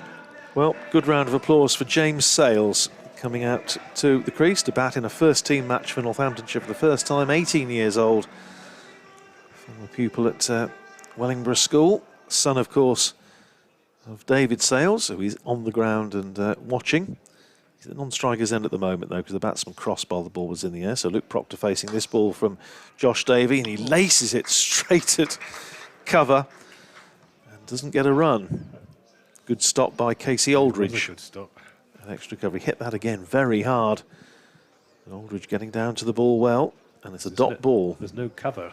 No, if it had gone past him, it offside, was 4 without a doubt. So 4 runs saved there from Casey Aldridge. He'll tick those off for when time comes to bat. I'm +4 already. Round the wicket comes Davey. Bowls to Proctor, who drives up to long off. It's Sonny Baker coming in off the boundary, and they just get a single, but it brings up the 300 for Northamptonshire. 300 for 6, 2 balls to go. Proctor goes up to 14, and now, well, James Sales with not a huge amount of time to show what he can do. It's funny, I think Phil and you and I were on commentary when he played in the warm-up match against Bedfordshire. Yeah. And he played one on drive. Again, he came in a not dissimilar situation. I think he had a couple of overs to bat. He just played one on drive, and it was so much like his father, it was uncanny. It was. Made a double 100 this year for Wellingborough School, and now he's facing his first ball in List A cricket, and it's a short bouncer, a slower ball bouncer from Josh Davey, which James Sales just manages to get a little bit of glove on as it goes balloons down the leg side, and so he's off the mark. 1 off 1 ball, that'll do. 301 for 6. And the most relieved person in the ground is David Sales. David Sales, yes, who's watching, has been in the box that's occupied today by David Capel's family and friends. And of course, they were very close friends, and so David is here, and well, what a day, one way or another, for him. day that James, of course, will always remember, is Davey with the last ball of the innings. Bowls to Luke Proctor, who laces it past cover. And again, he's hit that very hard, and this time absolutely nothing that Casey Aldridge can do about it. It rattles away to the boundary. They'll have to retrieve the ball. In fact, they won't have to retrieve the ball from under the covers because it's bounced back onto the field. So hard did he hit it. So a little bit of flourish to end. 18 not out for Luke Proctor. James Sales on 1, and at the end of 46 overs, Northamptonshire 305 for 6. Well, there was a picture there that epitomised Somerset's performance in that innings. It was Josh Davey down on his haunches in despair in mid-pitch as the full toss that he'd just bowled was dispatched to the extra cover boundary for 4 runs. Not a good performance by Somerset. The young bowlers did their best. Marchant de Langer, I thought, bowled much better than his figures would suggest, but they were not well supported in the field with at least 4 catches going down. And in the final analysis, that could make all the difference. Yeah, it could do. It was a below. You know, I don't know a lot about the Somerset performance in this competition. What I do know is they're the only unbeaten team in the competition, and one would have thought they'd come into this game full of confidence. Things sort of went against them a little bit up front. They bowled very well with the new ball. Didn't get the wickets that they perhaps would have done on another day. Dropped a couple of chances as well, and I think confidence seemed to kind of eke away from them as the game continued. Ricardo Vasconcelos, who started sketchily, then got himself in, along with Ben Curran, put a really good partnership together, just over 120, which forms the backbone of the 300. Neither of them, unfortunately, able to convert into 3 figures, which certainly, I think, in Ben's case, was thoroughly deserved. So that's a really competitive total now, with only 10 minutes in the changeover. Obviously, lunch was taken early. Northamptonshire have the momentum going into their bowling innings. A couple of early wickets now could make this a difficult chase for Somerset. Just run through the bowling figures. Josh Davey, 10 overs, no maidens, 2 for 42. Then Sonny Baker, 7 overs, no maidens, 2 for 48. Casey Aldridge, 6 overs, no wicket, for 52. Marchant de Langer, 9 overs, 1 for 67. Lewis Goldsworthy, 7 overs, 1 for 46. And Ned Leonard, 7 overs, no wicket, for 45. There are 11 extras, 6 wides, 5 leg byes, 305 for 6 in 46 overs. So Somerset are going to be out there in around about, 5 minutes' time to begin this chase for 306. We'll just take a breather, have a quick glass of water and maybe a cake or 2, if there's any about.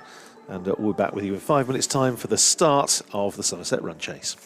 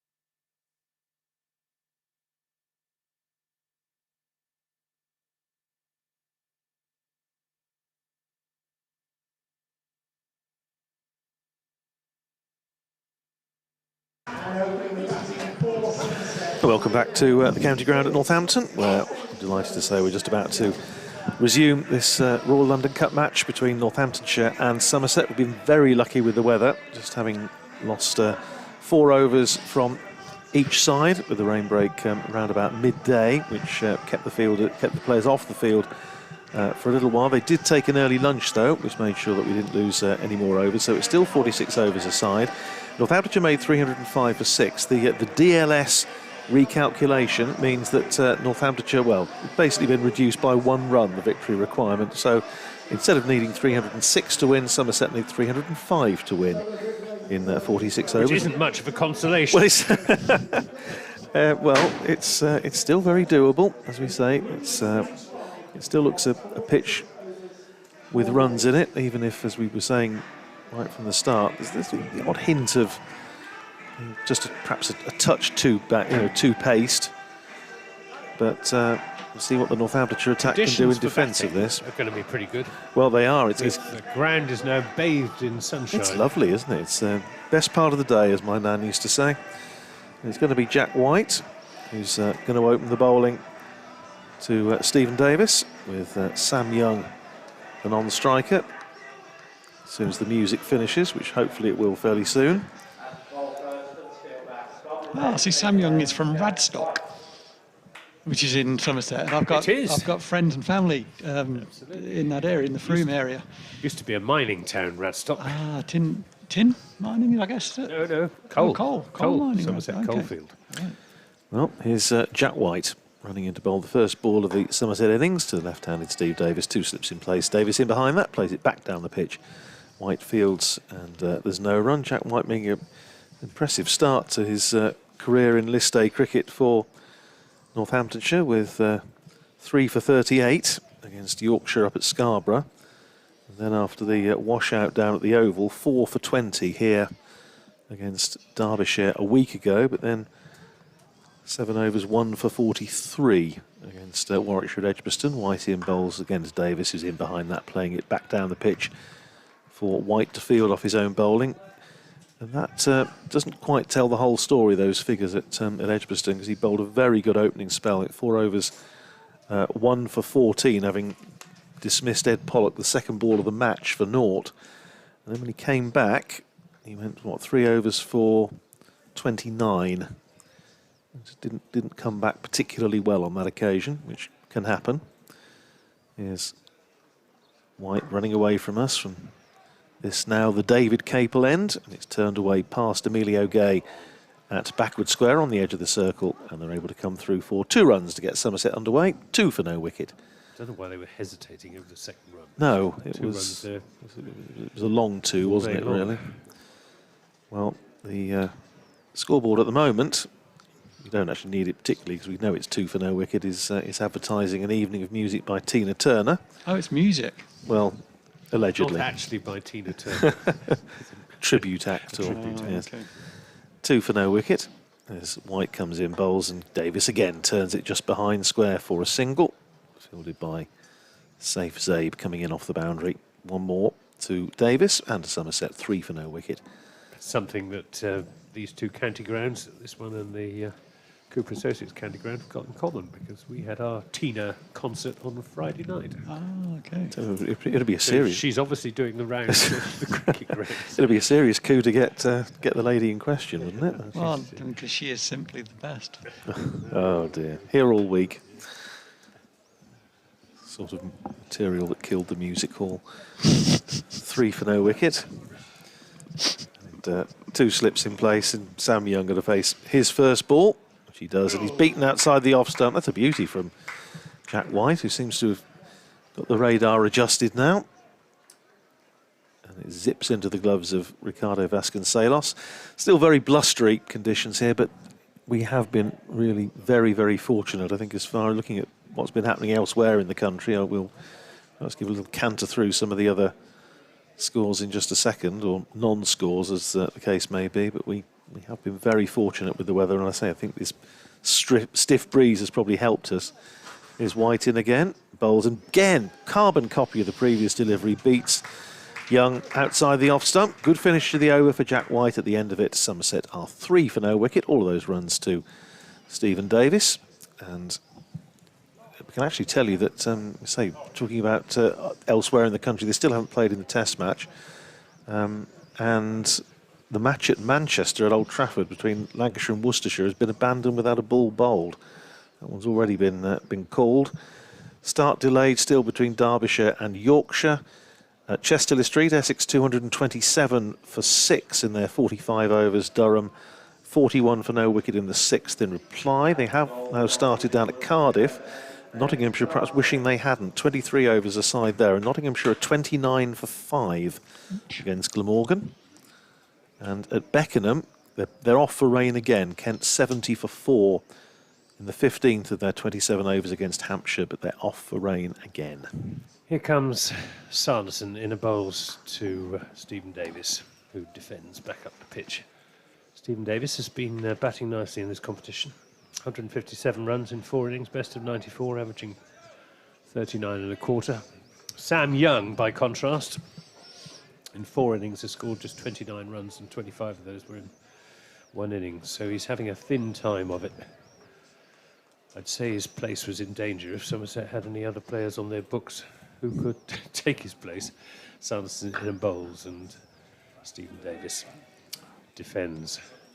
Wouldn't say we're scraping the bottom of the barrel, but we have lost, well, it's 9 players to the 100 now, because Martin DeLanger is back from the Trent Rockets, plus Jack Leach to England, plus Ben Green, the captain, who is self-isolating at the moment, as is James Rue, having been pinged. So there aren't many players left who could be picked.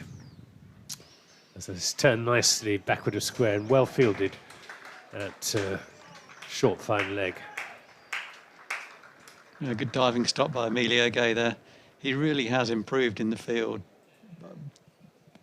100% from at times in the academy. I was despairing in the field. Really his awareness more than anything. I think he's thinking about his batting most of the time, but he really does put into the group effort, and that's a great diving stop there, possibly stop 4. Sanderson is in and bowls. And, a leading edge from Stephen Davis as he looked to turn that into the onside. Played just a little bit early, which suggests that maybe the ball just stopped on him a little bit. He just goes down and gives the pitch a bit of a prod. Can't overstate the importance of Davis and Hildreth in this Somerset batting lineup. If they're going to get anything anywhere close to 305, one or other of them we feel has got to fire, as Davis just turns it up to mid-on. And that's not the end of the over. Steve Davis is he's one of those guys. He just does everything well with the bat. He hasn't got a weakness. He doesn't have a kind of an over strength either. But he just, if the ball's there to be hit in certain areas, he hits it well. He doesn't miss out. He runs well.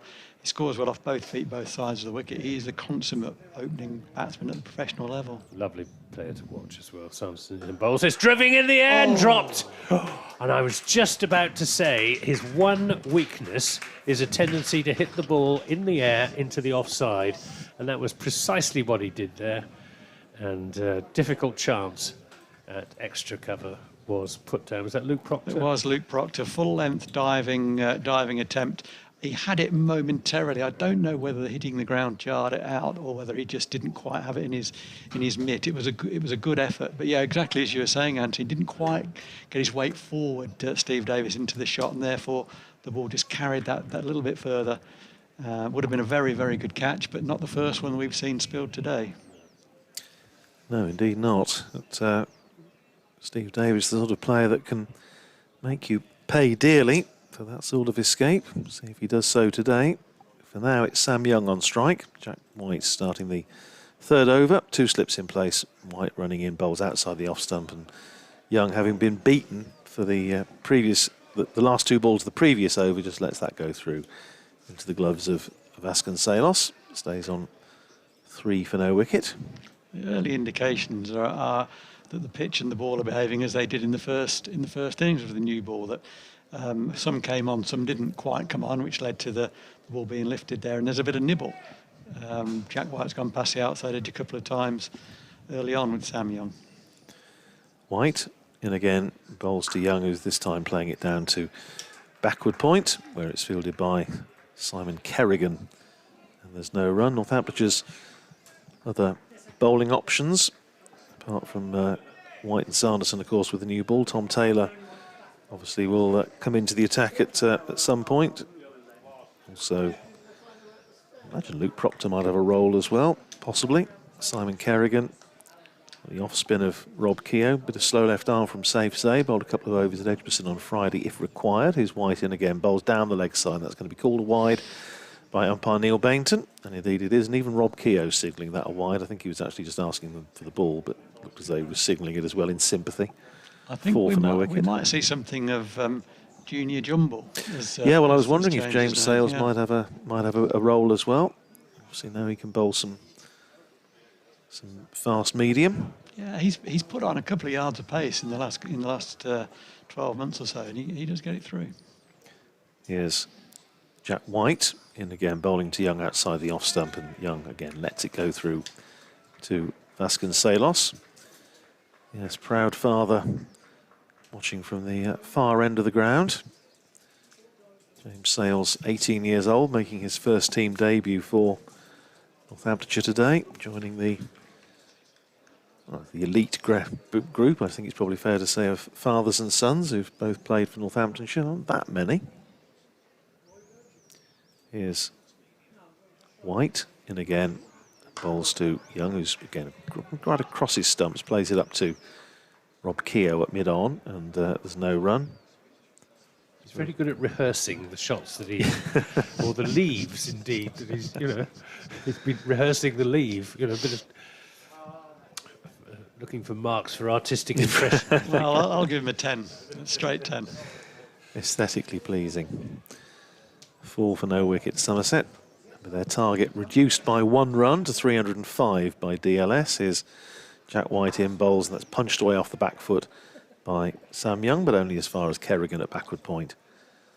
And there's no run. Just saw, in fact, if you was looking down towards the main scoreboard, there's a few runs walking around there. A solid opening pair for Northamptonshire for many years, late 80s into the 90s. Nigel Felton, who's now cricket chairman here at Northamptonshire, and Alan Fordham, it's cricket operations manager, I think, at ECB, walking around the boundary.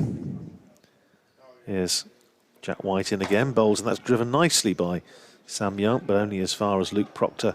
Tight there on the single and extra cover, and a maiden over. No, one up, there's the wide, wasn't there? And that was all there was. No runs off the bat in that over, so 3 gone, and Somerset 4 for no wicket. Nice start by Jack White. There was one he slid down the leg side for a wide, but otherwise he's been there or thereabouts. A little bit of movement in the air and a little bit of nibble off the wicket, and that's what he brings at a good enough pace. He's a very, very talented bowler, Jack White, and I know he feels that he would have liked to get into the white ball team a wee bit earlier, but since coming in, I think he's really come in with a bang and really added to the bowling resources. Just the one slip now for Sanderson to Davis, that's in the air as well. Not far away from Gay, but picks up a single down to the long leg boundary. It's almost as if he just loses concentration, Steve Davis. Sometimes just forgets to keep the ball down. It's almost as if batting comes too easily to him. It looks that way. There's no stress about it whatsoever, is there? He's a wonderful natural timer of the cricket ball. Well, this is a test for Sam Young, young man from Plymouth. 20 years, no, he's 21 now. He was 21 on the day Somerset played Nottinghamshire up at Welbeck Colliery. But he needs some runs for his confidence and self-respect.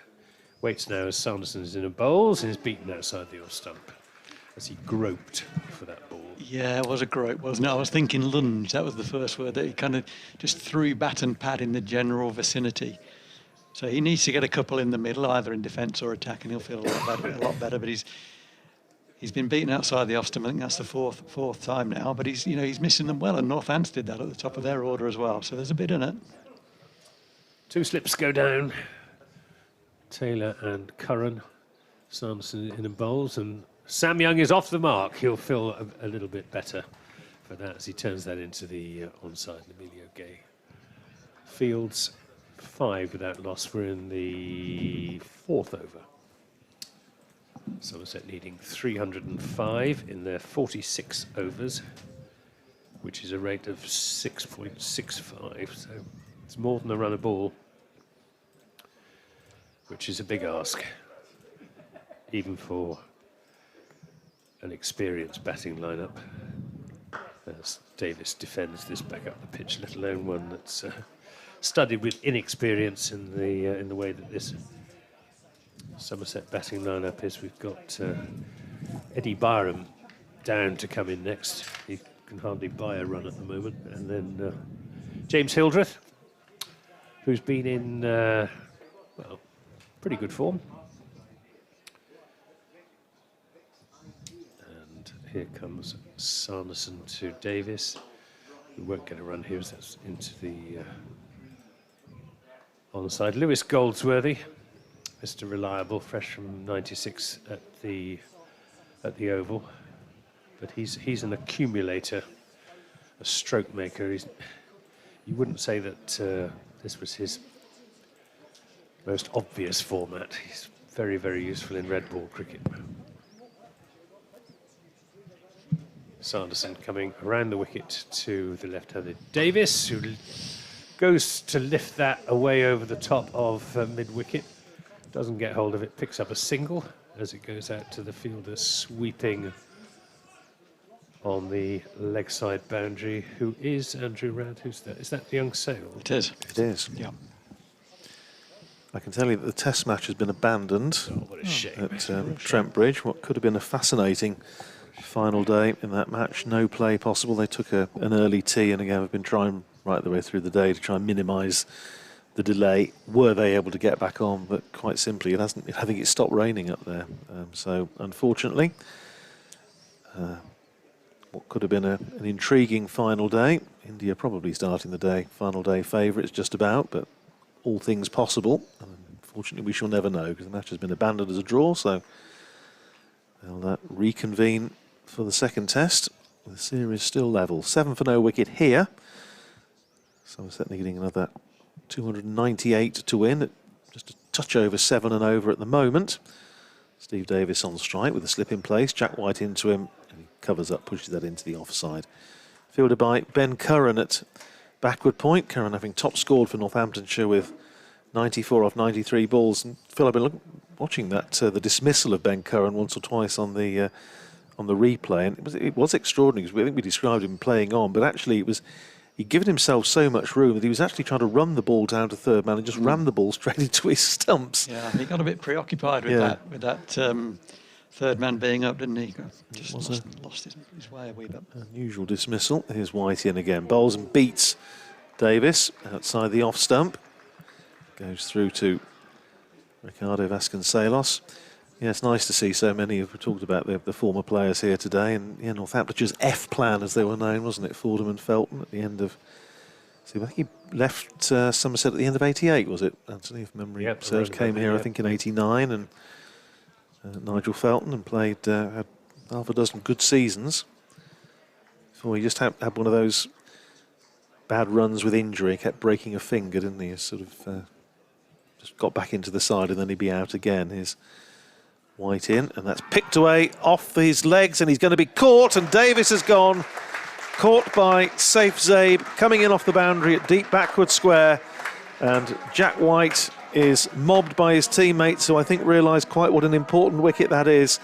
Davis goes for 5, and Somerset 7 for 1. Well, it is. Yeah, it's a big wicket, as you say. The celebrations often tell you that kind of thing. What do the team think about that? And they think a lot of it. See the back of Steve Davis for 5 is a huge scalp, and it'll put a dent in the Somerset confidence as well, and the rest of the guys coming in. It was a bit of a soft one, really, for Steve Davis. As we were just talking with Anthony earlier, he finds batting sometimes perhaps a little bit too easy. That was a ball he wanted to tuck into the leg side. he timed it perhaps too well, and perhaps didn't expect it to carry as far as it did against the wind, almost all the way out to a big boundary on the leg side. Safe save, had to come in off the fence and catch it low down in front of him. He's a very good fielder, so pretty regulation catch, but a bit of a soft one really for Steve Davis there, you'd say. Negligent.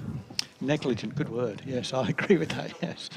Well, it was almost as if he was trying to hit it down the throat of deep square. He certainly didn't have very far to move for it. It was No. you say he just had to come in a yard or two in off the boundary and take the catch, which he did, as Phil said, pretty comfortably. So that is a big wicket. Jack White, who's having a pretty good competition. That's what, 9 wickets already he's taken so far in what amounts to really 4 games, taking out the washouts. Northamptonshire having been washed out on 2 very nice grounds, a bit contrasting ones at Scarborough and the Oval, where we had just a little bit of cricket. Well, Eddie Byram is the new batsman, but he's at non-striker's end at the moment because the batsman crossed, so Sam Young facing that ball from White, plays it down to Kerrigan at backward point. And there's no run. There's a little bit of bubble about Northamptonshire in the field now. A lot more bubble about them than there was about Somerset. And I think you're right, and I think the contrast is actually quite striking, isn't it? The other thing I've noticed is how far inside the fielding circle the Northamptonshire players are. You know, they're closing in. Yeah. They're not going to give away any cheap singles. Well, here's Jack White running in from the David Capel end and bowls to Sam Young, who's going to pick up another run as he plays it down to deep mid-wicket, where James Sales comes off the boundary, fields, and gets a round of applause for a good throw into the gloves of Vasconcelos. The applause coming from Vasconcelos, his captain and keeper. One more to Young, who goes up to 2, and Somerset are 8 for 1. I think Luke Proctor will also be feeling very good about that wicket. Yes. He put Davis down a little bit earlier. It was a very good attempt, but nonetheless a player of that quality doesn't really give you too many chances, so he'll be feeling very pleased to see the back of him. Eddie Byram of the orange boots facing, or yellow boots facing this ball from White. He's in behind they're that. orange. They are orange, okay. So I'll bow to your superior knowledge of matters sartorial, Anthony. Plays it out into the offside, and there's no run. End of the over. A successful one for Jack White. And at the end of it, Young is 2, Byram yet to get off the mark, and Somerset needing 305 at 8 for 1 off 5. Yeah, not the start that Somerset would have wanted, and the danger is they'll get further and further behind the asking rate and have to start taking risks, and wickets will follow. They really need to rotate the strike and get the scoreboard moving if they're not going to play the big shots. It's Sam Young on strike as Sanderson is in and bowls, and he defends that back up the pitch. It's cut off at mid-on. He's a neat and tidy player, is Sam Young, but you wouldn't have him down as a particularly powerful stroke maker. He's got all of the modern array of shots. He can scoop, and he can ramp, and he can reverse sweep. But at the moment, Sanderson bowls to him, and just shaping to play an aggressive shot, changed his mind, as that was a good length ball on off stump. I think Northampton have been immaculate, Anthony, with the ball so far. They have. They bowled very well. Very few balls that could be scored off or even worked into gaps have been absolutely on the money. Yeah, 2 slips, 3 saving 1 on the offside, mid-on rather, and a short fine leg. Sanderson bowls, and again, all Sam Young can do is play it back up the onside of the pitch. Plenty of blue sky overhead. We're in the eastern suburbs of Northampton, is that right? Well, it was at one time. It would have been. And then it expanded. Less so now. You mean there's a lot more Northampton? Yeah, a lot more of Northampton than there was. It certainly is true, particularly down to the south and east. Here's Sanderson in and bowls, and Young defends. Is Northampton the biggest town in the country? Oh, now that's not far off. I think it's one that's I have a funny feeling at the back of my mind. There's one of the is it somewhere like Blackburn or something like that? I'm just thinking, I don't think Blackburn's a city. Somewhere like that at that part of the world, I think might be slightly bigger, but not many. Not many, certainly. Sanderson to Young, who goes for a pull shot and misses it. Goes through to Vasconcelos. You're asking me to say I remember when all this was fields, don't you? Well, no, I don't. Because, I mean, this is red brick territory, isn't it? Yes, it is. Surrounded by. But certainly, I mean, over these big. This is what this would be Victorian, Edwardian, something. Victorian, like yes. that. I lived in a house for a number of years, 3 doors away, and that was built in around about 1900. Just pointing out to myself the old shoe factories that I can see just over to our left. Yeah. And gets in a tangle. Does Sam Young almost rolls back onto his stumps. Another over ticks by. It was the 6th, and Somerset only got 8 runs on the board for the loss of the wicket of Stephen Davis. And our shoes still made. Oh yes, on a large scale in Northampton. In the county as well. In fact, came past one of the factories this morning, and in Northampton. I was popping to the office, BBC Radio Northampton, came back past another one around the county. Yes, there are still. Yeah, and in the town as well. In the town as well. Clarks and Jeffrey West. Yeah, Trickers and Greens. Yeah, Still there. There's still a few. Something else at Somerset and Northampton Sheffield. Well, yeah, absolutely. Yes, that's right. Yeah. Here's Jack White starting another over bowling outside the off stump to Eddie Byram, who lets that go through just borderline whether there was going to be called. I think it was quite wide outside the off stump. Byram just had a quizzical look at Neil Bainton, who presumably gave him a equally non-quizzical look back, and wide not signalled. Yes, I mean, it's interesting because when this ground was first played on in 1886, it was laid out in the winter of 1885-86. I mean, it was then between the Wellingborough Road and the Abington Lane, as that was known, and there weren't any houses around. It was part of the Wantage estate. Here's White in again. Played defensively out on the offside by Byram, fielded by Luke Proctor in the covers, and there's no run.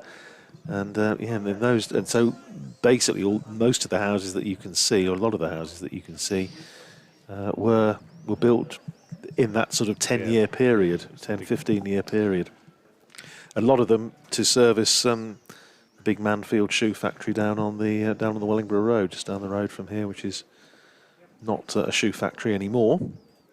Here's Jack White again, bowls to Byram, who's on the back foot, plays it up again to Proctor in the covers, and there's no run. Good stuff this from Jack White. Yeah, very good stuff. He's settled in nicely. He really likes the white ball, and he's found it difficult to break into the team, as I mentioned earlier. But having done so, he's now showing what he's capable of. He looks at home here with the white ball. And the answer to the question is Bolton. Bolton was. I knew it was somewhere Bolton. up there. That comes from my elder son Matthew. So I'd check that. But that's what he says. Bolton. I think it was somewhere up there. Here's White in again. That's a lovely on drive by Eddie Byram. It's running up towards the boundary. Keogh and Sanderson both in pursuit, but they can give that one up. That's beautifully timed, and it's run away for 4. And Eddie Byram off the mark in convincing and attractive fashion as well. He's proper cricket shot. Lovely cricket shot. They say it's the hallmark of the class player, don't they? Yeah. The on drive, a la Peter May. Well, left-handed Eddie Byram, of course, but that ran away for 4. Lovely shot. 12 for 1. Byram is off the mark with a boundary. He's had a real struggle to establish himself in Somerset sides, as Eddie Byram came into the first-class side in 2017. Yeah, he's been around a few years, hasn't he? He has. So it's one of those, they see quite a lot in him. Here's White in again. Bowls to Byram, who plays that down to backward point where Kerrigan fields, and there's no run. He's a lovely lad. He's one of nature's eccentrics, and he's always got a smile on his face. A good man to have around. Really nice guy. And so everybody wants him to succeed. He's kind of one of those guys. I don't know his cricket particularly well, but he's been in the game a few years now. Hasn't really done quite as well as. So he obviously is very talented and hasn't quite transferred it, and they're sticking with him, which is good. Here's White in again, bowls to Byram, who's going to pick up another run here as he nudges that down towards mid-wicket. Rob Keogh has to come round from mid-on to field. Does so, but they're able to come through for a single. And Eddie Byram keeps the bowling. 5 to him, 2 to Sam Young. At the end of 7 overs, Somerset are 13 for 1. You're talking, though, Anthony, about City is interesting because there was at one time, and Phil will remember this, quite a fierce debate, a heated debate about whether Northampton ought to get City status, and it very much polarised local opinion. Some that said, yeah, of course we've got to be ambitious and prove to be a city. Others were saying, well, no, we've always been a town. It's Northampton Town Football Club. Why do we want to be a city? But it's certainly a... Usually, the towns that want to be cities are very passionate about wanting to be cities, like Guildford, for example. It was beaten to it by Peterborough, I think. It certainly divided. It certainly divided opinion. I remember having lots of local, BBC local radio phone-ins about it. Here's Sanderson in a bowls to Byram. Defence. You'd have to change the name of the football team. Well, that's the thing. Although it's interesting because Peterborough, as you say, is a city with Peterborough Cathedral. It's the Bishop of Peterborough is the head of the Anglican community in Northamptonshire, and but the cricket club is still Peterborough Town. That's right. And always has been. Yeah. So. Well, it was a town until, even though it's got a cathedral, it was a town until quite recently. Byram gets right outside leg stump and then plays that into the onside as Sanderson follows him. Just the one slip now. It's interesting, Anthony. Yeah, he did back away a little bit to create room, didn't he? Yeah. Even in these very early stages of the game, the batsmen are looking to create opportunities to score, going through kind of low risk options to start with. So nothing too extravagant, but just giving themselves a little bit of room. Maybe advance down the pitch, maybe another one.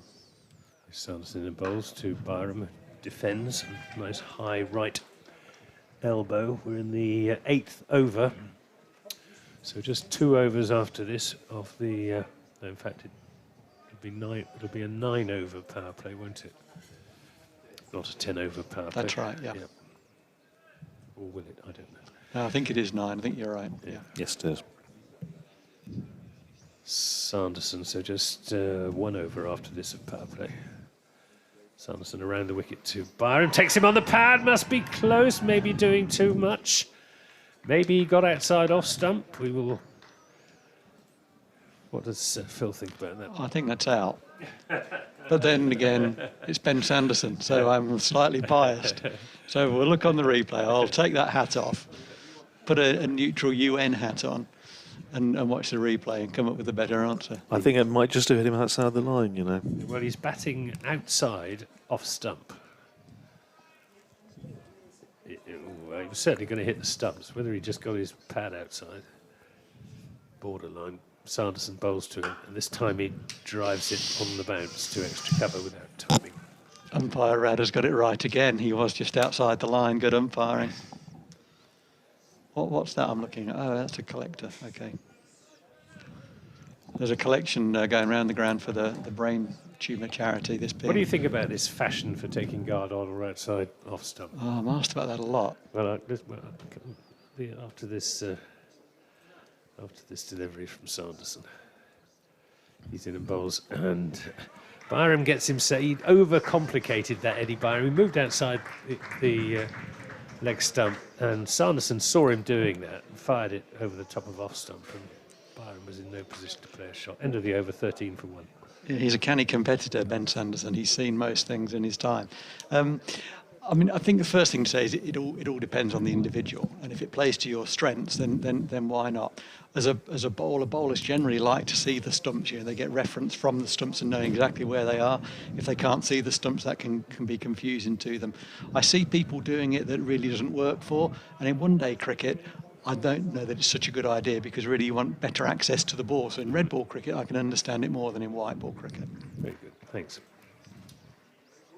Here's Jack White starting a fresh over, his 5th, the 9th of the innings, bowling to Sam Young. First ball finds him pushing out into the offside, and there's no run there. And Northamptonshire, certainly these two have kept it commendably tight with the new ball, but just think back to the start of the Northamptonshire innings. Northamptonshire, scored 5 runs off the first 5 overs and lost Emilio Gay in the 10th over for 12. So Northamptonshire didn't exactly run away with it from the start. Here's White in again, bowling to Young, who plays that to backward point. And again, there's no run. Still 2 slips in place, so Northamptonshire prepared to sustain their attacking field for a little while longer. So, as Anthony was saying, this is the last over of the first power play. Sam Young, 2 from 20 deliveries. Yeah, it's a difficult one, isn't it? Because he obviously is conscious of the fact that with Stephen Davis having gone another couple of wickets now, and it's going to be really difficult for Somerset to get back in the game. On the other hand, is White bowling to Young, who punches that up to mid-off. They're going for a quick single. Good bit of fielding by Ben Sanderson. Wings in his return to Ricardo Vasconcelos. Eddie Byram was running to the danger end. Fortunately for Somerset, the throw was just a little bit wide of the stumps, not by much. But they're through for the run, 14 for 1. And Sam Young up to 3. Just watching Young, it's the first time I've seen him play. He's obviously a very organised batter.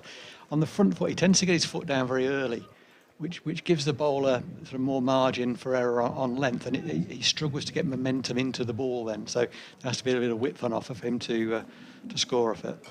Here's Jack White in again, bowling to the left-handed Byram, who gives himself room to try and play that away through the offside. And in the end, it doesn't make contact, goes through to Ricardo Vasconcelos, and there's no run. Those of us who are sort of connoisseurs, if you like, or collectors of little bits of cricketing oddity, here's one for you. Play is going to start between Derbyshire and Yorkshire in the Royal London Cup, not at 5 to 5, nor at 5 o'clock, but at 4:56. Good Lord, that's very precise. There you are, 37 minutes time.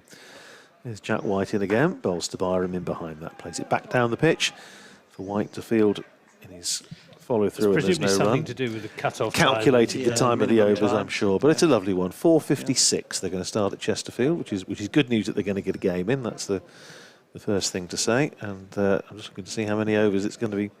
Have you got who are the umps there, Radders, when you've got a sec? I'll have a look in a second. But, whatever it is, they've obviously worked it out to Yeah, that's what I'm keen to know. the nth decimal point. Here's White in again, bowls to Byram, who again is backing away outside leg stump, trying to open up the offside, but only finds Luke Proctor at extra cover, and it's the end of another very tight over. It's very good bowling, isn't it, from Jack White? 9 overs gone, 14 for 1. 14 for 1 off 9, and it kind of, that tells the story of how well Northants have bowled here. They've got the big scalp early on in Steve Davis, or one of the two. James Hildreth still to come. But Byram moving around the crease, sort of backing away from his stumps in particular, quite extravagantly so in that last over. Jack White just holding his length, not leaving the stumps, holding his length, and it's still a dangerous ball then, however far away from the ball you get to free your arms up. I think he might be better off just kind of nudging down the wicket a wee bit. So do I. Ben Debenham and Hassan Adnan. Hassan Adnan is the answer to your question. Ben Debenham. And they're playing 10 overs aside. Right, yeah. That must be the thing. I've had a tweet, going back to shoes, a tweet from Andy Miles, which I'll bring to you after this delivery. Is it still Ben Sanderson? It is. It is. Coming over the wicket to Young, who won't get a run. Yeah, from Andy Miles, who says many Northampton boot and shoe factories were founded in the later 19th century by East Bristol and Kingswood firms who couldn't expand there anymore, as there was no available suitable manpower left. So there's another connection That's between good. Yeah, that's interesting. the West Country and Northampton. Absolutely. Although obviously the shoe trade does go back in this area a lot further than that, because of it was based, I think, on originally with the fact that there was, for the tanning, the water of the Nen. This is short, will be signalled as a no ball, I presume. It's not being, but it certainly was. It was, Ant. It was well over his head. Miles over his head. It was. But it's been signalled as between shoulder and head height, which is not accurate. I don't know who's tall enough to have that pass below their head, really. Joel Garner. On stilts. It's Sanderson to Young, who won't get a run. Yeah, I guess if they'd run out of room to expand down in Bristol, they would have come here because of the expertise in shoemaking from the already established industry. It's fascinating that also the sort of the cyclical nature of the shoe trade, and the fact that the shoemakers in Raunds in 1905 marched to London because of a depression caused by the end of the Boer War, and the army boots, the orders dried up, and then Sanderson bowls, and Young again can't get it away. That's his 25th delivery for just 3 runs. And then within a decade, of course, First World War had broken out, and it was back in business. boom time for. But yeah, they Rawns, with what 30 years before Jarrow, they had a march down the shoemakers of Rawns, led by General James Gribble in 1905. So it was the water rather than the availability of leather that was the bit of both, I think. But I think the water was obviously was a very important part in the development of the shoe trade originally. Northamptonshire's always been a big livestock county. Yes, that's right. Yeah. County. I feel a bit for Sam Young here because now he doesn't know whether to stick or twist. No. He's been bowled out very well. He's maybe not quite shown enough impetus, and now he doesn't want to get out. Sanderson bowls to him, and he pick up a run here to the ball that was going down leg side. And, goes down to fine leg. Just for a single 15 for 1. Young moves on to 4, and the rate required has gone over 8 now for Somerset. Yeah, it's one of those, isn't it? He would have wanted to consolidate for a while after the early wicket of Davis. Northampton have bowled exceptionally well and starved them of anything to score off. He hasn't been able to sort of manoeuvre the ball. It's been gun barrel straight on great length, and he now finds himself with just 4 off, was that 26 balls? Yeah, Sanderson bowls to Byram, who's coming across his stumps and turns it into the onside for a single. 16 for 1. Byram is on to 6, but 10 overs have gone by, and after their first 10 overs, Northamptonshire were 44 for 1. Somerset, by contrast, just 16 for 1. Yeah, and at the time we thought that might have been a sort of an even Stevens kind of situation in the first innings. So, yeah, Northampton bowled very well. I thought Somerset bowled equally well up front. But maybe Northampton perhaps batted a little bit better, had a bit more luck maybe, a few edges that went for 4 and so on. Well, they showed more aggressive intent a little bit more towards positive. the end of that 10 over power play. Yeah, absolutely. Yeah, a little bit more experience there, not much, but a bit more experience. Well, Jack White, 5 overs, 1 for 11 so far, starting his 6th over, running in from this David Capel end, and dropped down at his feet by Eddie Byram, and there's no run there. In case you're wondering what I'm talking about, the David Capel end, as of this afternoon, the ceremony, this is of course David Capel Memorial Day here at Northampton, and as of the interval between innings, when the formal announcement was made by Northamptonshire County Cricket Club, this end of the ground, formerly known as the Pavilion end, or the Wantage Road end, is now the David Capel end. And Jack White, first Northamptonshire bowler to bowl from it. Gives him a little distinction. And again, over the wicket, bowling to Byram, who's again looking to work that away on the onside. In the end, just plays it back down the pitch for White to stop it in his follow-through, and there's no run. Grumpy Git not impressed. He says, I don't know if I can We're bear to doing our watch this. best. Still hope springs, etc. Well, it's about problem solving now for Byram and Young, and the problem is how do they accelerate at low risk, and they've got to back themselves. They'll know their own games, and they've got to really back themselves. It looks like Byram's trying to give himself room. That hasn't worked for him, so he needs to go somewhere else now. Here's White in again, bowls to Byram, who's looking to steer that one away down past backward point. It does so, balling eluding the grasp of Emilio Gay, and they come back for a couple, fielded down there on the boundary by James Sales. So 2 to Eddie Byram, who goes up to 8, and Somerset up to 18 for 1. Stephen from Berkhamsted says, I feel sorry for Sam Young with just 4 innings as an opener, 3 of which he never got going. It's rather too early to tell if he's good enough. Yeah, I think wouldn't argue with that. It's a tough ask. It's a very fair observation, I think. Here's Jack White running away from us in the bowls to Byram, just strays onto his legs here and is able to work that away for just a single down to Safe Zabe. Sorry, Simon Kerrigan. Zabe was down there as well, and it was Kerrigan who actually picked it up down at deep backward square, sends in the return. I don't think we've had a boundary yet, have we? No, I don't think we have. Is this a record? Dear sir. nearly 11 overs of white ball cricket without a boundary. Well, Start of an innings. it's Probably not a record because it would have No. happened often back in the days. We have of had the Gillette Cup. one boundary. I'm reliably. We have one. We have one. Oh, Oh, you're yes, quite of right. course, the on The drive. on drive. Thanks. Yeah. Yeah, Yeah. but other than that, What have the Romans ever done for us? Here's White in again, played up to Keogh at mid-on by Sam Young, and there's no run. Phil, just to get your take, because I was conscious of the fact that after Edgbaston, which was a poor, seriously poor performance by Northamptonshire, I think by common consent, and because we were always waiting for the interviews afterwards, and it was a long debrief. I know I sort of spent a lot of time loitering around the boundary at Edgbaston waiting for something to happen. We'll come to it after this ball, but I just wonder, in those sort of circumstances, what does a coach or an assistant coach or whatever actually say? Here's Jack White to finish this over. Bowls to Sam Young, runs it down to third man.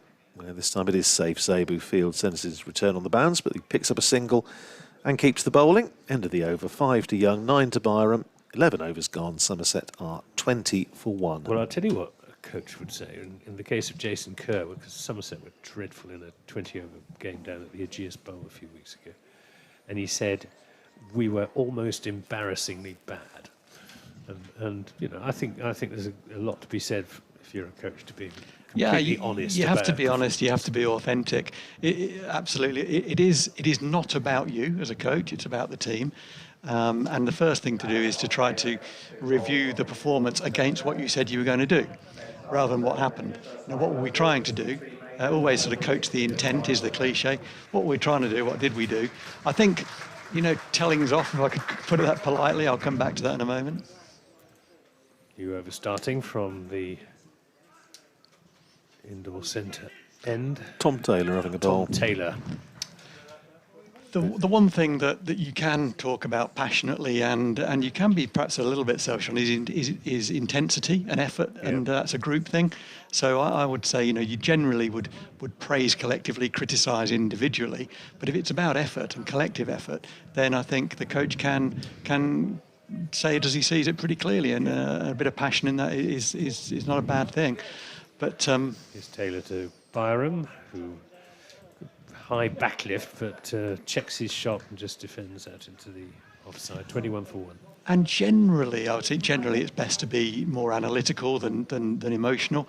But now and again, a little bit of a change of state and a little bit of a sharp reminder doesn't go amiss if it's used sparingly, and it's used to drive a reaction rather than just because you feel really peed off with the performance that you've seen.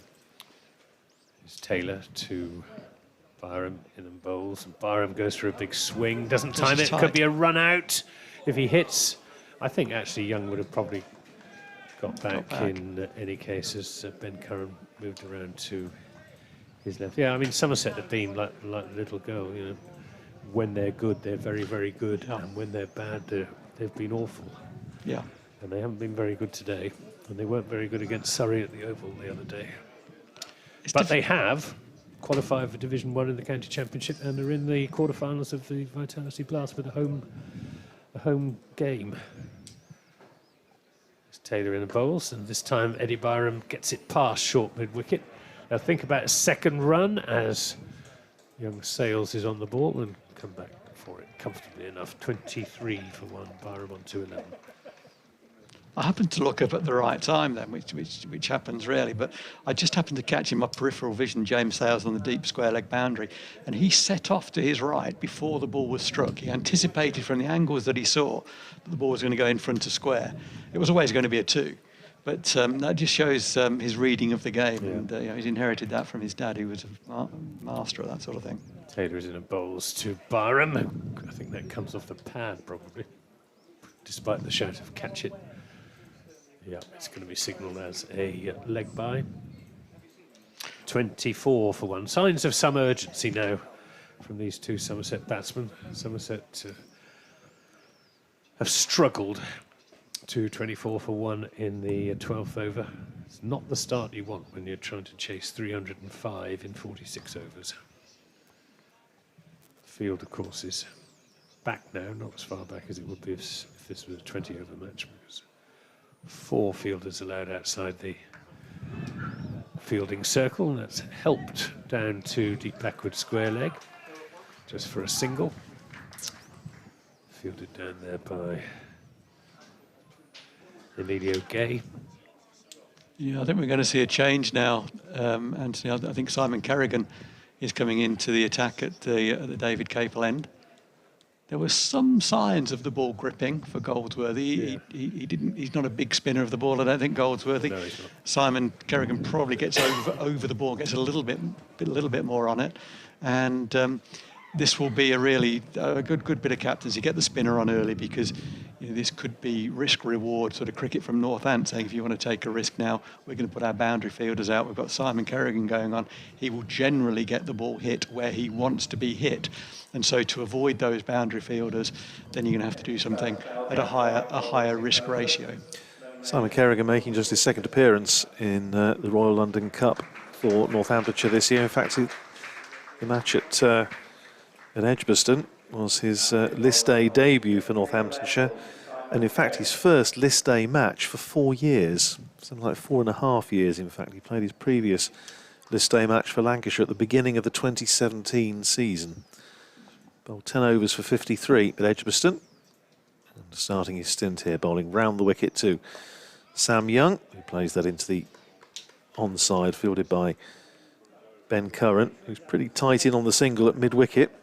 I'll give you the field after this ball, as Kerrigan comes in, fires that one in, and Young backing away, playing it away out to Save Zabe on the cover boundary, is able to come through for a single. 26 for 1, Somerset. Sam Young goes up to 8.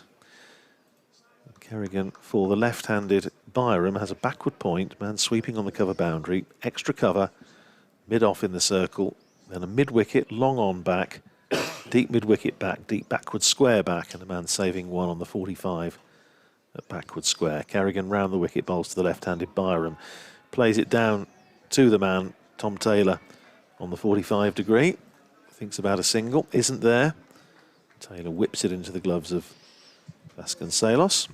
It's got the hallmarks of reverse sweep, really, this field. That's going to be a good if he plays it, which most of them do now.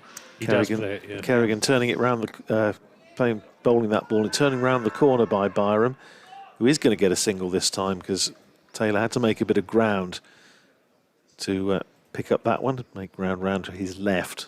And although his throw did hit the stumps at the non-striker's end, Eddie Byram was safely home, and certainly Sam Young set off there like a 100-metre champion at the Olympics. Very quick between the wickets, 27 for 1. Young back on strike. Kerrigan bowls to him, drives up to extra cover, fielded by Rob Keogh when there's no run. Kerrigan, we say it so often, gets through his overs so quickly. Already back at the mark, bowls to Young, who again is trying to back away, give himself room to play through the offside. But he should be playing the shot that Rob Keogh played. Yeah, well, he's got, he's hitting with the wind, hitting with the spin. There's no one out at straight mid-wicket. Yeah. Well, there was no leverage there for him, and at the end of the over, another tidy over from Northamptonshire, and a first tidy over from Kerrigan. 27 for 1, Byram is 12, Young is 8, 13 overs gone, so Somerset still needing 278 to win, and the asking rate has gone up to 8.4. It's easy to sit here and criticise, I appreciate that, but these two have got to find a way of accelerating the scoring rate. As Taylor is in. There we go, lovely shot by Eddie Byram. Nice, clean, lofted on drive down the ground. Stepped into the line, hit through it, and mid-on, up inside the fielding circle. Perfectly safe shot, well executed, 4 runs. It was a kind of a long ball, half volley, but wow, he hit that beautifully. One bounce and it flew into the crowd at the far end. That's quite a long boundary straight there, deceptively long boundary that opposition teams often get caught out on, because it's a bit further than it is towards the David Capel end, but a beautiful strike of the cricket ball. Well, you'll feel better now. I certainly do. Here's Taylor in the bowls to Byram, who gets tucked up with the ball angled into him from Taylor bowling around the wicket, quite wide of the crease to create the angle. It looks like Byram likes to swing his arms in order to play shots. He's shaped up to play through the offside with sort of flowing long levers, and the 4 that he hit off the first ball of the over was a beautifully long, elegant swing of the bat. So that led to Taylor immediately coming round the wicket, dragging his length back and trying to cramp almost cut his arms off, as I would say. Here's Taylor again to Byram, and Byram just plays that into the offside. Won't get a run. 31 for 1. Somerset were in the 14th over, needing 305 in 46 overs. Getting further and further behind the rate. They really need to hit at least 1 boundary and over, and keep the scoreboard ticking over with 1s and 2s. Taylor's in and bowls to Byram, who plays that, sets off for a very optimistic single, considering the ball was sitting in the almost in his block hole. But nothing done. And of course, the longer or the further behind the required rate Somerset get, the more difficult it's going to be for James Hildreth, especially coming in next, to achieve the sort of tempo. Absolutely, yeah. Somerset will need. David Ripley, the head coach here, has a lovely word for how he likes his batters to play in white ball cricket, and the word is busy. Yeah. It's a simple word, and really, I want Young to do well. I like young players coming into the game. I want him to go well, but he hasn't really looked busy enough for me. Here's Taylor in the bowls to Byram, who again doesn't get a run. Hits it straight to the fielder. Been far too many dot balls. Sam Young 8 from 34. Eddie Byram, even with the 2 boundaries that he's hit, the other 29 balls that he's faced, 30 balls as it is now, have only produced 8 runs. Yeah, and it gives the Northampton the luxury now. They've just posted another man out at deep mid-wicket, looking to bowl straight at Byron, recognising he can lift the ball through the leg side well, and they can defend that boundary now. Here's Taylor to Byram. Plays that up to mid-on, the shy at stumps. To Byram safely home. Will keep the strike. 32 for 1, Somerset, after 14 overs. It's a kind of a horrible position in some ways for Sam Young to be in. He's 8 off 34 balls. He's not getting much of the strike now. And he'll now know if he throws it away now and plays an extravagant shot or takes a bigger risk and gets out, that really does look terrible. But he needs to rebuild. And how does he do that? He needs to take calculated risks. The problem for him is Northampton are bowling really, really well and giving him little to feed off. So he's going to have to take more risk than he wants to. I think he has to go. I think he has to not to go right from gear 1 to gear 6, but I'd like to see him maybe operating in gear 3+. Simon Kerrigan is just about to start his second over. Doesn't give us a lot of time to talk between deliveries, Phil, but there's one point I did want to ask you about as he starts this over to Eddie Byram. Goes for the reverse sweep, doesn't make contact, taken by Vasconcelos, who whips off the bails. Not out, says umpire Ian Ramage, to what was a polite inquiry for a stumping by Ricardo Vasconcelos. A fairly optimistic one. Is Kerrigan already back at the end of his mark? Bowls, and that's worked into the onside by Byram, but only as far as Keogh at mid-wicket, and there's no run. Phil, obviously Simon Kerrigan getting his chance with Graham White departing for the 100, but I just wonder, Kerrigan in again, bowls to Byram, again goes for the reverse sweep, again misses, again Vasconcelos takes off the bails. Doesn't even bother appealing for a stumping this time. You're going to say Freddie Heldrick, are you? No, I'm going to say I just wonder, because you and I saw him bowl very well in the warm-up match against Bedfordshire, and we assumed that he was going to have a role in this competition. He's Kerrigan in again, bowls to Byram. He just plays that down behind square to Tom Taylor, just fielding on the edge of the circle on the 45, and they're able to come through for a single. One more to Byram, 18 to him, 33 for 1. Whether you were a bit surprised that, in fact, he wasn't given a chance in the early matches with Freddie Heldrick preferred. Here's Kerrigan in short. That's picked up by Sam Young, who's come out of his shell. He's landed it on top of the coffee stall. It's very well caught by a man of the deflection off the roof of said stall, and that's 6 good runs to Sam Young, 14 to him, 39 for 1. Yeah, that's more like it, and that's the direction he should be hitting, the off spinner. Yeah, good shot, and just sat back and right back in his crease. It was slightly short, and using the depth of the crease made the most of that and timed it beautifully. Yeah, I'll talk about Simon after the over. Here's Kerrigan to finish the over. Bowls again, just a little bit short of a length, and Sam Young backing away, plays it out to the cover boundary, where Safe Zabe is still sweeping and they're able to come through for a single. So Young keeps the bowling. End of the over, 15 to him, 18 to Eddie Byram, 40 for 1, 15 overs gone. So the target now, 265 to win, 31 overs to go. The asking rate, 8.6. So it's a kind of it's a kind of a typical Phil Rowe answer, really, because I'm going to say it depends is my answer, and I get away with murder with that. So it depends on how you see the competition. And young Freddie Heldrick, he did well in the T20. He's only bowling 4 overs in that competition. We wanted to see him over a longer format, I would say. Here's Taylor to Young, who's picking up a single down to third man, 41 for 1. And obviously, one thing we know everything about Simon Kerrigan. He's a fantastic performer. And is he a better bowler currently than Freddie Heldrick in white ball cricket? Well, almost certainly yes. Freddie I'm sure wouldn't mind me offering up that opinion. But we want to find out about some of these younger players, and the only way you find out about whether they're good enough is to play them.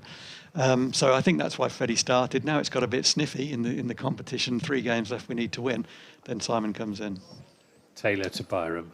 And this has gone straight up in the air. It should be a catch. And it is taken. Keogh. By Rob Keogh, running in from mid-off. And that is the end of Eddie Byram for 18. Caught Keogh, bowled Taylor. Somerset 41 for 2. So yeah, Byram, as he's done a number of times, they're sort of backing away, looking to get those long levers into play. Taylor dragged his length back. It wasn't a great delivery, and Byram playing a cross-batted shot, could only top edge it. It needed some catching though with this swirling wind, and it was almost a carbon copy of something that happened in the Northants innings, where the ball went to very, very high, straight off the top edge. On that occasion, a number of the Somerset fielders kind of looked at each other, and it was a case of after you, Claude, and the ball. Well, it was these two. It's the one walking to the wicket now, and the one that's just walked back into the dressing room. I wonder if they mentioned that on the way past.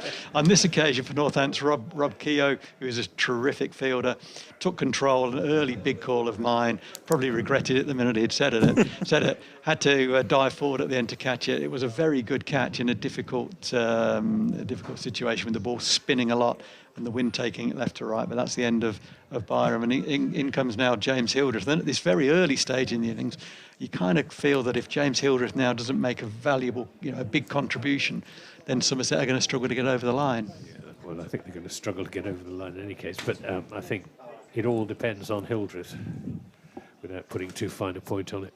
And he is from these parts, isn't he, Radders, I think? Well, he was born in Milton Keynes. Yeah. And his dad, Dave, run the cricket facility there at Campbell Park for a long time. It's one of my very rare claims to cricketing fame that I once captained James Hildreth. Is that right? I need to know more about that. He's on strike now as Taylor bowls, and Hildreth strokes him away through the offside out to James Sale, and is off the mark straight away, 42 for 2. Yes, he was, as you say, David Hildreth was involved with Milton Keynes for many years, and leisure and recreation down there. And he and the two boys played my old boss, who was a former sports editor at BBC Radio Northampton, John Morris, who you'll know. And did I play in this game? You may. It's possible. At the Leathern Bottle at Wavendon. Yeah, I you played. may well have played. Yeah, I did. Well, you remember the game then? Yeah. The two boys played. Vividly. It's Taylor into Young, who will get a single down to third man, 43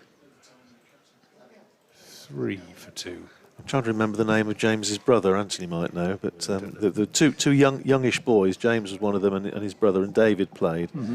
And it was at the small ground at the back of the pub, the Leathern Bottle at Wavendon, and where John used to be landlord.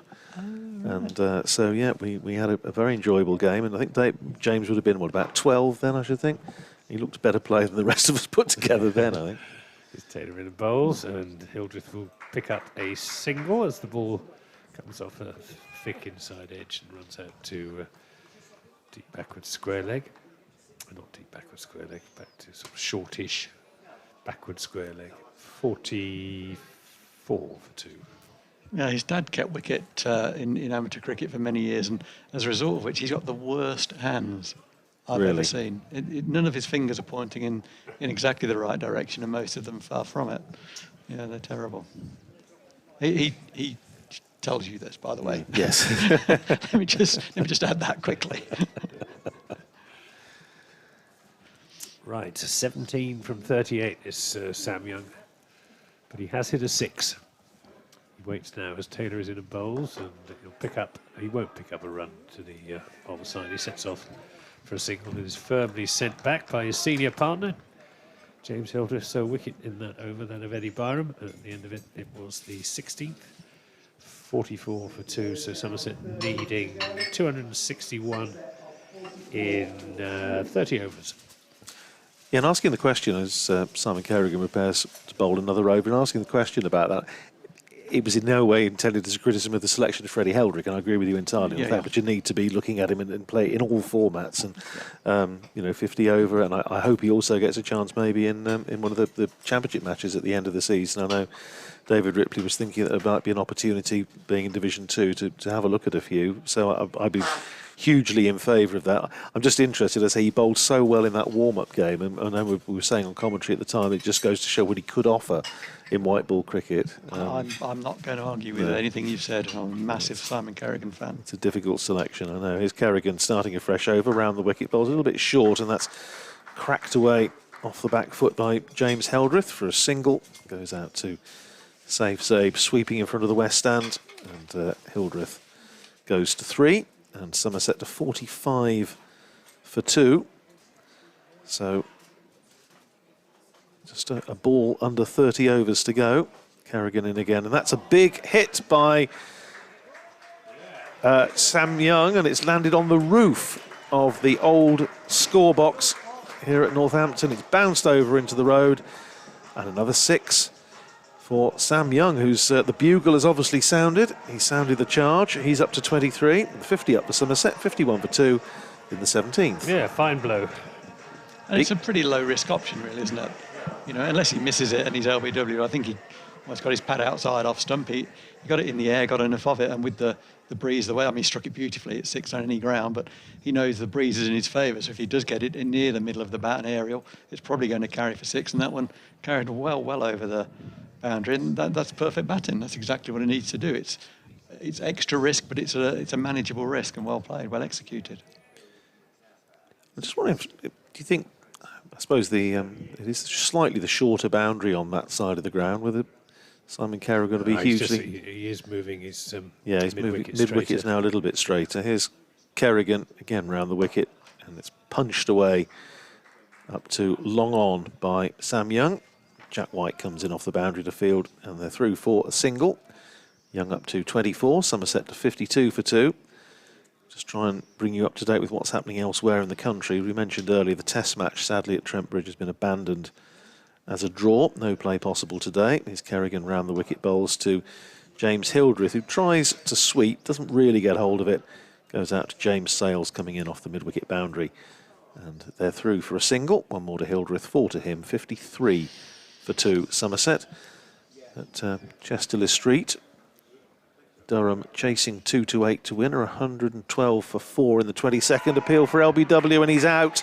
And Kerrigan strikes, and Sam Young trying to repeat the stroke and swing it away. The sort of slog sweep on the onside, looking at the mid-wicket boundary again, misses, and Neil Bainton had the finger up fairly quickly. He was in no doubt, and Young goes for 24, a wicket for Kerrigan, and Somerset 53 for 3. Yeah, the change in the field there was a good one by Simon Kerrigan. He moved the man square onto the sort of deep mid-wicket boundary, which led to Sam Young wanting to hit the ball a bit squarer, which is a slightly more difficult shot. And he didn't make contact. He was given out pretty quickly. I wonder whether I wonder whether he got his pad outside off stump. Yeah, that's on my mind. I think he thought he had. He did, yeah. I mean, I can't. The replay sort of flicked through, and I didn't get time to see Would it. certainly have hit the stumps. Yeah, but whether he. Yeah, his pad was a long way out. Well, I've only seen it from a strange angle, Anthony, and from the strange angle, it does look like he has a case. I saw a replay from straight on, from end on, and it. Yeah, that was where the element of doubt was. The slightly surprising thing was that Neil Bainton isn't normally a particularly quick giver. I mean, some of them are, but I've seen quicker than Neil Bainton. But he did give that out fairly quickly. He did. So he was clearly in no doubt. But then it's, if batsmen are trying to sweep a spinner off the stumps, yes. It's an open invitation for the umpire to put the finger up.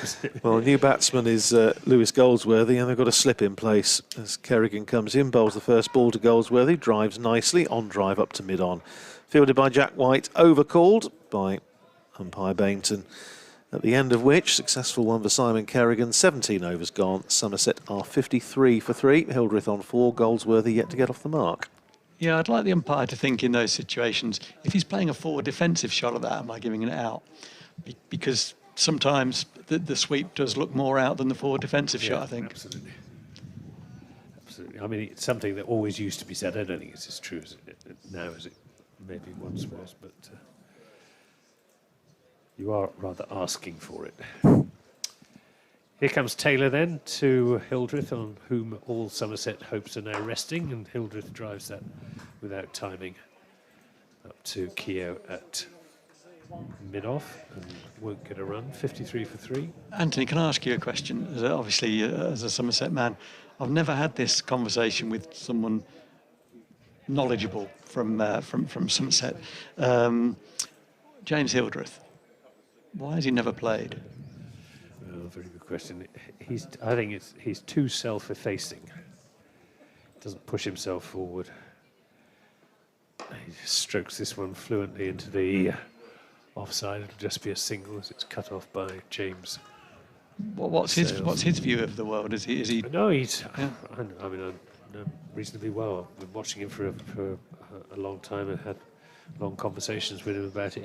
He was desperately keen to play for England and feels, I think, understandable resentment that he never got the chance when so many others who've got a much less good record in first-class cricket have had the chance. But I think, I don't know, just one of those things. Here's Taylor in the bowls, and this is driven on the bounce to Proctor. He's too nice for his own good, I think. Yeah. It's almost that. I think there are people in cricket who think he's not hard enough, not tough enough. But well, it's very easy to sort of make that assumption, isn't it? I know. It really is. Just because somebody is intelligent and modest and doesn't go on about what a wonderful batsman they are. Yeah. It's a great shame. It's Taylor in the bowls, and Goldsworthy goes for his favourite pull shot and almost bottom edges it onto his stumps. Plays that shot well, usually, Lewis Goldsworthy. Again, he's a fine young batsman, Goldsworthy, but he's more in the Sam Young mould than the James Hildreth mould. Well, I guess, in terms of James Hildreth, England's loss has been Somerset's gain over the years. Yeah, absolutely. I mean, he's now Somerset's, I think, 4th highest all-time run scorer. And as Taylor bowls, this is turned nicely by Goldsworthy. Should be 2 runs here. They come back for the second as he plays that out into a gap. Mid-wicket, 56 for 3. He will, assuming he carries on playing, he's 36 now. If he goes until he's 40, he will become Somerset's highest ever run scorer. Oh, so just please educate me to I guess, Trescothic is ahead, No, Gimlet, Harold Gimlet, is and followed by Trescothic, followed by Peter White, who's a Ghanaian who became a very, very good Test match umpire, as this is pulled down to deep backward square leg by Goldsworthy just for a single. Andrew will remember Peter White. I do indeed. Yes, played for PB White. PB White, that's it. Played for Somerset in the through the 1950s. Had a early huge. 60s. It was in 1959, something like that. Had a big season. Got an awful lot of runs. I'll offer you one little stat apropos that. A total of 51,000 runs in all competitions between two English batsmen, neither of whom got a sniff, or much of a sniff of an England place. James Hildreth and David Sales. Oh, I thought you were going to ask me. No, I had the other one ready to go. Yeah. Okay. So James Hildreth now, just doing a quick look, he scored thick end of 28,000 runs in all cricket for Somerset. David Sales scored upwards of 23,000 for Northamptonshire. Must have been some very, very good players around, and England must have been hugely successful in that time. Oh, hang on a minute. No, they weren't. Oh, yeah, well said. Yeah. Well, there you go. Luke Proctor. How far from London is Northampton and Taunton? Yeah, exactly. So there was a wrong end of the M4. Yeah. Oh, or indeed the wrong end of the M1. Luke Proctor is going to come into the attack, and he's running into bowl to Lewis Goldsworthy, who's made 3, and he's adding to that tally immediately, turning that one away nicely down to deep backward square. And that's super fielding out there by Tom Taylor. Brilliant. Who is so quick for a big, tall man and quick bowler. I can think of one or two fast bowlers of our acquaintance and who we've seen over the years who probably wouldn't have moved quite so quickly over the ground and winged that one in. Anyway, kept it down to a single, 4 to Goldsworthy, 58 for 3. Proctor in bowling to Hildreth, who shovels that one slightly, not the most elegant stroke that James Hildreth's ever played, but he picks up a single for it as it goes out once again to Tom Taylor at deep square, and Hildreth up to 6, 59 for 3. It's got a bit darker in the last 10 minutes or so. I think there's a bit of rain, a few showers around, but they look so, to me, from the radar, as though they're sort of angling down, hopefully going to miss us to the south, all being well. Here's Proctor in again, and again a third single of the over. And once again, the third time in the over, fielded by Tom Taylor out there on the mid-wicket boundary. Yeah, DLS at the moment is showing 1-3-2. Oh yes, I was just going to say. Yes, Somerset are a little adrift if it does. Just occurred to me to look, see what if the it does DLS rain, equivalent. but hopefully it won't. Here's Proctor in again, big swing by James Hildreth, who is obviously mindful of that and possibly mindful of the fact that the clouds are gathering a little bit. Went for the big hit, didn't make contact, fortunately for him. Didn't find the edge or hit the stumps either. Goes into the gloves of Vasconcelos. That would have gone a long way. It would. He put the house and all its furnishings into that one. Here's Proctor, and that's pulled away by Hildreth for 4. And absolutely nothing wrong with that one. It's a reasonable length ball from Luke Proctor, but he obviously is a fairly comparatively gentle medium pace. Got a quick arm, but Hildreth onto that one, pulling it away through mid-wicket for 4. Hildreth into double figures, 10 to him, 64 for 3. He's batting without the stumps at the moment. Yes. Is how I could put it. Yeah, well, he's obviously aware of the situation and the change in the field. Now, Ben Curran is being dispatched out to the mid-wicket boundary and fine leg, long leg coming into the circle. And that's paddled up and over mid-wicket by James Hildreth, and Ben Curran makes a tumbling stop out there. Had to make quite a lot of ground round to his left. Fielded it well. Saved a couple of runs at any rate, but good intent there from James Hildreth at the end of the over. He's 12, Goldsworthy 5, and 19 overs gone. Somerset 66 for 3, so 27 overs to go, and they require another 239 to win. Well, when Hildreth got 61 the other day against Yorkshire, I asked him afterwards, what was your approach as you were walking out to bat? He said, well, I was just going to whack it around a bit. That's exactly what he did, and I think that's exactly what he's going to do here this afternoon.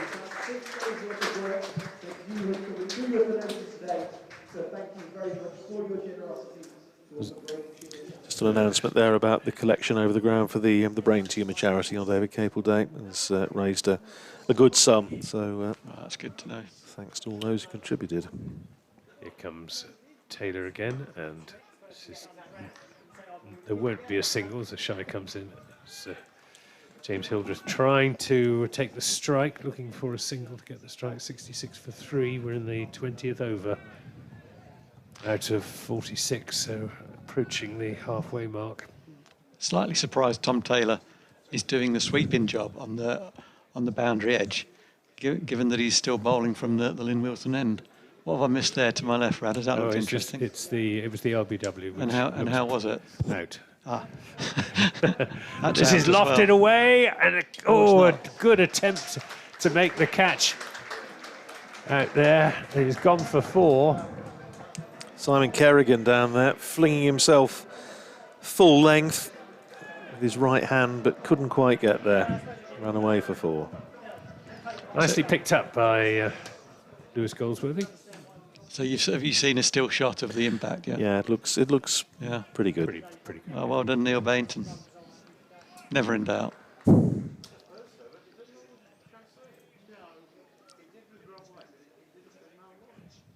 It's Taylor in bowls to Goldsworthy, looking for a single into the onside. It's not there.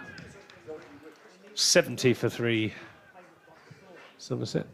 12 to Hildreth. And 9 to Lewis Goldsworthy. 9 off 10 to Goldsworthy. 12 off 10 for Hildreth. So they're trying to accelerate. Danger is that in seeking to do so, Somerset will lose wickets.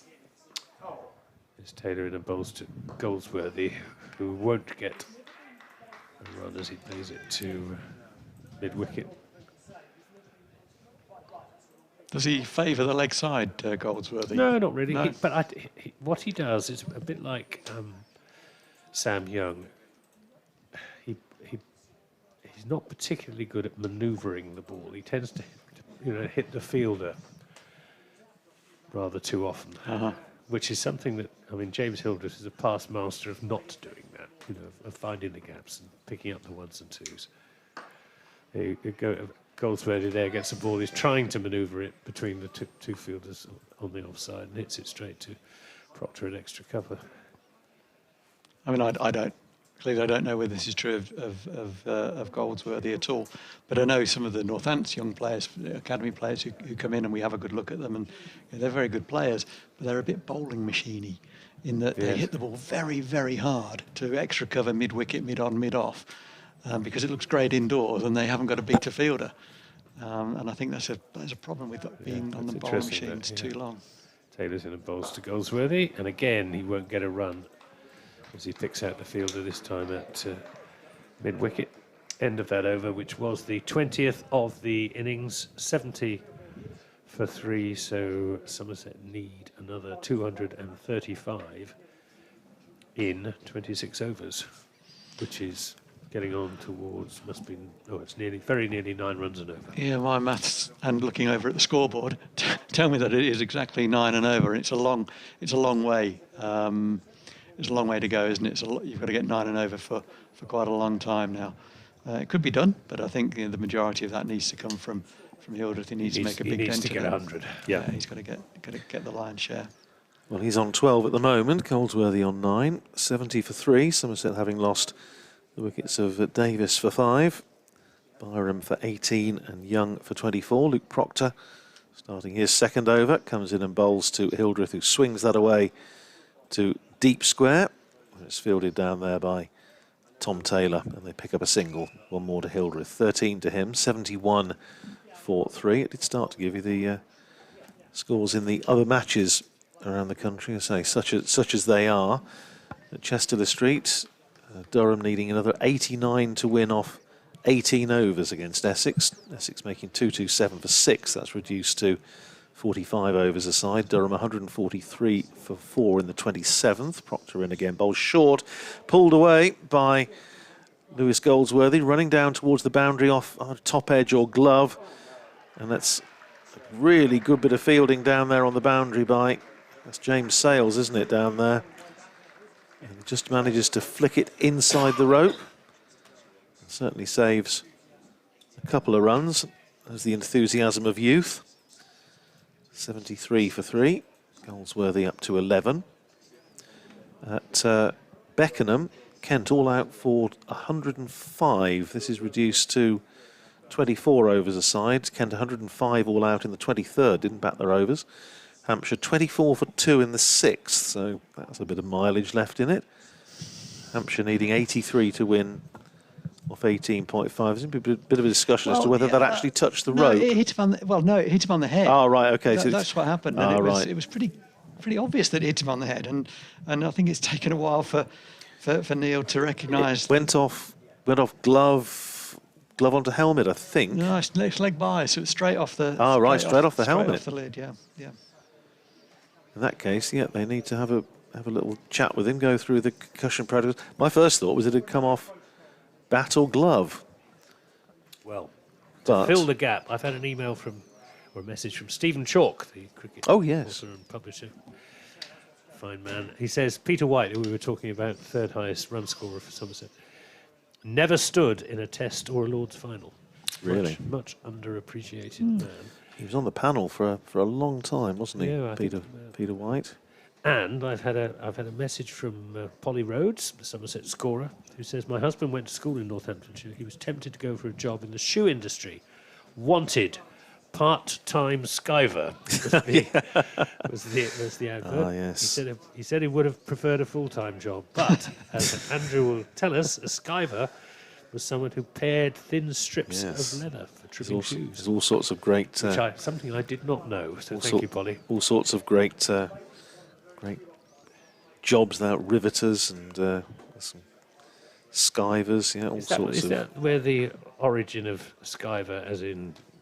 I think I would imagine it must be, mustn't it? I don't know, but I imagine it. It's hard to imagine it wouldn't be something to do with that.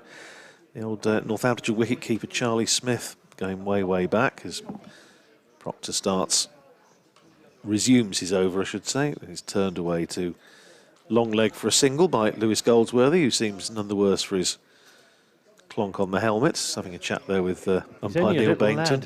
He is. He's fairly slight and boyish looking, isn't he? Picks up a single there. He goes to 10, 74 for 3. But he's hard as nails. Well, Cornishman, what do you expect? Absolutely. From Camborne as well. Proper call. Proper Cornish, yeah. Here's Proctor. Just waiting at the end of his mark for James Hildreth to be ready. Hildreth on 13, 74 for 3. Here's Proctor in bolster Hildreth, who turns it away for another single down to deep square. Tom Taylor coming in off the boundary, sends in his return to Vasconcelos. One more to Hildreth. He's up to 14 in Somerset to 75 for 3. Yes, Charlie Smith, who kept wicket for Northamptonshire for a long time between the sort of late 1880s and retired in 1906, so he was the first Northamptonshire wicket-keeper in first-class cricket, was in the shoe trade, self-employed, played as an amateur. Here's Proctor again turning that one away crisply away through mid-wicket by Lewis Goldsworthy. Beautifully timed stroke, and runs away to the boundary for 4. Crosses the rope in front of the old scoreboard, and 4 to Goldsworthy, who goes up to 14, and Somerset 79 for 3. That's one of the, I think, bettered only probably by that on drive from Eddie Byram as in terms of timing. Beautiful shot by Lewis Goldsworthy, who faces Proctor again, and he's turning it away on the onside again towards the same area. It's going to be a long chase. Didn't time that quite as well. It's a long chase round for Tom Taylor, and they're able to come back for a couple of runs out towards deep mid-wicket. 81 for 3 at the end of the over. So 21 gone, 81 for 3. Hildreth is 14, Goldsworthy is 16. The equation now, 224 to win for Somerset, and they have 25 overs remaining. The asking rate is 9, but Hildreth and Goldsworthy showing plenty of intent. Yeah, Charlie Smith was known to put in played as an amateur, and we put in 2 or 3 hours, get up early in the morning, put in 2 or 3 hours at his last, and then come up to the county ground and play for Northamptonshire. And in later years, after he'd retired, he used to, a lot of the Northamptonshire players would buy their boots and shoes from him, and Dennis Brooks told me that when he first came on the staff in the 30s, sort of the catchphrase was, "You can pay me next week." So he was always mindful of the plight of hard-up young cricket professionals, but great man Charlie Smith, the first-born Northamptonshire first-class cricketer, because he was born in 1859 in Daventry, and he was he was the oldest in terms of date of birth of Northamptonshire first-class players. Rob Keogh coming into the attack from the Lynn Wilson, indoor centre end, to bowl his off breaks. He's bowling to Hildreth, who strokes that into the offside, sets off straight away for a single. 81 for 3, Hildreth on to 14, Goldsworthy on 16. These two added 105 together for the 4th wicket in the game against Derbyshire. So they bat well together. Goldsworthy stretching forward, looking again for a gap in the offside and succeeding only in playing it back to the bowler. Lovely drift from Rob Keogh there. Gets plenty on the ball, Rob. Does give it a big spin, and that's, yeah, that ball definitely drifted away in the air. He's got the wind to help him as well. This is shorter and not really timed by Goldsworthy. He'll pick up a single out to James Sales, who's been patrolling the boundary in front of the scoreboard, away on the eastern side of the ground. I would like to see the Northampton seamers asking Goldsworthy to play more into the offside. It's been stumped too straight, and he's very good into his pads. Keogh to Hildreth, who goes for the reverse sweep and picks up 4 runs, which perhaps he shouldn't have done, as the fielder at short third man just lost his footing as he turned to make the stop. That's Ben Curran. Ben Curran. Yeah, I think Ben Curran anticipated the ball going a bit finer, set off to his left, and it actually was hit really, really well. Solid reverse sweep, and it went to his right, and he wasn't able to change direction quickly enough. 87 for 3. Hildreth plays that shot very well. He was one of the earlier exponents of it.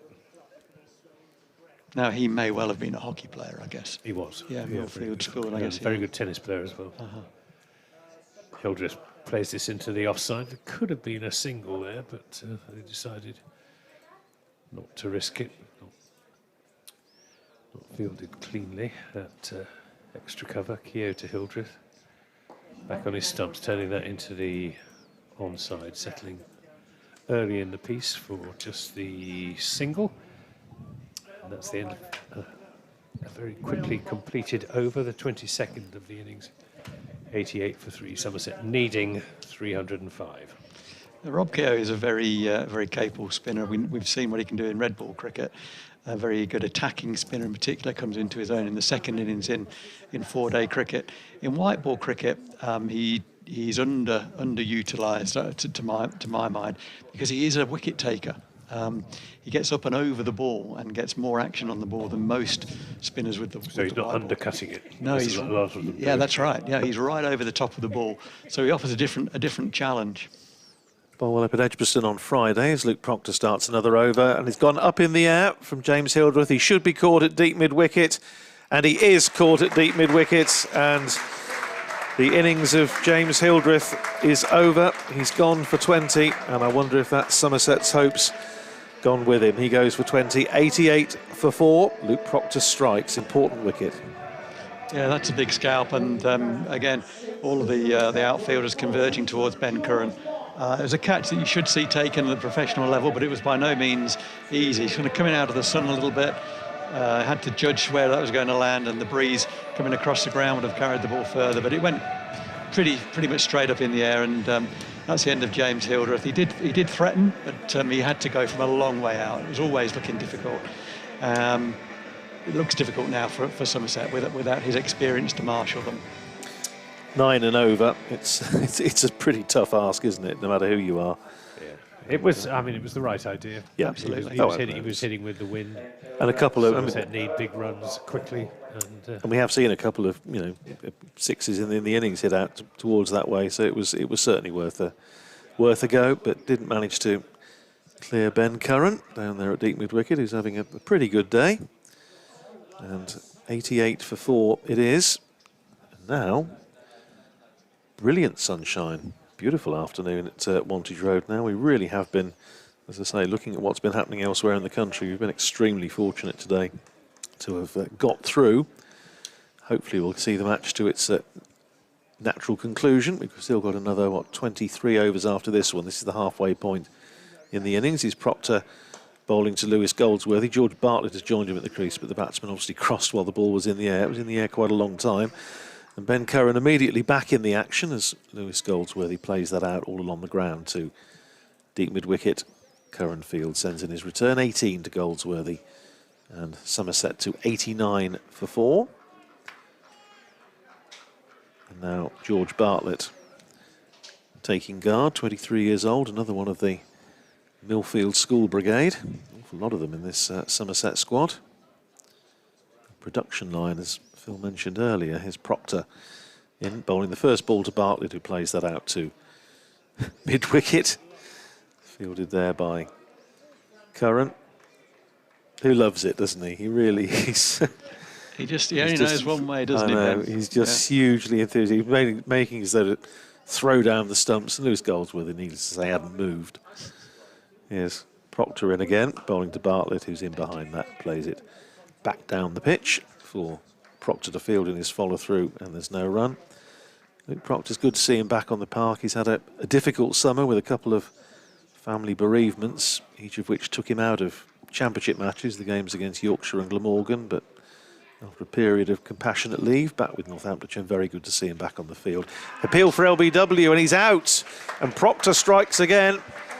Again, he looked maybe took a little bit of pace off that one, but Bartlett had come across, just shaped back into the right-hander. Neil Bainton gives him out. Bartlett goes for naught, and Somerset now 89 for 5. Double strike for Proctor. Yeah, the previous ball just looked to shape a wee bit, and Bartlett, like Goldsworth, getting across his crease, looking to work into the leg side. And I think the ball just swung a wee bit on him. The last two balls did look to shape a wee bit, and Proctor had been bowling sort of a bit too straight into middle and leg, and the last two balls were more on off stump, and he missed that, and he was slap bang in front on the back foot, I think. Well, Josh Davey now comes to the crease at 89 for 5, and well, what do you do here? 9.3 and over required. Well, I suppose they ought to try and bat out their overs, thinking about net run rate. Net run rate, yeah, exactly. That's going to be the... But that was poor old George Bartlett.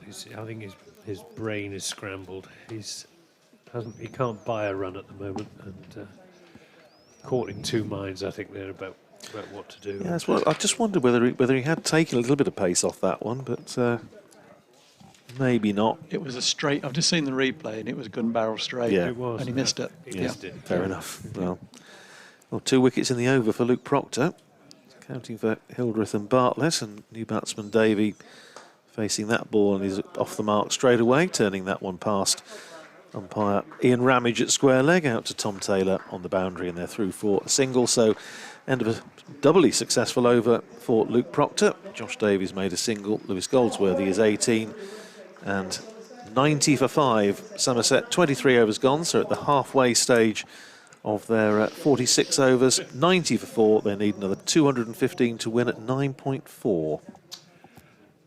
With only the bowlers to come, really. We've got, I guess, Casey Aldridge will come in next. Then Marchant de Lange. Well, he can hit a ball a very long way. He loves batting against Northants, that guy. Always was it against Northants that he got his 100? He was. I had the fortune or misfortune, depending on how you look at it, to be commentating at the time with our friend and colleague Nick Webb, and the ball was flying to all parts. I think you were on with us as well, weren't you, Phil? I was. Remember rightly. Yeah, I was. He's done that, not quite 100, but he's... This should have been stumped. Should have been stumped. Rob Keogh got his head in his hands. Vasconcelos snatched at it. Davey coming down the pitch, missing, and should have been stumped by a yard. It's a tremendous appeal for LBW. That's hit the pad. And he's called it wide. It did hit the pad, didn't it? Yeah, it did. There's a few of the Northants fellas just suggesting that to the umpire. It's too late, his arms are wide. Yes. I was baffled by that, because it clearly hit the pad, hence the appeal. Impassioned appeal from Rob Keogh. They picked up a leg by, 91 for 5, and this is turned into the onside by Josh Davey for a single. 94 for 5. Somerset limping to defeat here at Wantage Road. Keogh bowling his off breaks. It's their bowls to Goldsworthy, who's down the pitch, driving nicely away through the offside. Didn't quite time it. It'll be pulled in just inside the boundary, and they've come back for 2 runs, 96 for 5. He does play the inside-out off-drive very well, does Lewis Goldsworthy. Didn't quite time that one as he would have wanted. Keogh bowls to him, and this time he's looking for a cut. Wasn't really in a position to play it. To a ball quite wide outside the off stump, couldn't reach it in the end. Got away with that one a bit there, Rob Keogh. He did. Goldsworthy faces, and this time he's looking to turn it into the onside and succeeds only in playing it back to the bowler. You can signs of agitation on the part of Lewis Goldsworthy. Keogh bowls quicker ball, which is nicely played out to James Sales on the cover boundary, but it's only a single. 97 for 5. Yeah, Anthony, you kind of mentioned about Somerset seeing it through, and I think net run rate is likely in a tight group. Net run rate is always worth keeping your eye on. We fell foul of that on one occasion famously, and didn't qualify because of net run rate, having sort of thrown a couple of games away where we could have kept in the game and looked after the net run rate a little bit. So I think that'll be on the Somerset mind. Well, it's going to be Luke Proctor. He of the golden arm picked up 2 wickets in his previous over. His figures now reading 3 overs, 2 for 20. Coming in at the start of his 4th over, bowling to Lewis Goldsworthy. Down the leg side, clipped away down towards long leg. Is he going to get 4 for it? No, he isn't, because it's a super bit of fielding down there on the fence by James Sales. He ran round the boundary just like his dad would have done. Sliding stop. Send in his return. I'm not sure his dad ever fielded on the boundary. Well, he did field on the boundary. He was a very good boundary fielder, but not a fine leg. No. In one of the more attractive positions. He was a fantastic extra cover and slip catcher as well. 99 for 5. Goldsworthy facing this ball. 100 up for Somerset. He plays it up for a single to Jack White, who's well inside the circle, but there was always a single there if they went off straight away, which they did. Goldsworthy up to 24 and 3 figures on the board for Somerset. 100 for 5 in the 25th over. See David Sales at extra cover, diving stop up onto his knee and throw the stumps down so many times. Certainly a great slipper as well. was. And red ball, here's Proctor in again, bowls to Josh Davey, who turns that down to long leg where James Sales, not David Sales, James Sales fields. David Sales is in one of the hospitality boxes, I think, at the far end of the ground. Come through for a single, 3 to Davey, 101 for 5. Lots of former players now congregating along with the Capel family in the boxes in the Lynn Wilson Indoor Centre at the far end of the ground. Watching the cricket, having a yarn as well. Appeal for LBW as Goldsworthy went right across his stumps, and I think Luke Proctor liked the look of that and signals a leg by in minimalist fashion by Neil Bainton. It was a bit like Harry Worth there, just stretching his leg out at the start of the old Harry Worth programme. If you're aged under about 60, you won't know what on earth I'm talking about, but it was funny. It was funny. Single to, on the total anyway, a leg by, let's say 102 for 5. Brings Josh Davey back on strike. Proctor in bowls to him, plays defensively out on the offside for Emilio Gay. Well, I was going to say Emilio Gay to field. In the end, he didn't field it because it bobbled on an old wicket end, but he was tight enough in. They just deflected the ball up to Ben Sanderson at mid-off, who demonstrates how it should be done to his younger teammate. 102 for 5 it stays. Here's Proctor in again. Bowls to Davey. Again, appeal for LBWs. He came across his stumps. Vasconcelos interested. Proctor not. I think you saw it was angling down the leg side. But the end of another tidy over for Luke Proctor, at the end of which, 25 gone. Somerset are 102 for 5. With Goldsworthy 24, Davey 3. Another 203 runs required by Somerset, but they now have just 21 overs remaining, and the asking rate heading up towards double figures, currently 9.7. John Hayes on Twitter. Can someone explain this performance to me? Somerset have appeared disinterested throughout. Did they think it would be rained off? I don't think they thought it would be rained off, but they've certainly, it's been a very much a below par performance from Somerset with the ball and in the field especially. and fairly limp with the bat, if we're being honest, as that's turned square into the onside just for a single. 102 for 5. But it is a very inexperienced Somerset side. They do rely very heavily on 2 or 3 experienced players, and if Davies and Hildreth don't come off with the bat, they struggle. That's a reverse swept 4 from Josh Davey. Yeah, good shot, well executed.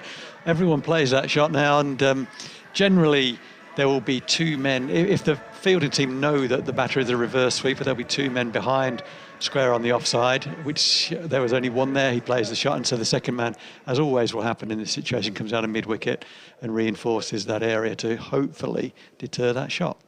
Keogh to Davey, down the pitch, taken on the pad. Yes, he fancies himself as a batsman, does Josh Davey. He got 70-odd not out against Leicestershire in the county championship. And, I asked him if he felt he hadn't fulfilled his potential as a batsman, as this is defended into the offside, and he agreed very much. But I think 7 in the order is at least 2 places too high for him. A bit lofty. I know when he started at Middlesex, he was a sort of 4 or 5 who bowled a little. Yeah.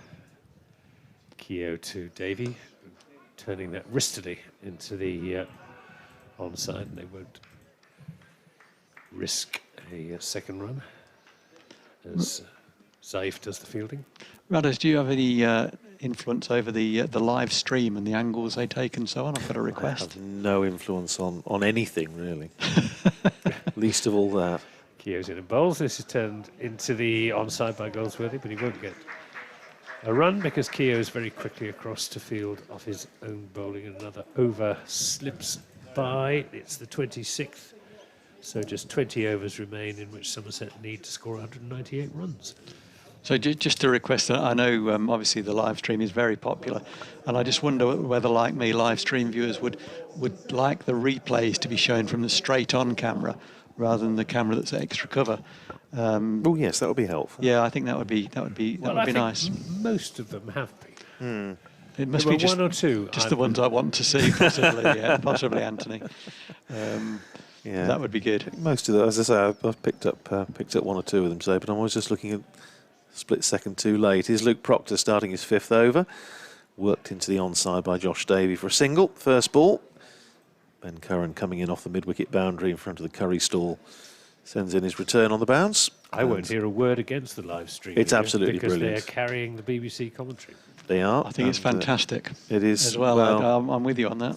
I think it's widely perceived to be a huge boon to county cricket, and allows a lot of people to can't get to the grounds to watch it and follow it closely.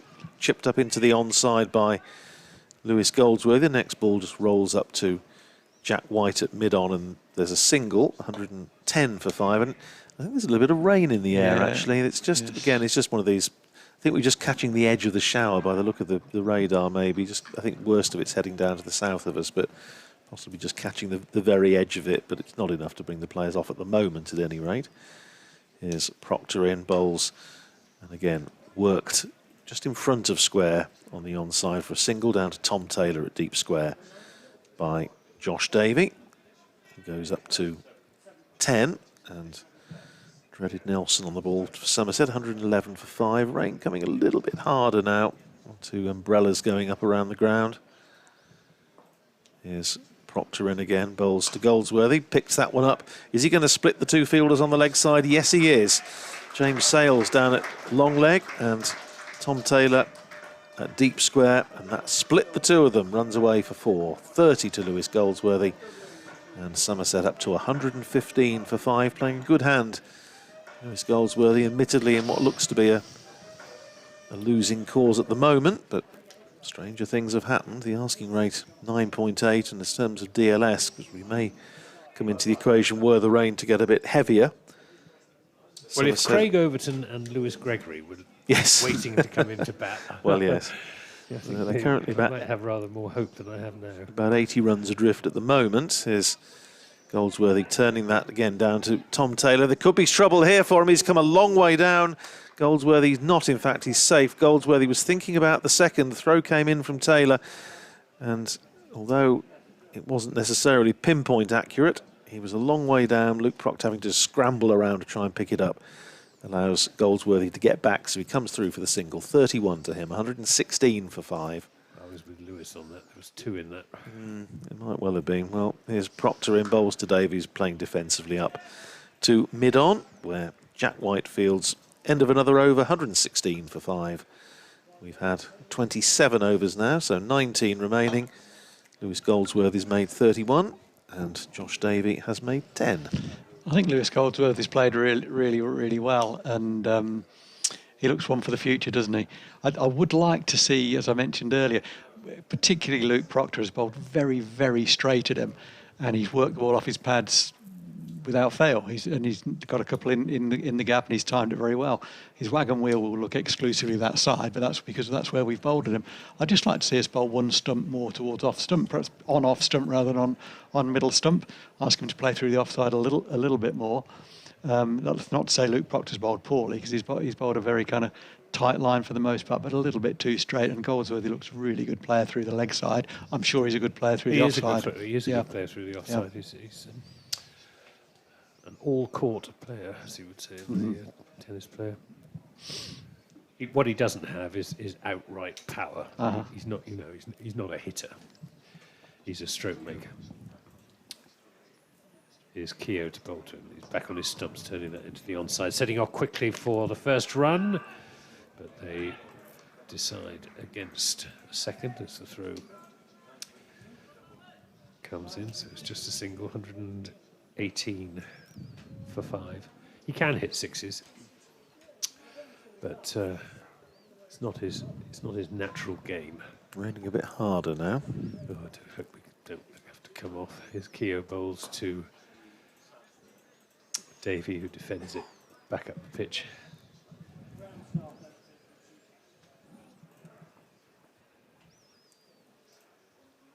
Keogh again pulling his off breaks, and it's a quicker one which is turned up to.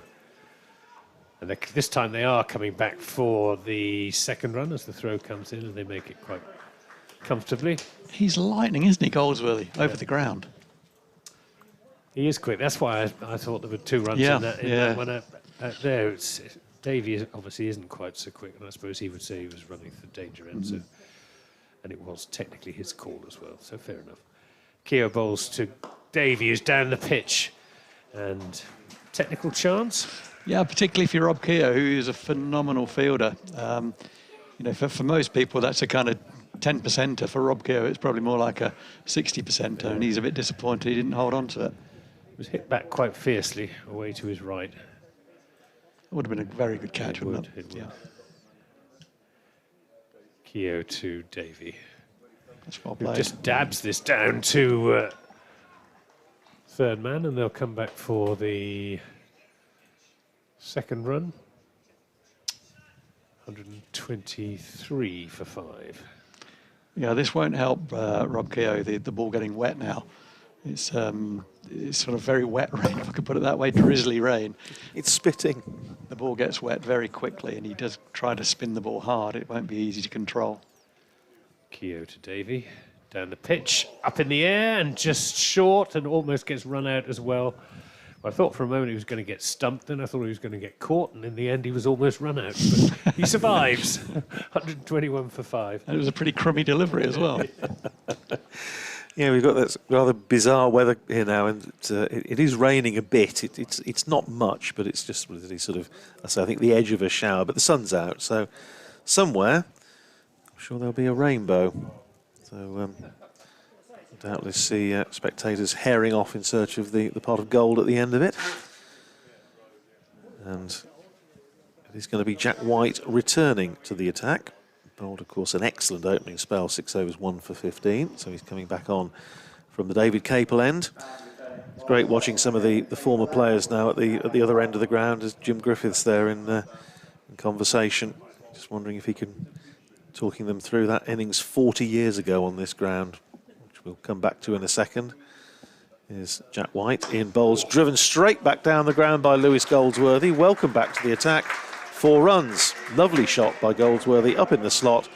Driven straight back over the bowler's head. 36 to Goldsworthy, 125 for 5. And the rainbow has indeed appeared over to our Oh, right. as if by magic. How about As if that? by magic. It looks as though it's probably ending somewhere around the boating lake in Abington Park. So, Which is where that delivery could have ended up, really, because it was a very long, slow delivery from Jack White, and it had the L word about it, didn't it? It looked a bit of a loosener. it did, and as I say, he didn't come back particularly well at Edgbaston. I think bowled a really good opening spell. So see if he can improve on it this time. Goldsworthy to 36 faces this ball, punches it away through the gap at cover out to the man sweeping on the cover boundary, Simon Kerrigan. And he's through for a single, 37 to Goldsworthy, 126 for 5. Yes, 40 years ago, NatWest Trophy semi-final on this ground against Lancashire, when you had Michael Holding bowling to Jim Griffiths and Tim Lamb, with Northamptonshire needing 13 to win, last pair in, and they managed to get there, or at least tie the scores. And Northamptonshire winning on, it was the highest score after 30 overs, wasn't it, in those days? Here's, well, that's driven again. Here's White again, bowling it almost identical delivery in the slot this time to Josh Davey, who dispatches it to exactly the same place, straight back over the bowler's head. 4 runs, 9 runs off the first 3 balls. Davey to 18, Somerset to 130 for 5. That's his favourite shot, Josh Davey. Lofted straight drive. Well, it was a beautiful shot. Yeah, that ball wasn't a half volley either. That was a decent length ball, and hit it on top of the bounce straight back over the bowler's head. That's that's not an easy shot to play. Just watch that on the replay. That was a sumptuous stroke. Oh, Beautiful clean nice swing hit. of the bat. Davey up to 18. Captain's innings from Josh Davey, perhaps, is White from down below us, running in bowling to Davey. Hits him high up on the pad. Appeals without any great conviction for LBW, I suspect, possibly to think about trying to stop him from coming through for the leg bye, but he didn't do so because they did come through for the leg bye. Signalled as such by umpire Bainton. One more onto the total, 131 for 5. Candidate for worst appeal of the season. I think I think so, yeah. It was so really in the top 3. it was almost more like a sort of a Strictly audition, really, wasn't it, rather than an appeal.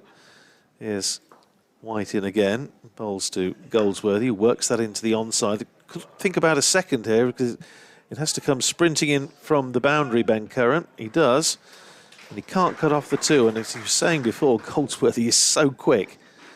Came back for the second, 39 to him, 133 for 5. Productive over this for Somerset, 12 off it so far, one way or another, including those 2 boundaries down the ground. Yes, and it was, I think it was David Field, who was then cricket correspondent of Extel, who pointed out that it was the world's worst batsman against the world's best bowler, holding against Griffiths, and Northamptonshire just squeaking into the final, which then, of course, they lost in a scores level against Derbyshire. Here's White in to finish the over, bowls to Goldsworthy, works it away, hit that rather harder, and it goes out to deep mid-wicket, and as such, rather than 2, they can only go for 1. Fielded out there on the boundary by Ben Curran, sends in his return, but 13 runs off the over, 134 for 5. And once again, second match running, Jack White not coming back particularly well. 40 to Goldsworthy, 18 to Davey, 134 for 5. Yeah, he didn't start the over at all well, did he? It was a bit of a loose and a bit stiff. Kind of floated it up there and it got dispatched back past him, and then he was on the back foot. And Davey did play a fantastic cricket shot. There was nothing wrong with the delivery that Jack White bowled to the captain, Davey. It would have been about bail height on off stump, and he just stood and smacked it back past him with some style. Kerrigan. Yes. Coming back into the attack, Simon Kerrigan. First time he's bowled from the far end. I wonder if that is a result of Rob Kerr having difficulty holding the wet ball. Obviously, Simon Kerrigan also a finger spinner, but not quite with the same technique as Rob. He comes round the ball a little bit more. Simon skids it on a wee bit. He's bowling to Goldsworthy. Goldsworthy's picking up a single into the offside. Moves on to 40, 134 for 5. 133 moves on to 41, 135 for 5. Yet again, top scoring for Somerset, Lewis Goldsworthy. Kerrigan just gets his approach wrong, retreats, regroups,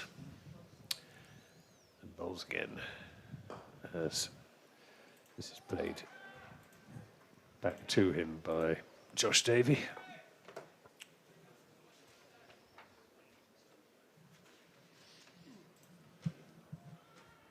Kerrigan is there and bowls. Davies drives that away through the offside. Diving attempt to make the stop by Luke Proctor at extra cover. In rugby union, that would have been a penalty because it was a no-arm tackle. He'd sort of dive with no intention of using his arms to stop the ball.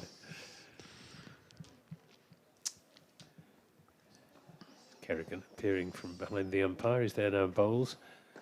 And again, Lewis Goldsworthy, who is being busy as a batsman now. He is looking for the singles. He's scoring off just about every ball he receives.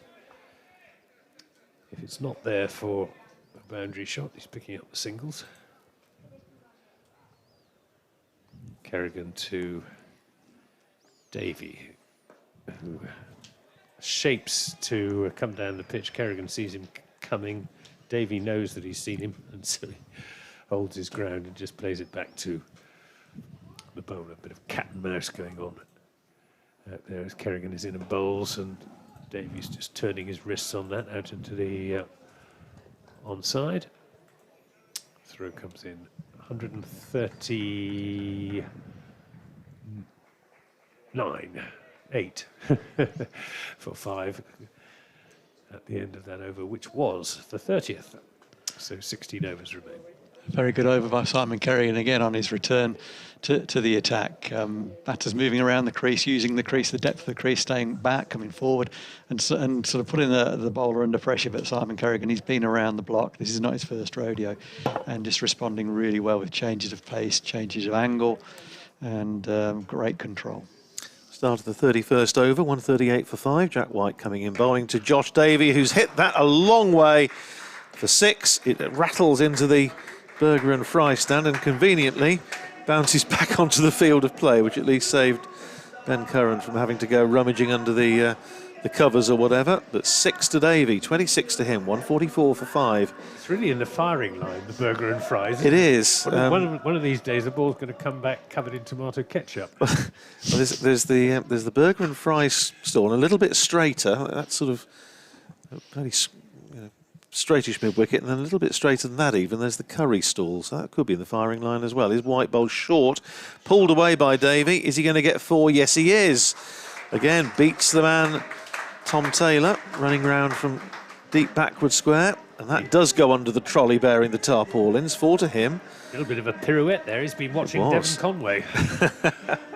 148 for 5. Lovely shot from Josh Davey. Yeah, it was very well played, Charlie. I mean, he was probably camping on the back foot there, having planted the fast bowler into the Burger stand for 6 the ball before. You could almost guarantee the next one was going to be short, and it was, and he dispatched it again. That's 10 off the first 2. I suppose that we should have it for memory of Richie Bano, the confectionery stall, shouldn't we, really? That's right. Here's White in, bowls to Davey around off stump, chops it down to backward point, fielded by Keogh. Dot ball. 50 partnership. Yeah, they've put on now 59 for the 6th wicket. And it really has been good stuff from these two. Whether it's going to be enough to bring Somerset back into the game remains to be seen. But it's limiting the damage. Well, absolutely. No, absolutely right. And Lewis Goldsworthy in particular has been hugely impressive. And Josh Davey playing the captain's innings so far. Here's White in again, bowls to him, and he works that up towards mid-on. And Luke Proctor just dropping back out of the circle at mid-on. Completes the fielding, sends in a not particularly accurate return.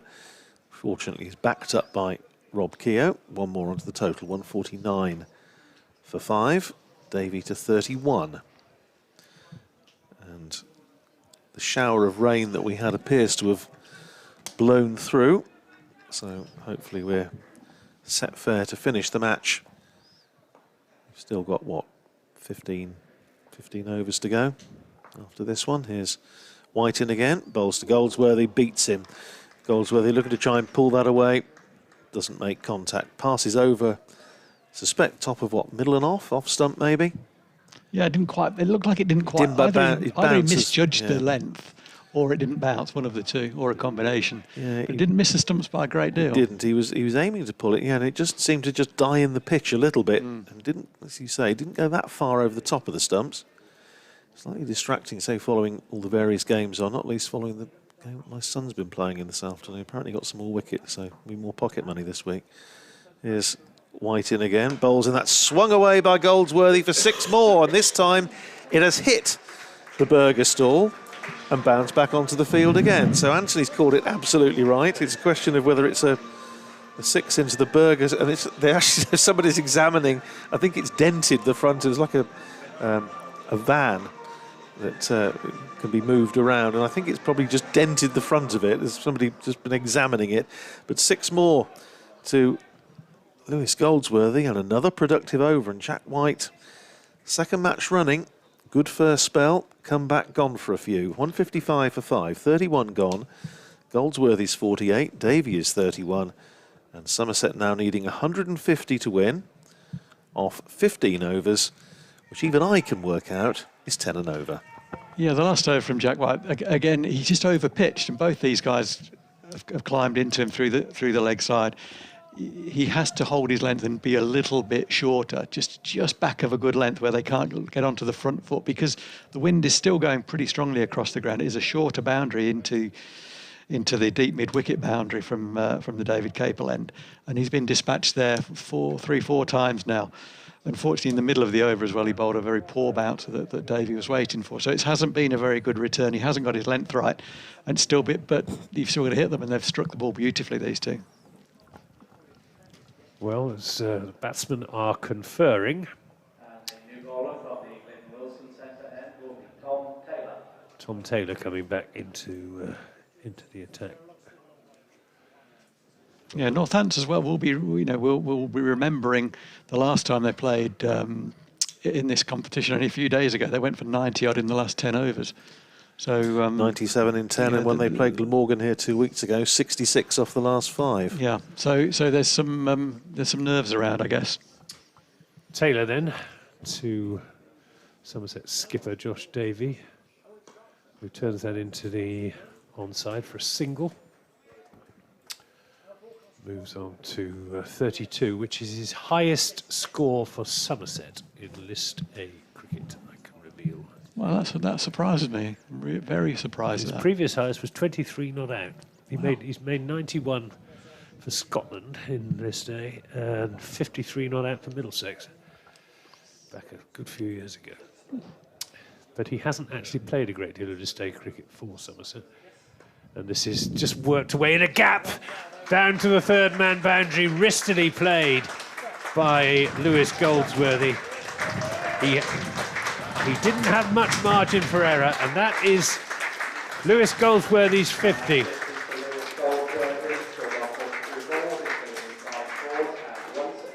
Forty-two balls, 1654s. And, well, a very well-crafted innings. No, you called him Mr. Reliable, and so it's proved. Yeah. Here's Taylor to bowl to him again. He's there and bowls. Goldsworthy again plays it down into a gap. It'll just be a single down to long leg. Jack White does the fielding down there. 161 for 5. Goldsworthy on to 53. Yeah, I used the word busy earlier, and he's kind of personified that, hasn't he? He has. Everything he's done has been with real intent. But it's been a well-judged innings. He's been picking up the 1s and 2s and occasional big shot. Is Taylor to Davey, who swats that away into the onside without timing it at all. They settle for the single as Kerrigan does the fielding. 162 for 5. 305 is the target. It's still a very, very long shot from the Somerset perspective. But as long as these two are together, they'll feel they're not entirely out of it. Not beyond the bounds of possibility. Taylor's in and bowls, and it's a Yorker, which is dug out by Goldsworthy out into the onside for a single, 163 for 5. Really pleased to see a Yorker. I was just about to ask you how many Yorkers you think Northampton have bowled up. It was sort of slightly rhetorical, and I think the answer before that ball was none. It's a tactic that Somerset used really well, actually. Baker bowled a number of good Yorkers, and Delanga bowled even more. He was exceptional. Here's Taylor again, racing in from the far end and bowls to Davy, who gets a slower ball and misses it, and it doesn't carry through to Vasconcelos. Yeah, I think the thing about the Yorker is it's a hard ball to bowl, isn't it? You need to be a strong man to bowl Yorker after Yorker after Yorker, because it's always taking that little bit extra out of the quick bowler to get it that extra couple of yards up to the stump. Yeah, I mean, and I don't know about bowling 6 in and over. I mean, I think Luke Fletcher is probably the only guy on the circuit that I can think of that springs to mind who has done that historically, and even he now doesn't bowl all 6 there. But it is just a change in length, like a back of a length, a fuller length. It is just a change in length and something that can be practiced. I think generally, and this includes in my time with the club as well, we were reluctant to bowl as many as I would think we should have bowled. That was first one from Taylor, so maybe the word's gone around that we need to perhaps do that. Certainly length balls are being dispatched regularly now by these two. Well, Jack White's been pulled out of the attack, not hugely surprisingly. Simon Kerrigan returning from the David Capel end and punched away immediately off the back foot by Goldsworthy for a single, fielded by Jack White coming in off the boundary at long off. And Somerset still certainly afloat here. Partnership now worth 75 for this 6th wicket, 164 for 5. Goldsworthy up to 55. Josh Davey facing on 33. Kerrigan round the wicket, bowls down the leg side. Good take by Vasconcelos, but signalled wide by umpire Neil Bainton. So one more onto the total, 165 for 5. Kerrigan running in again. Bowling to Davey, plays it back down the pitch. Kerrigan fields off his own bowling and there's no run. I think Davies happier against pace on rather than against pace spin. off, absolutely. Here's Kerrigan firing that one in, driven to extra cover just on the half volley by Josh Davey. It was sort of half stopped by Luke Proctor, and they're able to come through for a single. Didn't stop it cleanly. One more onto the total, 34 to Davey, 166 for 5. And Lewis Goldsworthy has gone aerial, and he's just cleared the man at long on, and it's gone all the way for 6. And Lewis Goldsworthy, well, you were saying, Anthony, he can hit 6s, although he's not necessarily renowned as a big hitter, but he got hold of enough of that one to clear the man on the boundary. Safe save, and go into the crowd in the front of the Spencer Pavilion. 61 to Goldsworthy, 172 for 5. Kerrigan in, bowls short, cut away by Goldsworthy out to deep cover, where it's fielded down there by Ben Sanderson. I'm perplexed as to why Saif Zaib should be fielding at long on. Yeah, because he is not the tallest. That's very true. 173 for 5. Kerrigan firing that one in, saw Davey coming, I think, and cleverly fired it in. And he was only able to play it defensively out on the offside. No run, end of the over, 173 for 5. So 33 overs gone. Lewis Goldsworthy's made 62. Josh Davey has made 34. So the equation now 132 needed off 13 overs. So despite the fact that that was, again, another fairly productive over with a 6 in it, the asking rate has just edged up a touch to 10.2, but it's still, as long as these two are together, as you say, they've still got a chance. Somerset always put in this form of cricket. Craig Overton is always at long on. Yeah, because he's the tallest, and a Craig Overton down there might very well have taken that catch. Yeah, he's a good fielder as well, isn't he, Craig Overton, for a big guy. This is turned down to long leg, just for a single. And it didn't clear him by much, as you say. No, it didn't. We're a pretty short team, aren't we, really, as I look around? Yes, it's never really dawned thinking, on me. yeah. But yeah, we are quite a short team. Safe's a fantastic fielder, but he can't do a lot about his height.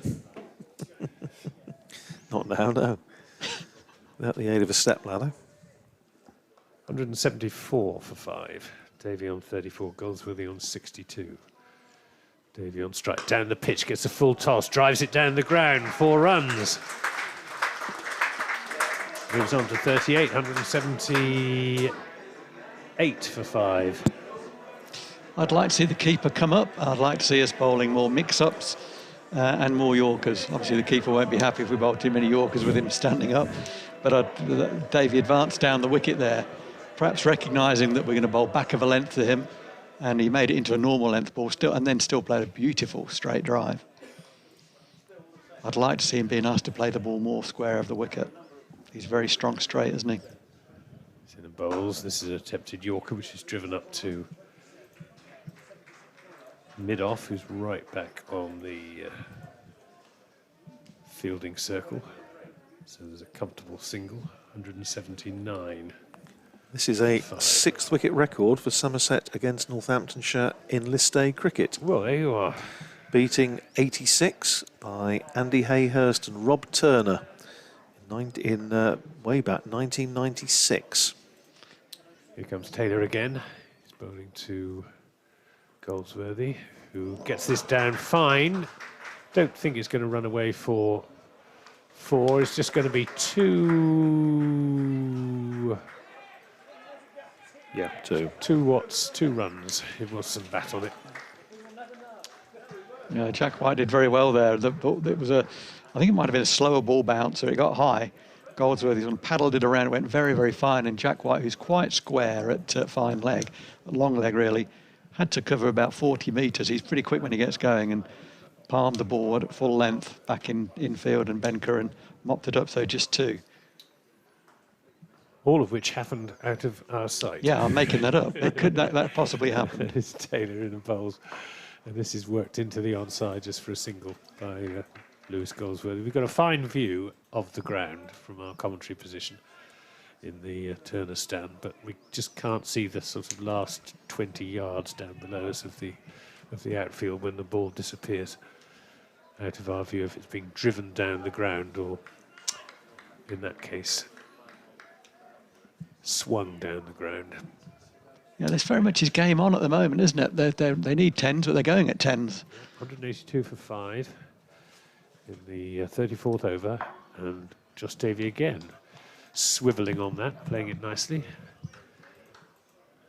Throw comes in. So as a captain now from the far end, when we're bowling from the Lynn Wilson end with the long leg side boundary, particularly to David, but probably to Goldsworthy as well, I only want the ball to go square of the wicket. Nothing coming back straight. I need to reinforce the field square of the wicket. I can have a mid on and mid off up. Therefore, I can bowl sort of change ups that can only go square, and if they're cloth, they can get caught in the ring. But on that, in that over, we did go for a straight boundary. Josh Davey coming down the wicket. He wants to hit us straight. That's where he's very strong, and he's struck the ball beautifully. Let's be asking both of these guys to play the ball into the long boundary square of the wicket. The difficulty for Northants is defending this end from the David Capel end, where the short boundaries to the leg side, 2 right-handers in, and the wind is still blowing pretty strongly across the ground, left to right. I just wonder also, Phil, we were talking earlier and commenting on the fact that there was plenty of early on Northamptonshire were very bubbly in the field and lots of energy and lots of noise. It's all gone very flat, hasn't it? There's a game on here, Adders. Absolutely. There's a game on here.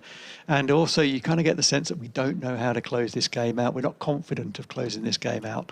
It's almost like we're looking for someone to do something special, or the batters to make a mistake. Kerrigan starting a fresh over, bowling short to Josh Davey, who's going to pick up a couple of runs here as he punches it away off the back foot out to extra cover, where it's fielded down there by Ben Sanderson. 2 more onto the total, 185 for 5. Josh Davey up to 42. Josh Davey should have been out almost as soon as he came in. Easy stumping chance. Yes, that's right. By Duskett Salas is Kerrigan bowling again, driven just wide of Simon Kerrigan. Not sure whether it quite carried to him, but it was half a chance, I think, to Simon Kerrigan diving away to his left. Chance of a return catch. They get a single as it goes up to Safe Sabre. Now finds himself at long off rather than long on. Davey to 43. Goldsworthy back on strike. Kerrigan bowls to him. And again, cracked away for a single. Out through extra cover. Once again, it's Sanderson who comes in off the boundary to field. 1 more to Goldsworthy. 67 to him. I think he could have. Did it just about I think get so. there? I think so. Has to go down as another chance then. 187 for 5. There's Kerrigan in, and again punched off the back foot by Davey, but this time it just finds Sanderson there, Proctor rather, there at extra cover, and there's no run. Kerrigan in again, bowls drop down, just pushed out into the offside for a single by Josh Davey, fielded by Proctor.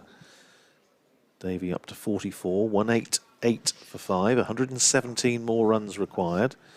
Kerrigan round the wicket, bowls to Goldsworthy, who cuts, very well fielded on the edge of the circle at backward point by Rob Keogh, setting the standard. And just a single accrues at the end of the over, 189 for 5. Goldsworthy is 68, Davey is 44. That is the 100 partnership for the 6th wicket between these two. Remarkable. Which is a terrific effort, and as I say, already a Somerset 6th wicket record in List A against Northamptonshire. So 116 more runs required, 11 overs remaining. The asking rate is still high, but it's been sustained at around about 10 and over, the scoring rate for the last 2 or 3. It's now 10.6 required. Yeah, it's manageable, isn't it? It is, yeah. As long as these two are in, it's manageable. Well, yeah, we've still got March and Langer to oh God, I'd forgotten about him. to come in as well. I'm fairly sure he would come in. That was said with feeling, Phil. Yeah, yeah, we've been on the receiving end, haven't we? Ben Sanderson at the far end. Ben Sanderson coming back into the attack, bowling to Goldsworthy. He'll pick up a single. Proctor coming across from extra cover, but Goldsworthy very quick set off straight away for the single. 190 for 5. Yes, I've already registered a request to speak to the coach, Paul Tweddle. But this goes on on the basis that we're going to lose. Well, and the other way around is I was thinking, yeah, it's going to be a Ben Curran night tonight, and then it might finish up being the coach again. Exactly. If Josh Davey makes 50, he'd be pretty much a candidate for it. We will see. He's waiting now as Sanderson is in and bowls, and that's driven away through the onside. He didn't quite get hold of it. They'll come back for the second run as Keogh's return comes in inaccurately to the non-striker's end. And 2 comfortably taken, 192 for 5 in the 36th over out of 46. 305 is the target. And it's raining again a little bit. Do without the rain. Yeah, absolutely. Here's Sanderson in and bowls, and Davey gets this away out to Keogh again, pulling it to deep mid-wicket just for a single. But I mean, indicative of how well these two have played is the fact that we were saying not too long ago that Somerset were about 80 behind on DLS. They're now just 30 behind on DLS. Just 30, but yeah. No, I think they've batted remarkably well. I think we've got our tactics right here, though. The ball's going square. It's what I'd like to see from the far end. Yeah. Sanderson banging it in. Here he comes again, bowling to Goldsworthy. He'll pick up a single down to long leg. Jack White doing the fielding.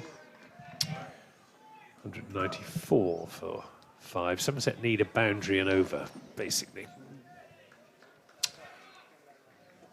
So this will be interesting now. The tactics from Northants are clear. Davey will have read the script. The ball's going to be banged in or mixed pace. It only goes square of the wicket. I guess he'll want to open up the offside. It'll be interesting to see his response. He waits now as Sanderson is in a bowls, and he pulls that away through the onside, but again it's going to be cut off by Rob Keogh, who's been busy out at deep mid-wicket. Quickly onto the ball, gets his return away. It's just a single, 195 for 5. If these two were to see Somerset home without being parted, they would break the 6th wicket partnership for Somerset in all List A cricket, 213. Well, we're a long way from that. Well, just bear it in mind. You can say that. I couldn't possibly. This is pulled but not timed by Goldsworthy. Out to deep backward square leg, and that's a much better over from Ben Sanderson. Bowling to Phil Owen's plan. Phil Rowe's plan, rather. Well, it's a pretty obvious plan, isn't it? And sometimes in life, the obvious is the best thing. Yeah, 196 for 5, so 10 overs to go, and Somerset needing 109 to win, so pretty much 11 and over. That partnership between Dean Elgar and Rolf van der Merwe against Surrey at Taunton in 2017. That was the extraordinary win, Rolf wasn't it? I van der Merwe masterclass. A game they were completely out of, wasn't it? It's 22 for 5, needing 279. I remember watching that, I think. Here's Kerrigan round the wicket, bowling to Goldsworthy, who comes down the pitch, aiming again to drive back over the bowler's head, but just comes across it a little bit, finishes up dragging it down to long on, and a single as Jack White comes in off the boundary to field, and they've now got Jack White at long on, which will please Anthony, a bit taller. Something's happening this over. Here's Kerrigan, bowls again to Davey, works that into the onside, dot ball, fielded by James Sales, who's quite tight in on the single there. Got two fielders just behind square on the onside. Sales just behind square and Emilio Gay at backward square, just on the edge of the circle, both of them. Here's Kerrigan round the wicket again, bowls to Davey, pulls that away towards deep mid-wicket. I thought for one moment Ben Curran hadn't picked that one up, but he did. Just had to move a little bit to his left to field. No, he didn't pick it up. He just signalled. No, he just seemed as though he wasn't quite sure what was going on. 198 for 5. And Kerrigan in again, bowling to Lewis Goldsworthy, who cracks that away through cover. But Rob Keogh is patrolling in front of the West Stand and keeps it down to a single. So a better 5 minutes for Northamptonshire. 199. Somerset could do with a big over. Yeah. Yes. I feel something's going to happen. The big leg side boundary is too inviting, really. 199 for 5, 106 needed by Somerset. 2 balls left this over. Yeah, and Josh Davey who's on 49, so one away from what will be a maiden list day half century for Somerset. He plays that defensively back down the pitch. And Kerrigan fields off his own bowling. Applause around the ground. Spectators have sort of woken up a little bit now, realise that we do actually have a game on. There's Kerrigan in again, bowls to Davey. He's going to get his 50s. He drives that up to Zabe at long off. Well played, Josh Davey. 50 off 48 balls. It also brings up the 200 for Somerset. But from Northamptonshire's point of view, a much better over, costing just 4 runs. 200 for 5 after 37. So Somerset still need 105 to win off the last 9 overs. Davey reaching his 50 off 48 balls. Very quickly, after the last 2 overs, because of the last 2 overs, I'm trying to say, the required rate is now 11.7. 2 overs ago, it was 10.1. So a couple of tied overs, and it does put the rate very much in Northampton's favour. Anything over 12s is less easily managed. Anything under 12s is manageable. Yeah, Somerset need a big over. 50 off 48 balls, 1644s. Here's Sanderson to bowl to Davey, who swings that up to long on without timing it at all. Pick up just the single against Sanderson, bowling short of a length, making it hard for the batsman to drive the ball down the ground and not offering any width outside the off stump. Bowling short of a length and straight. Here he comes again into Goldsworthy. Again, it's short, and Goldsworthy mistimes a pull shot. Might think about coming back for a second, but they won't as the throw comes in like a bullet. So 2 balls in this over, just 2 singles. Somerset need boundaries. They need them sooner rather than later. Yeah, I think mid-off extra cover is a good option. If Davey can get the ball there, he would need to back away from his stumps to do so. Lofted over the top of the extra cover, perhaps. Sanderson to Davey. Pulls that again. Just for a single to Rob Keogh on the mid-wicket boundary. Well, the Northamptonshire plan is working a treat at the moment. I like it when a simple plan comes together. Oh, yeah. Well, it's precisely what you prescribed, and it's certainly paying dividends at the moment. I just saw Goldsworthy have a little look at a wide third man, whether he thinks he might go up and under. Somerset's in the bowls, and Goldsworthy's looking for 2 here, but again, they won't get them. Oh, yes, they will, because there's a misfield. Yeah, Tom Taylor heading off the long-on boundary, and having done that, he actually prevented the second run, but then ran past the ball after he'd prevented the run, which then allowed the second run. Batsman putting pressure on It the field. was, yeah, absolutely. There are 2 acts. There's to stop it and to throw it, and they are 2 acts, not the same act. Yeah. 205 for 5. Sanderson to Goldsworthy. Plays this away through the offside. I think that's going to go for 4. It does. Nothing that James Sales could do about that. Picked his spot there, did Lewis Goldsworthy. 2 men at backward point and short third man, and cover out in front of square. That was a very, very skillful bit of batting, because that was the only area that really could have got the ball and it go for 4. He opened his wrist late on it. It was a fine piece of batting to miss that fielder. 209 for 5. Sanderson is in and bowls, and Goldsworthy will pick up just a single. Is he out? He's hit wicket. He's hit wicket. Yeah, he's hit wicket. He's trodden on his stumps, going right back onto his stumps, and that's a nice touch with Vasconcelos, just giving him a consolatory pat on the shoulder. Very unlucky for Lewis Goldsworthy. It can happen, though, if batsmen are going right back on their stumps, giving themselves a little bit of room when they're looking for quick runs. And he's gone for 80 from just 61 deliveries, Lewis Goldsworthy. Hit wicket. Bowled Sanderson, and generous applause for young Lewis Goldsworthy, who follows up his 96 against Surrey with a gallant 80 here for Somerset, giving them just a hint of a chance. But he's gone. What a fine young cricketer Lewis Goldsworthy is. Yeah, my first sighting of him, Anthony, and really impressive. I thought he bowled nicely, got tucked into for 1 over by Rob Keogh, but he bowled nicely. That was a lovely innings. That was an innings of real maturity, and such a sad end, really, to stand on your own stumps. It's a bit of a sad one. 80 scored, runs both sides of the wicket, predominantly leg side, because Northants were bowling very straight at him. But if he'd been there at the end, then you think Somerset win the game. He'll be very disappointed with that, but he's had a very good day.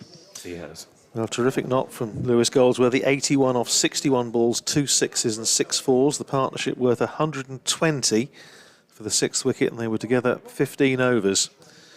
So going at 8 and over, those two between them. But now a new batsman in, Casey Aldridge, and Northampton shall just be hoping to dry things up, I'm sure, for an over or two and try and close this game out.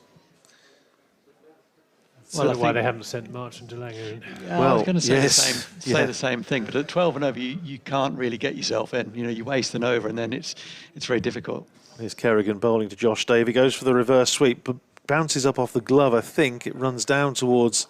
No, it doesn't. In fact, it came off his shoulder, off his body. I think maybe off just the top of the thigh pad, off his hip. Either way, there's no bat involved. It signals a leg by Neil Bainton. 1 more onto the total at least. 210 for 6 brings the new batsman Casey Aldridge on strike. Kerrigan bowls to him, and he's off the mark straight away, working it into the onside. Ben Curran coming in from the mid-wicket boundary to field, sends in a throw on the bounce to Vasconcelos. Aldridge away with a single. 211 for 6. 94 runs required. 46 balls remaining. Here's Kerrigan in again. Bowls driven down the ground by Josh Davey. In fact, it didn't go as straight as I thought it was going to. It finished up going out towards deep mid-wicket. I thought it was coming down to long on. Ben Curran comes round and fields again. Keeps it to a single. 53 to Davey. 212 for 6. Kerrigan already back at the end of his mark. Bowls to Aldridge, who drives down the ground, but a dot ball fielded by Kerrigan off his own bowling. gave him nothing to work with there, did he? Very loopy delivery. Said, you make the running. There's Kerrigan in again. Cleverly bowled. Just flights that one up and very well fielded on the edge of the circle at backward square by Emilio Gay. Diving away to his right. If he'd missed it, they'd have got a couple, certainly. Possibly even 3. But Gay keeps it to a single. Aldridge to 2. 213 for 6. 92 needed. 43 balls. Last ball of the over coming down. Kerrigan bowling to Davey. Drives it back and he's brilliantly caught and bowled by Simon Kerrigan. What a catch. And that was hit very, very hard. He missed one earlier on, but he caught that one and that was travelling. That was seriously travelling. And this super innings from Josh Davey comes to an end. He's out, caught and bowled by Kerrigan for 53. And Somerset 213 for 7. And now just 7 overs to go to make 92 runs. Well, yeah, it was a nice bit of bowling by Simon Kerrigan. Just took a bit of pace off, said, you make the running. And Josh Davies stood and smashed it back. It was going above the bails, and it would have been about 2 or 3 bounce 4 for the short straight boundary here at the David Capel end. But Simon Kerrigan, as good spinners do, got set after his delivery and dived to his right, took a 2-handed catch above leg stump effectively. And that's the end of Josh Davey for a really well-played 53. And you possibly think that's the end of Somerset's hopes, but March and DeLange will have different thoughts. He will. But, yeah, fine innings from Josh Davey, fully justifying his decision to promote himself to number 7 in the order, especially after A. Gibson had said that he should be down at number 9. So I told you could bat. Just looking at the stats for Josh Davies' innings, this has gone off my screen. 53 balls, so run a ball, 1 6 and 4 fours. Well batted, very sensible. I mean, he should have been out. I think it was second ball, stumped, but he was given that life and he took full advantage of it with some good, clean, intelligent hitting. Now, we don't need to be bowling too short at DeLange because he can clear the big boundary square of the wicket. Sanderson. Proctor. Oh, it's Proctor, is it? Down the leg side, and it's a wide, and they're going to take a run as well, so it's 2 runs rather than 1. That's a horrible bit of cricket by Northants. Gets DeLange on strike, of course. Exactly. Scruffy. Awful. 213 for 7. Big man, Marchant DeLange. Used to be a javelin thrower. Did he really? Yeah. Okay.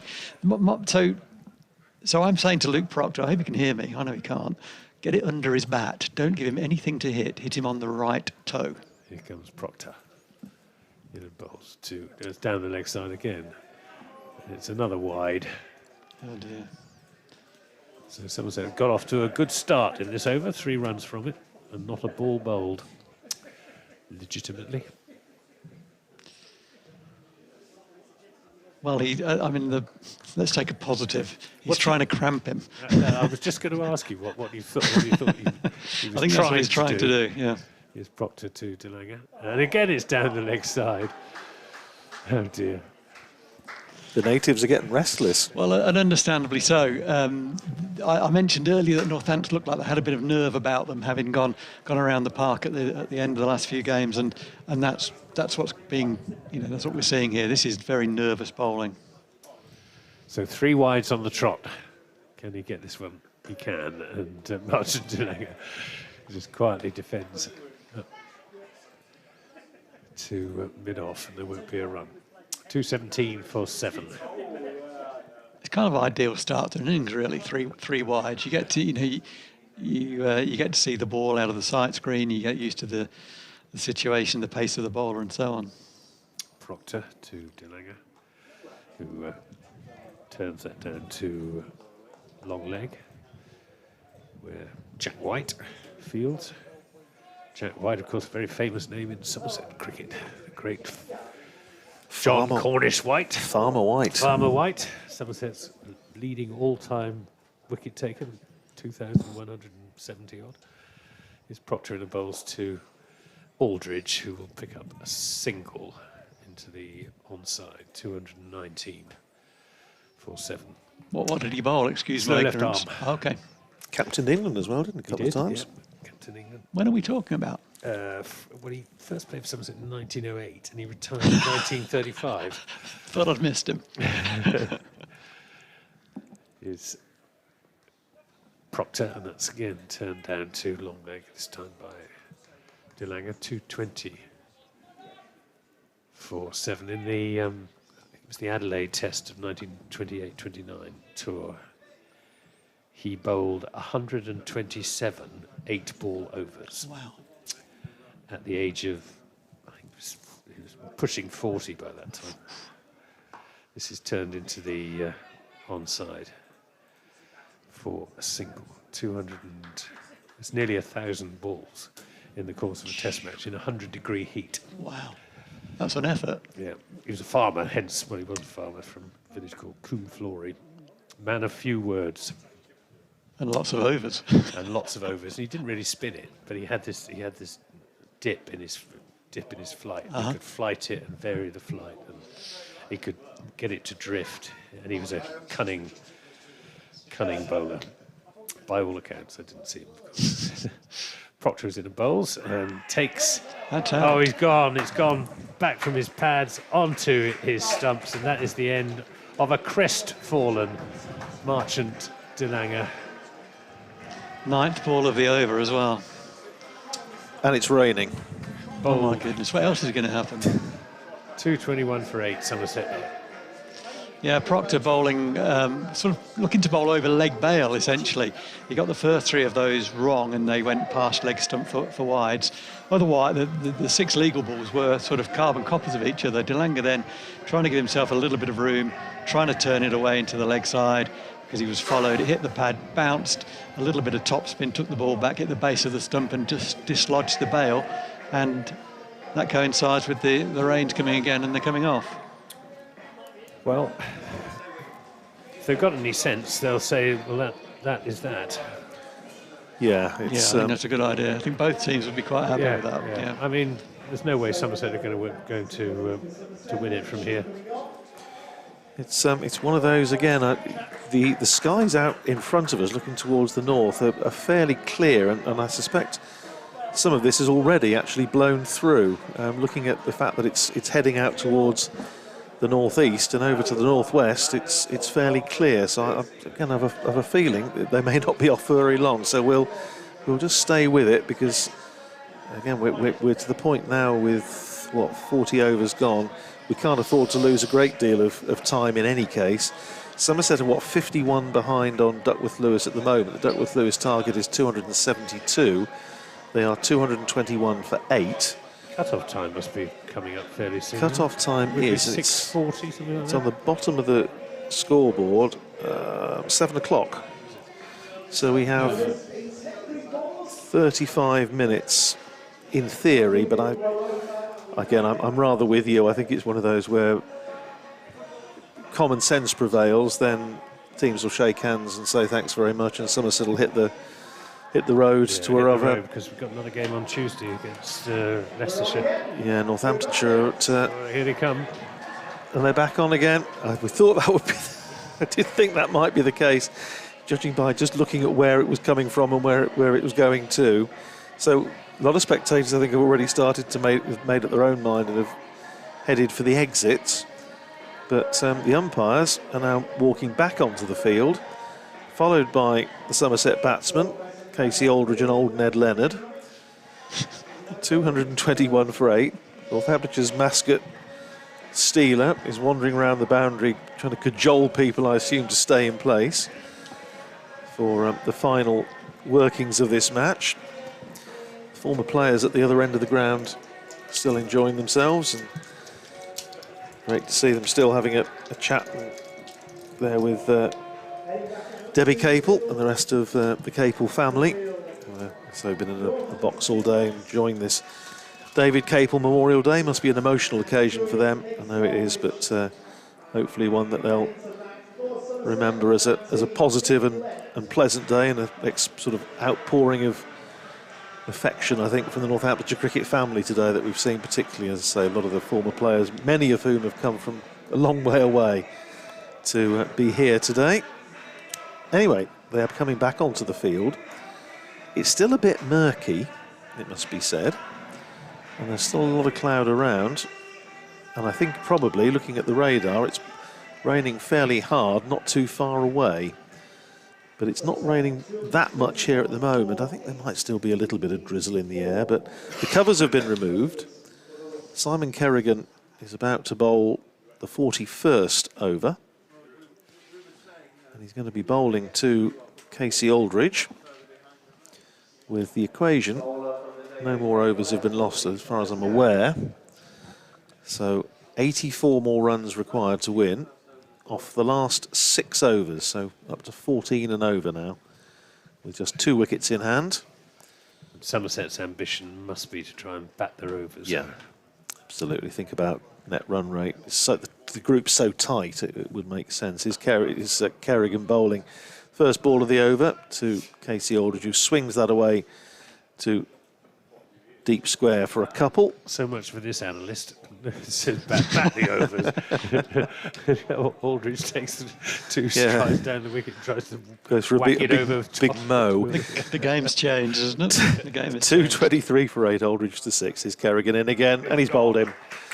He's bowled him, gave himself room to try and play that away through the offside. He misses, Kerrigan hits, and Aldridge goes. Bowled Kerrigan for 6, and Somerset 223 for 9, with Sonny Baker to come. Well, I don't know. Yeah, it's a waste of a wicket. He's a more than capable batsman, Casey Aldridge, but he'd obviously decided he was going to give it a whack. Yeah, he shaped it well. Played quite attractively. Certainly belies his number. And most of these guys who come through academy systems now can bat. And I see Ned Leonard is down as an all-rounder as well, so he can obviously hold a bat coming in at number 10 as he was. So it's not. There's not many Jim Griffiths around nowadays, and actually most of these young academy players are if not genuine all-rounders, and actually handy batters down the order. 3rd wicket for Simon Kerrigan, who's now picked up 3 for 48 into his 9th over. And yes, that's absolutely right about the fact there aren't too many genuine rabbits around anymore. 223 for 9. It actually is still raining a little bit, but presumably they're not going to come off at this stage, you wouldn't think. Quite what we've got the good, the bad and the ugly playing for, I've absolutely no idea, but perhaps any ideas, Anthony? I think it's in tribute to Somerset's performance. I thought it was about us 3, to be honest. I don't know who's who. Wilson, Keppel and Betty. Here's Simon Kerrigan looking for a 4th wicket to finish off the match and give Northampton just a glimmer of a hope of progressing to the knockout stages. Bowls to big appeal for LBW, not out, says umpire Neil Bainton. Don't throw that. And it was a bit of a speculative shy at the stumps from Ben Sanderson, which didn't hit them. So Sonny Baker survives. Kerrigan at the end of his mark. Bowls again to Baker, who just waits on that one, plays it to extra cover. Rob Keogh fields, returns to Kerrigan, having spotted that Ned Leonard was wandering down the pitch and possibly thinking about a single. I can't think of him anything other than old Ned Leonard now. It's your fault, Anthony. Here's Kerrigan in, and he's bowled him. And that's the end of the match. And Sonny Baker bowled by Simon Kerrigan without scoring, and Somerset are bowled out for 223 in the 41st of their 46 overs, and Northamptonshire winning this match in the end fairly comfortably, having picked up the last 5 wickets in 5 overs.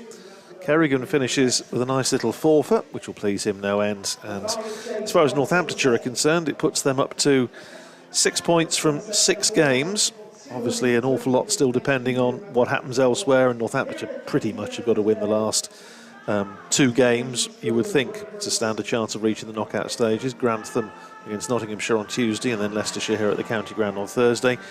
And as far as Somerset concerned, 8 points from 6 games could still easily make the knockout stages. Yeah, it's looking more likely, though, that Somerset will have to win their last 2 games against Leicestershire at home on Tuesday and Warwickshire away on Thursday. Well, not a good performance from Somerset. Really, the only redeeming features, the innings of Lewis Goldsworthy, 80 from 61 deliveries, and Josh Davey, the skipper, 53 from 53 deliveries. They put on 120 for the 6th wicket and gave Somerset just a glimmer of a hope of pulling off an unlikely victory. But in all honesty, the fielding was poor, the bowling was okay, the intensity in the field of Somerset was poor as well, and they got off to too slow a start with the bat, got behind the rate, and when they tried to accelerate, they lost wickets, apart, as I said, from that excellent stand between Lewis Goldsworthy and Josh Davey. So Somerset's first defeat in the competition, although they've had it coming. They would have been beaten at the Oval last Thursday rather, but for the rain arriving in the nick of time. And today there was no reprieve. A good win for Northamptonshire, well deserved. Well, I have to say, one of the things that was being talked about after the performance at Edgbaston on Friday was I saw one or two people on social media, supporters, saying that they just really, really hope that this, with being David Capel Memorial Day and family here, former players here, and a day to remember and celebrate the life and career of David Capel, they just hope that Northamptonshire put on a better performance than they did at Edgbaston on Friday. It would have been hard to play much worse, it must be said, but at least they've had that satisfaction today, and I think supporters will be reasonably happy with that, Phil.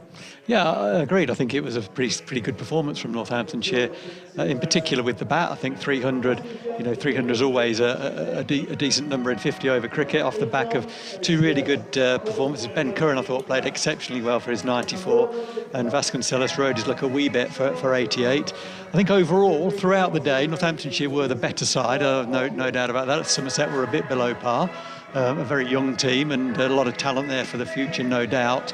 And also, I think the 50-50s, the half chances, all those 50-50s, most of those sort of fell on Northampton's side, as often happens when you're having a bad day, as Somerset were. The 50-50s kind of go against you. With the ball, I thought Jack White started very well for Northants. Ben Sanderson, 7 overs, 1 for 21, the most economical bowler by some distance from either team. And Simon Kerrigan, with all his skill and experience there, 4 for 48, taking wickets at crucial times. Disappointed that Saif Sayed didn't get a bowl again. Not really featured a lot in white ball cricket, and is a capable bowler. 82-run margin of victory, I think flatters Northants somewhat, if I'm honest, but great to get the 2 points. Great to be here to recognise and be part of David Capel Day, and the naming of the David Capel end was quite something to be here for that, and something I'll remember for a long time personally. 2 more wins from Northants, and who knows? Absolutely. So both teams with everything to play for still in this competition, which is great. We were saying it's a very, very tightly packed group, and obviously all the counties are going to be watching each other's results and seeing what happens. But next up for Northamptonshire, as I say, Nottinghamshire at Grantham on Tuesday, and you're back at Taunton, I think. Against Tuesday. Leicestershire on Tuesday. Game really we must win. Well, it's been I think we've been so lucky with the weather. We've had comfortably more play than any other match in the country today, so that we're very grateful. And Anthony, always a great pleasure to welcome you to Northampton. Always a great pleasure to be here. To seeing you again in the not too distant future. Thanks Even very much. Though we seem to lose more than we win in white ball cricket. In white ball, yes, the last couple. But you're welcome any time. But it's great to see you as ever, and safe journey back to Taunton. Phil, thank you very much indeed for your time. I know you're going to be back with us on Thursday when Northamptonshire are here against Leicestershire. So from me, Andrew Rad, from Anthony Gibson, from Phil Rowe, thank you very much indeed for your company. Hope you've enjoyed the commentary, and hope you'll join us again next time.